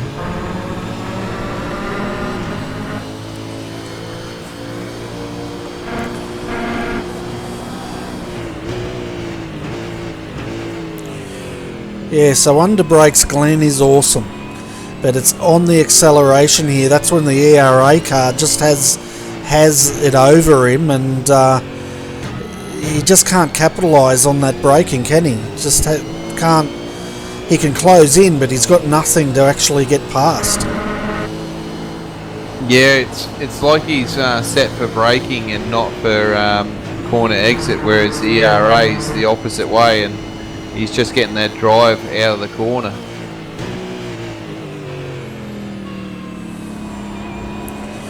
And again, now he's under acceleration. He's really nursing it this time. No wheel spin. Just trying to hang on the back of him. Now Mark's got wheel spin. He might have a move here. Yeah, he's a lot closer this time around, so he might be able to get up here and make a move. Yeah, you can see him closing in now. He's going to have a look. It's all that dust. It's probably not the best place to do it, but yeah, he's definitely starting to size him up again. I reckon under brakes he might have a go here. A bit wide there, wasn't he? Yeah, it's interesting the two drivers take quite different lines, don't they? But now Mark's going to park it on the inside here and force Glenn on the outside, which he does. And good defensive driving there. Yeah, now he's lost all that time. I think trying to get that position. I think if he stuck to the normal line, braked in his normal position, he might have been able to do the pass there after that corner. But look, it's easy for me to say he's in the heat of the battle. So now he's got a lot more work to do to catch back up again. Yeah, and the way Mark positioned that car, that was perfect defensive driving. He knew he had to stop Glenn, and Glenn had to run, and he placed that car perfectly. If Glenn wants to take it, he's going to have to go the long way. Yeah, I think it's just a matter of positioning yourself in the right spot, but the way the track's evolved, it's so hard now to get yourself in that position. So, yeah, he's got a lot of work to do now. Yeah, 7/10 of a gap it is now. He's closing up again, but you're right, the way the track has evolved, there's not a lot of grip offline, is there? And there's not a lot of areas you can pass at the moment without getting that into that garbage. Yeah, I think the best trick, if Mark's going to go the inside here, you want to stay on the outside, stay on the racing line, keep the grip up, and then try and do a cutback here. So I think you're probably best to stick on the outside, and two, you've got the inside line for this one, and that's where you'll probably get the job done.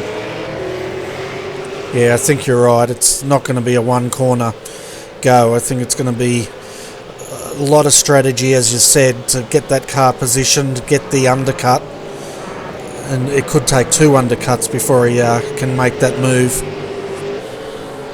Yeah, I can't see it getting done here. I mean, it generally is a nice overtaking spot, but you know, Mark's really good at covering the line, and then once you get that corner covered, it's so hard to try and overtake, and then the only other option he's got is staying nice and close to him and then having a good run down Gardner Straight.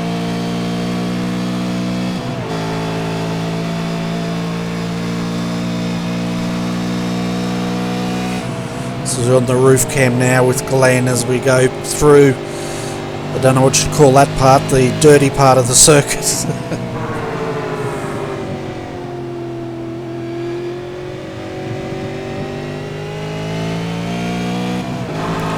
Tell you what, the roof cam really shows the speed these cars are getting up to compared to when you're in the cockpit.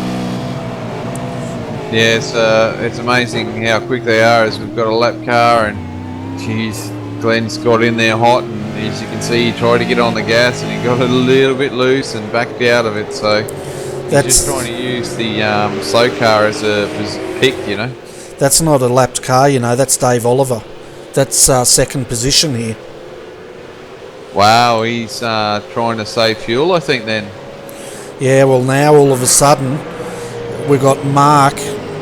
He can smell blood, and he's got Dave Oliver in his sights. Throws it down the inside. He's really making a lunge here. Can he get it? He does. So he's just jumped up to second, and Dave down to third, so something's gone wrong with Dave Oliver. I wonder if they're trying to save a bit of fuel. Because his lap times are a 32, so he's like 2 seconds off the lap times. Yeah, now Glenn's going through, so Dave's down to fourth. So I think you're right. I think let's jump on board with Dave and just see what's going on. Because they caught him really quick, didn't they? It's almost like he had a spin. Yeah, it's just strange. His lap times have dropped right off here too. So you know, I'm wondering if they've realised they're not going to make it in fuel.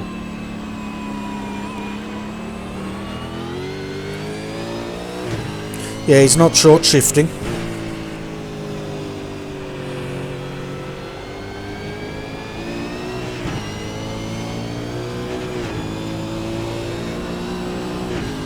So he's changing gear at around about 7.2. So it doesn't, to me, it doesn't feel like he's short shifting that car. I reckon he's had a spin or something, or he's gone off circuit. He's definitely wrestling this car at the moment.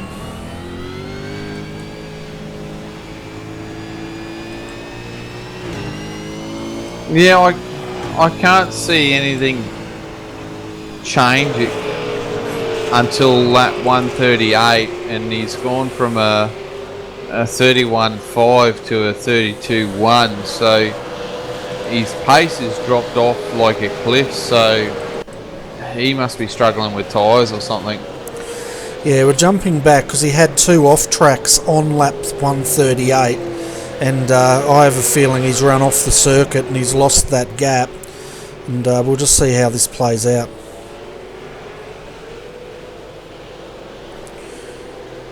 Yeah, he's lost it coming up towards Lukey Heights, gathered it up, but that's exactly why he's lost that gap to these guys.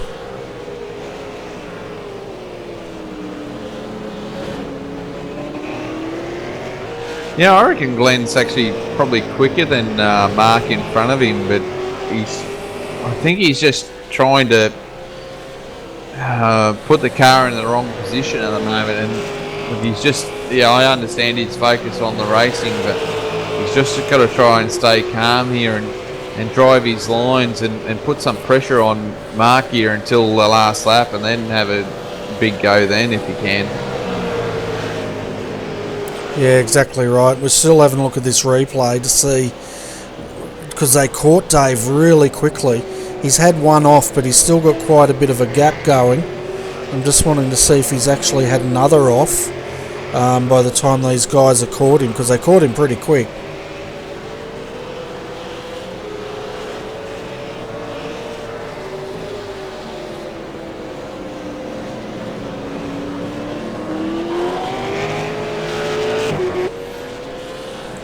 Yeah, it doesn't look like it, but he did have a big off, but that didn't explain that closing of the gap. But let's get back to this battle.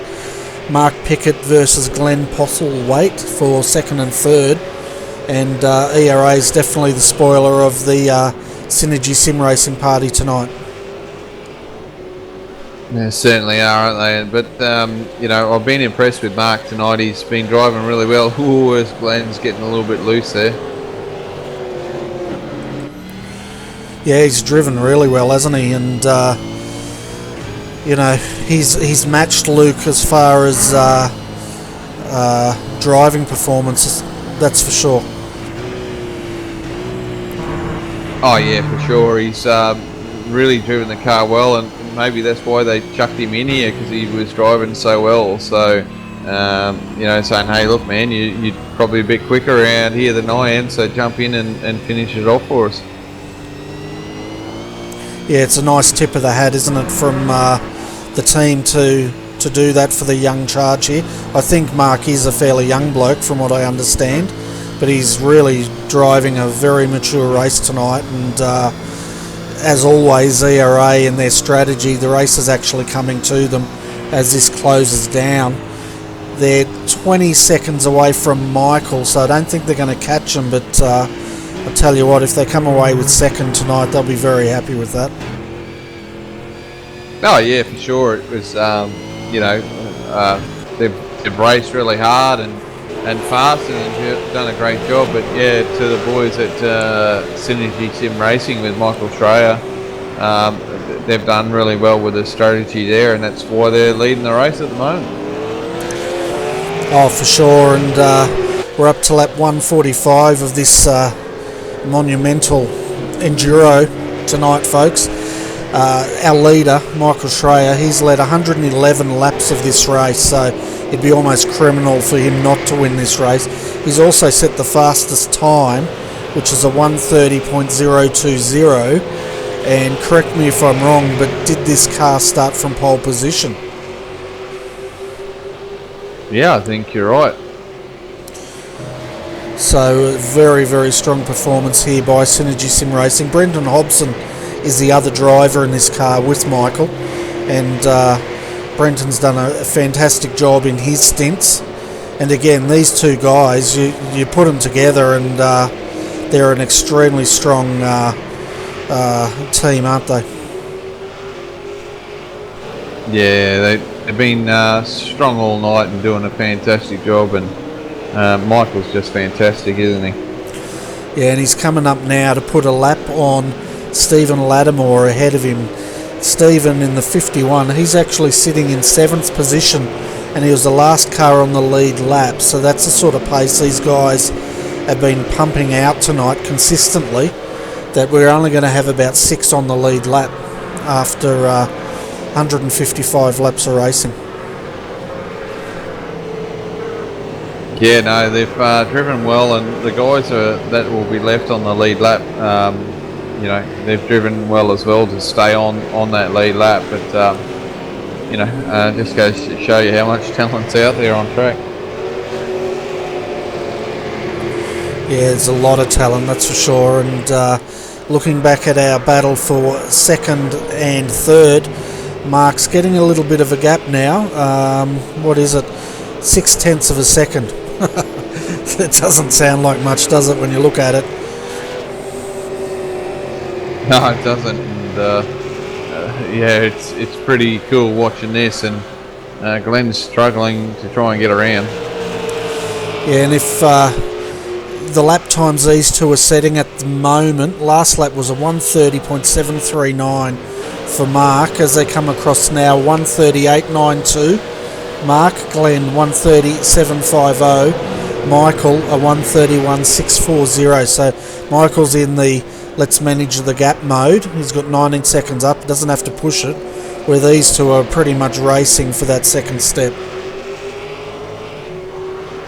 Yeah, and they're not really slowing each other down too much either, are they? No, not at all. They really are pretty perfectly matched, aren't they? Like Glenn's great under brakes, but then Mark balances that by how he can get that car out of the corners. Yeah, just goes to show the two different setups here working tonight, and it's good to see. It certainly is, and the different strategies that both teams have employed tonight. It's great to see how that's unfolded as this race ticks down. And as always, these two teams always put on good strategy, as Glenn's now having a look on the inside, but he just doesn't have the tyres and to make a move like that in that dirty part of the circuit. Yeah, you've really got to time it, and I think the hairpin, the first hairpin, is the best place to go. Stay on the racing line. Let Mark cover you. Stay on the racing line. Try and get around him on the outside. Hang on in there, and then you've got the turn for the next corner. I think that's about the best spot you can do the overtake. Yeah, and one thing's for sure, if he wants a second step of this podium, he's going to have to make that move before they get onto the straight, because he's not making any headway in that slipstream. If anything, Mark's matching him for top end speed. Yeah, it's really hooked up. He's having a look on the inside there. Mark's going, yeah, I don't think you're close enough, which he wasn't. So, you know, he's doing a great job here at the moment. Certainly is, and as soon as Glenn goes down the inside there into the dirt, you can just see him working that wheel, just trying to get the grip into that car to pull it up. And I tell you what, he's absolutely driving the wheel nuts off this car at the moment. Yeah, both of these drivers are putting on a good display here at the moment, aren't they? They certainly are, and there was a car going lap down to them, getting well out of the way, but they're definitely putting on a great display.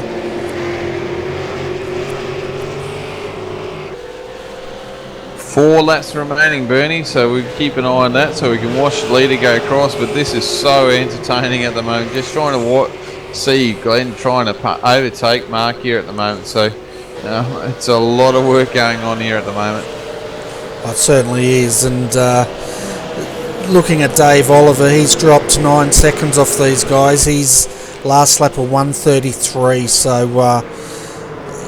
don't know what's gone on with that car, whether they've just run out of tyres or they're saving fuel, but they won't get on the podium tonight.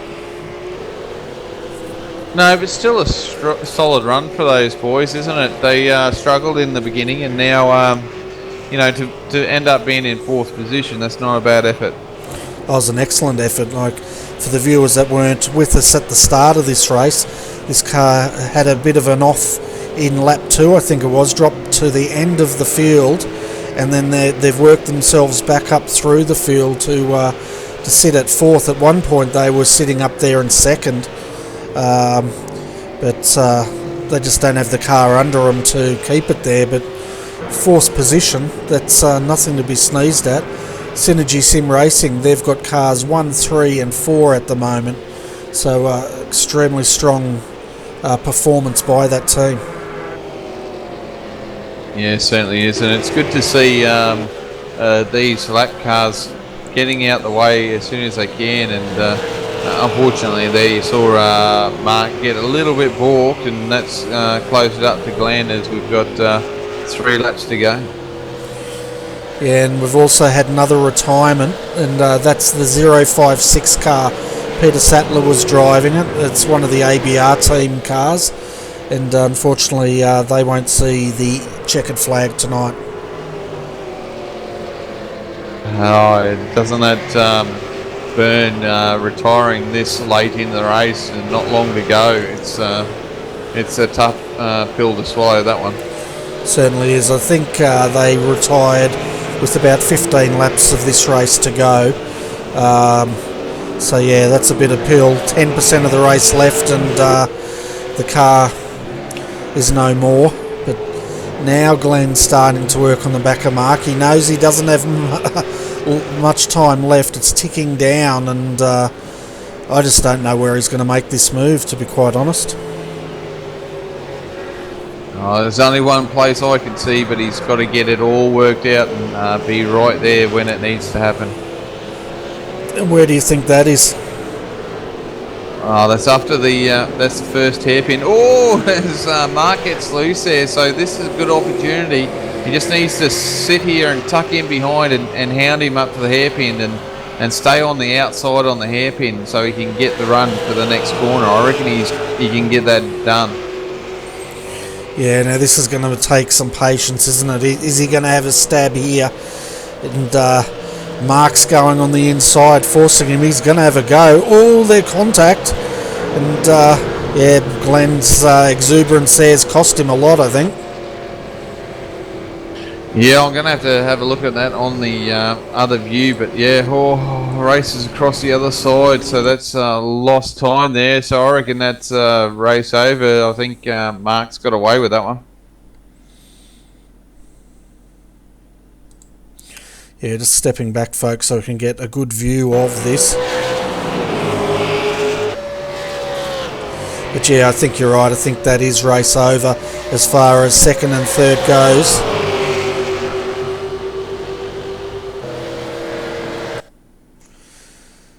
So yeah, just coming into the corner, they've definitely locked wheels there, rubbed mirrors, and Glenn's had nowhere to go. There's no grip at all out there.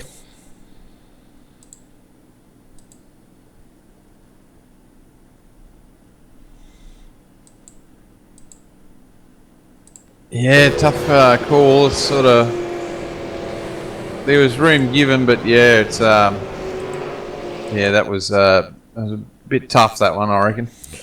Yeah, we're going to jump into real time here. Cockpit view, folks, and let's see how this unravelled.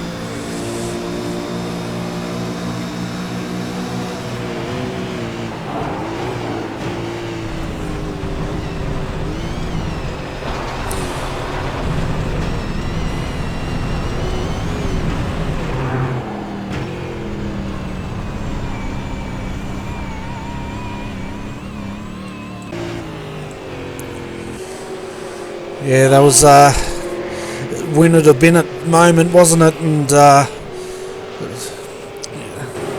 he, yeah, coulda, shoulda, and woulda, but that's the way it rolls. He's now sitting in second, or third, sorry, 10 seconds up from Dave Oliver. But it looks like Mark Pickett's going to survive and bring this car home in second position, Adrian. Yeah, more points haul for this enduro round. I mean, obviously they're running 2 series in one, and you know, having like a Pertec Cup in the series. So I'm sure there's more points there for the ERA and to take this home. As just watching Glenn, he's getting sideways. I think he's trying to race back. I don't think he's too happy with the results at the moment.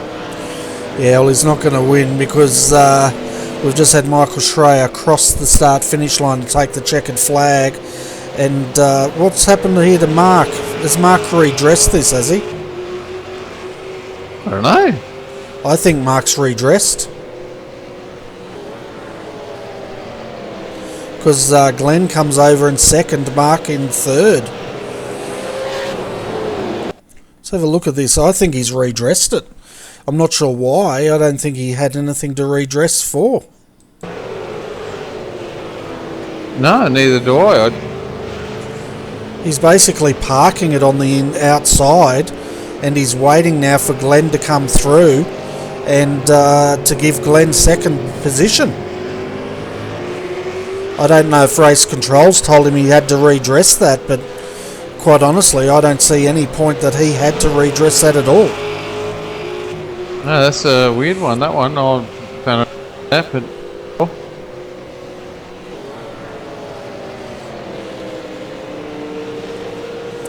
because yeah, they locked wheels on that, but to me, that was racing. That was, you know, and Glenn's very happy with that. And yeah, that's an interesting one, folks. What's your call on it as far as redressing goes? But yeah, Glenn's very happy. So that's 1-2 to Synergy Sim Racing, third Evolution Racing Australia, then fourth was Synergy Sim Racing.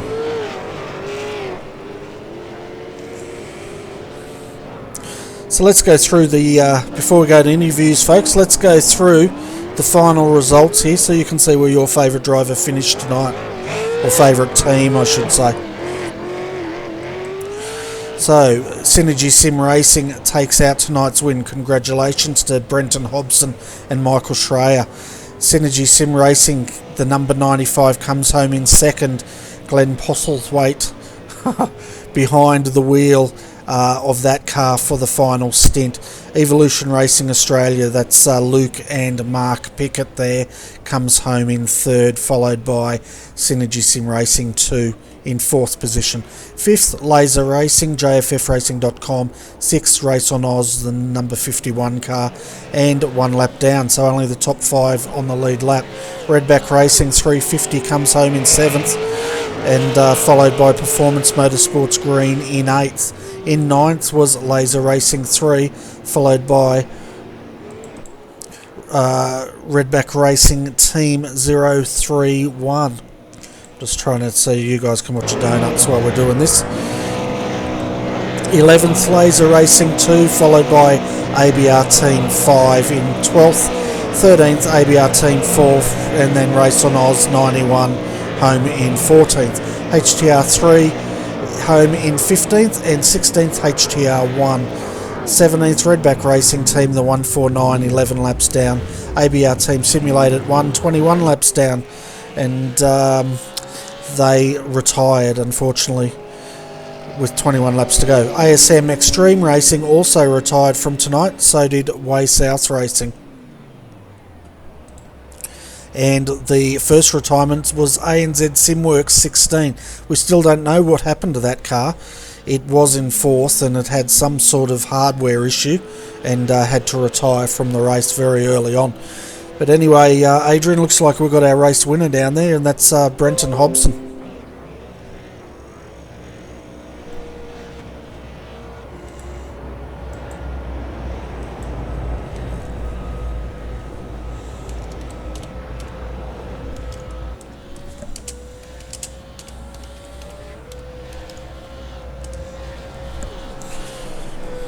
So I'm sure we'll get a lot of the Synergy Sim Racing boys up. We're just organising, working out how to unlock the door so they can come in, and we'll start our interviews. But as far as racing goes on RRTV, folks, we've got a fairly big lineup coming to you this week. Monday night we've got the Monday Night Light Skip Barber Championship that's on at 9:15. That's the Australian Strength of Field, and 2 weeks ago they actually had the highest strength of field in the world, so we're attracting a lot of good runners in that category, and it's very exciting to see the Aussies take it to the international guys. And we are getting a few internationals down, and it's great to see them. Then next week, Adrian, you'll be pleased to know we've got a huge one, and that's the final round of the Australian Endurance Championship. Yep, we've got the Le Mans 24 hour, and yes, it is 24 hours, Adrian, so make sure you got your wheat picks handy, because we're going to be earning our money, that's for sure. Yeah, 24 hours. Yeah, aren't you excited? I am. Yeah. Let's bring up Dave Oliver. We'll start the interviews with him, and we'll find out what happened to his car. Hi Dave, welcome to RRTV. Race tonight for you guys was a bit of an up and down, wasn't it? Starting well at the start, but going all the way back. I think it was your car.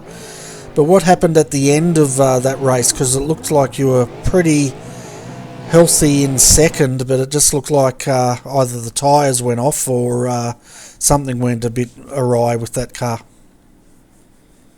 No, we were just going to a fuel number, and only finished with half a litre of fuel left.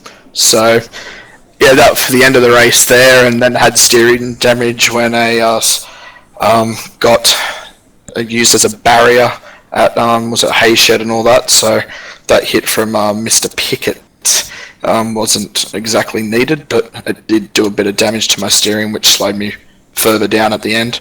So that's why I just let Pickett and Posy go. So at least the other car from our team was able to get going and try to put a bit of pressure on the number one. But yeah, the rest of our race was pretty good. We got off to a decent start, but then got hit by I think it was Brian Borg.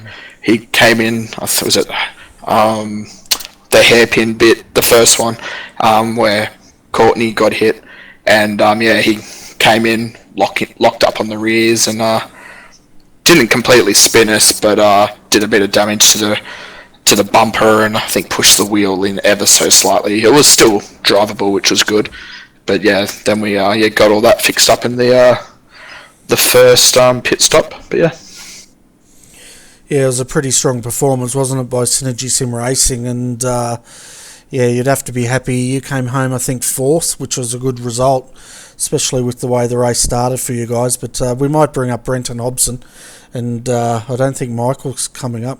I don't think Michael talks. He has to be an automaton, because I don't think we've ever interviewed him. Hi Brenton, we decided we'd bring you up as well since you're all Synergy Sim Racing. Very strong performance there by the number 25. and both drivers, you'd have to be extremely happy with your performance, not only of your car, but also overall of Synergy Sim Racing. Yeah, absolutely. The team did a great job again tonight.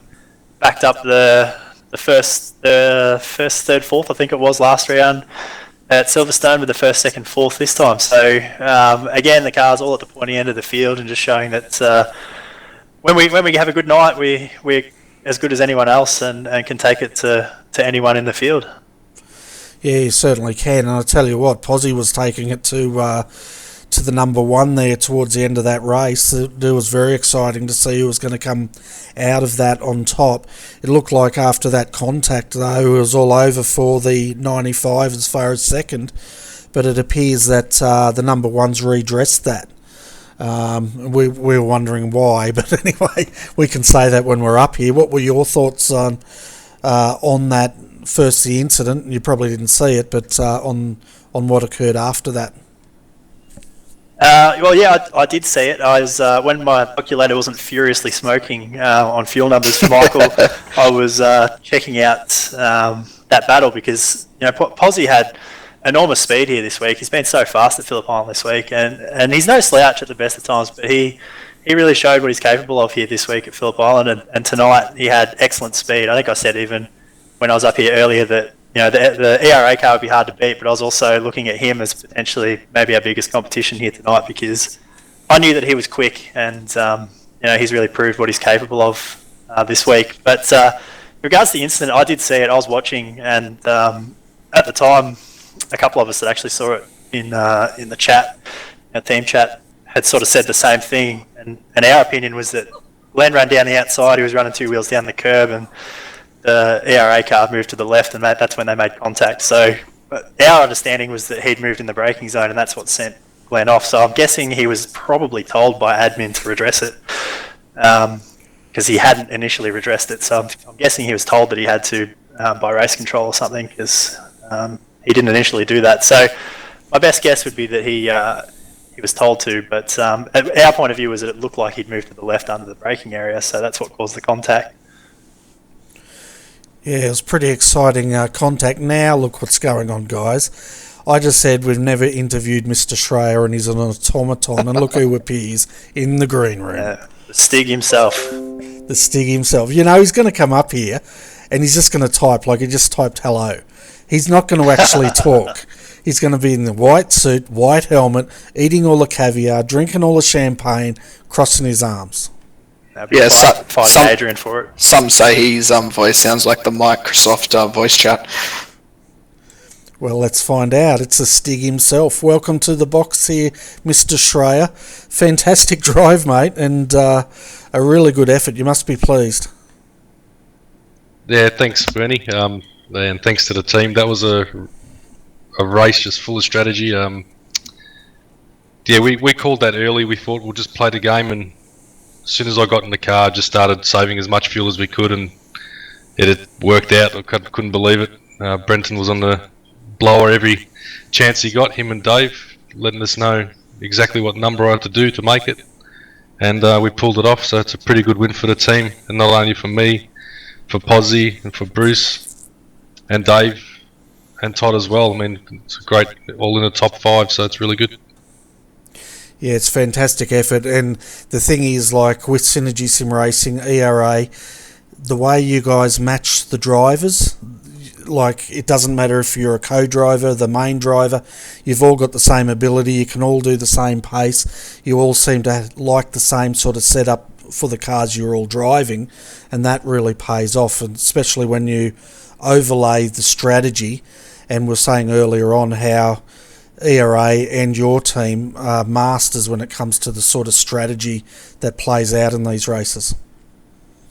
Yeah, well, we like rolling the dice. I mean, that's what it's all about. We have a bit of fun, and yeah, you got to roll the dice occasionally. It's not all about speed sometimes. It's about good strategy, and that definitely won today. But Glenn's last minute setup that he threw us probably about 10 minutes before the green flag.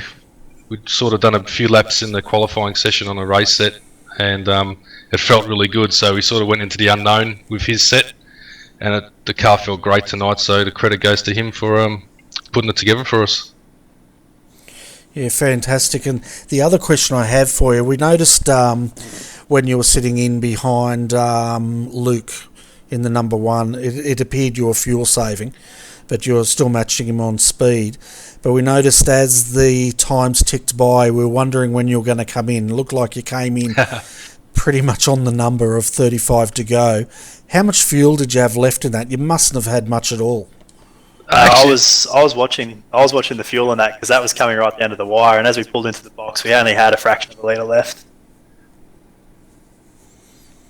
It was around about 2 or 3/10 of a litre when we stopped in the box. Yeah, it was pretty close, but it definitely paid off, and the numbers were pretty good. Now, the other question I've got for you, a few times you were coming down the hill on the main straight, Gardner Straight, and it sounded like your car absolutely died, and at that point I said, you're very out of fuel. But then we realised, we thought you might have been turning the car off and back on, or you were playing a joke with us. Was it either of those? No, actually, pretty much, yeah, halfway down the straight and going into Honda, just put the clutch straight in. Yeah, so that's sort of a little trick. But you can save a lot of fuel that way on the main straight and down into Honda, and keeping it in a high gear in certain parts of the track where normally if you're on a qualifying lap you'd have it in a lower gear, and that's sort of the key to fuel saving around here. But with Luke, when we came out of the pits and I was in front, we already decided that we're going to play the full fuel strategy game, and I just let him go and tried to stay in behind him using that technique with the clutch in and just high gears in certain corners, and we stayed up on his rear for a while, and then he slowly started pulling away as my lap times dropped due to tyre wear. But it's part of the game, and yeah, the strategy won it today for sure. Yeah, it certainly did, and I'm going to hand you over to my partner in crime if he's still awake. I can't hear him snoring, but Adrian might have some more questions for you. Oh, thanks, Benny. Yeah, not too many questions, boys. I just want to say congratulations. Fantastic result for you boys, and it's good to have Michael up here for a change. Usually we get Brenton up here, but no, it's great win, boys, and hopefully we'll see you do it again in the next round, I believe. Yeah, we'll be back again. I think we've got one more endurance round, so it's at Bathurst, I believe, which everyone loves. It'll probably be a big turnout. And based on this year's performances that we had at Bathurst, for V8 Scops, that is, and the official series stuff, that we know that we've got a really good car for Bathurst. We just haven't had the luck there so far this year. So we'll go there with high expectations, because so far this season in the SDRT stuff, we've had really good performances every time we've hit the track. So we'll be back, and we'll be coming out all guns firing for that race to end up the season. Fantastic, and that race, folks, is on the 2nd of December, and it's going so quick, about 3 weeks away. But before we let you guys go, we better let you one final time give a shout out to all those sponsors that have backed those 3 Synergy Sim Racing cars tonight. Yeah, sure. We were lucky again, like I mentioned earlier. We've got Boost Juice on board, and we've got this grouse-looking skin that Reese has painted up for us. The Free the Fruit app, Boost Juice livery, which I think is a pretty good one. And yeah, we love having those guys on board. They've been really good, and appreciate their support. And also, we had Ozzy and Bruce running in the Newlon retro livery, which we talked about earlier as well, which is another good looking bit of kit. So big thanks to Newlon for their support throughout the year as well. And I guess before we go, I'll give you guys another shout out for putting on a good broadcast. It's always good quality. I love going back and watching it, and I'll be sure to do that again this week. Yeah, dear. Thanks, guys.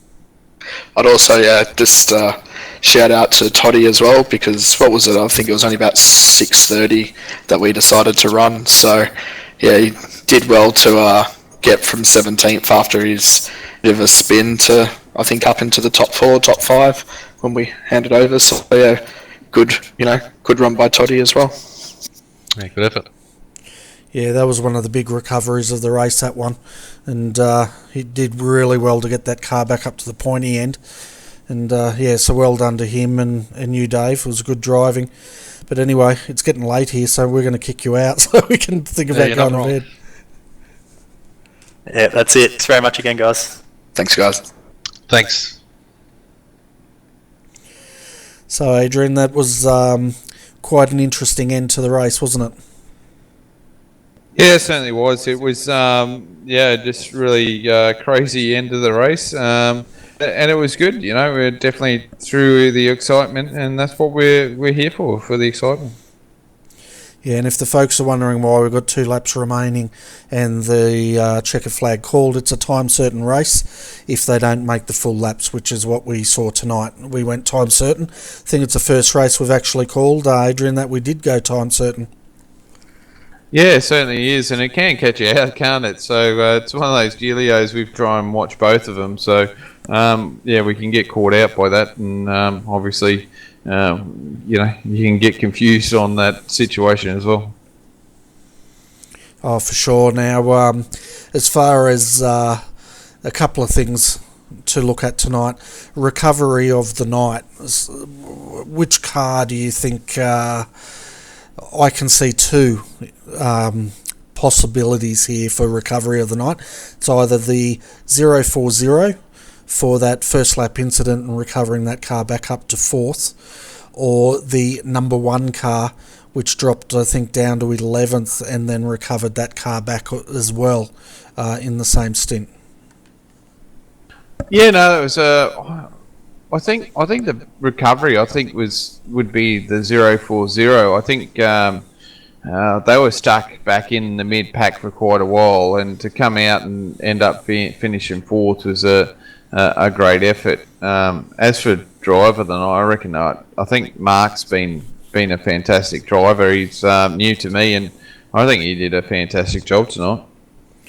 Yeah, I'd agree as well. He showed a lot of maturity. I don't know how old the guy is. We think he's fairly new to the team. We haven't heard much of him, but he definitely impressed tonight. I'd give him driver of the night for sure. And apart from that last incident, which we don't know why it was redressed, folks. We haven't heard from race control. We can only assume that was the case, but it was really good hard racing out there tonight, and pretty clean racing too. So Mark Pickett, driver of the night. Recovery of the night goes to the 040 Synergy Sim Racing team. So anyway, Adrian, as always, it's been fantastic tonight. A very late one for me. 1 o'clock in the morning here, 12 o'clock your time. But I hope you enjoyed it again tonight. Yeah, as always, always good to sit here and watch the racing and call on it. No, it was great. It's been a while, so good to get back in the seat and have a call. Yeah, it's fantastic. And anyway, folks, that wraps up our coverage of the SDRT 240 tonight, coming to you live from Phillip Island. Your podium, let's tell you quickly who that was. Synergy Sim Racing first, Synergy Sim Racing second, Evolution Racing Australia, the 1, comes in third. So that's your podium for tonight. And as I said earlier, if you like your open wheels, tune in Monday night, 9:15 p.m. for the Monday Night Light Skip Barbers. And then, of course, next, probably Saturday night, I'm assuming. I haven't looked at the exact time, but you can find it on our Facebook page during the week, is the final round of the 2016 Australian Endurance Championship. We'll be covering the Le Mans 24 hours, and it's going to be a doozy. So definitely, if you like your GT3 multi-class action, tune in for that. But anyway, on behalf of Adrian Jarvis, I'm Bernie Weemers. Thanks for tuning in, and we wish you all a very good morning.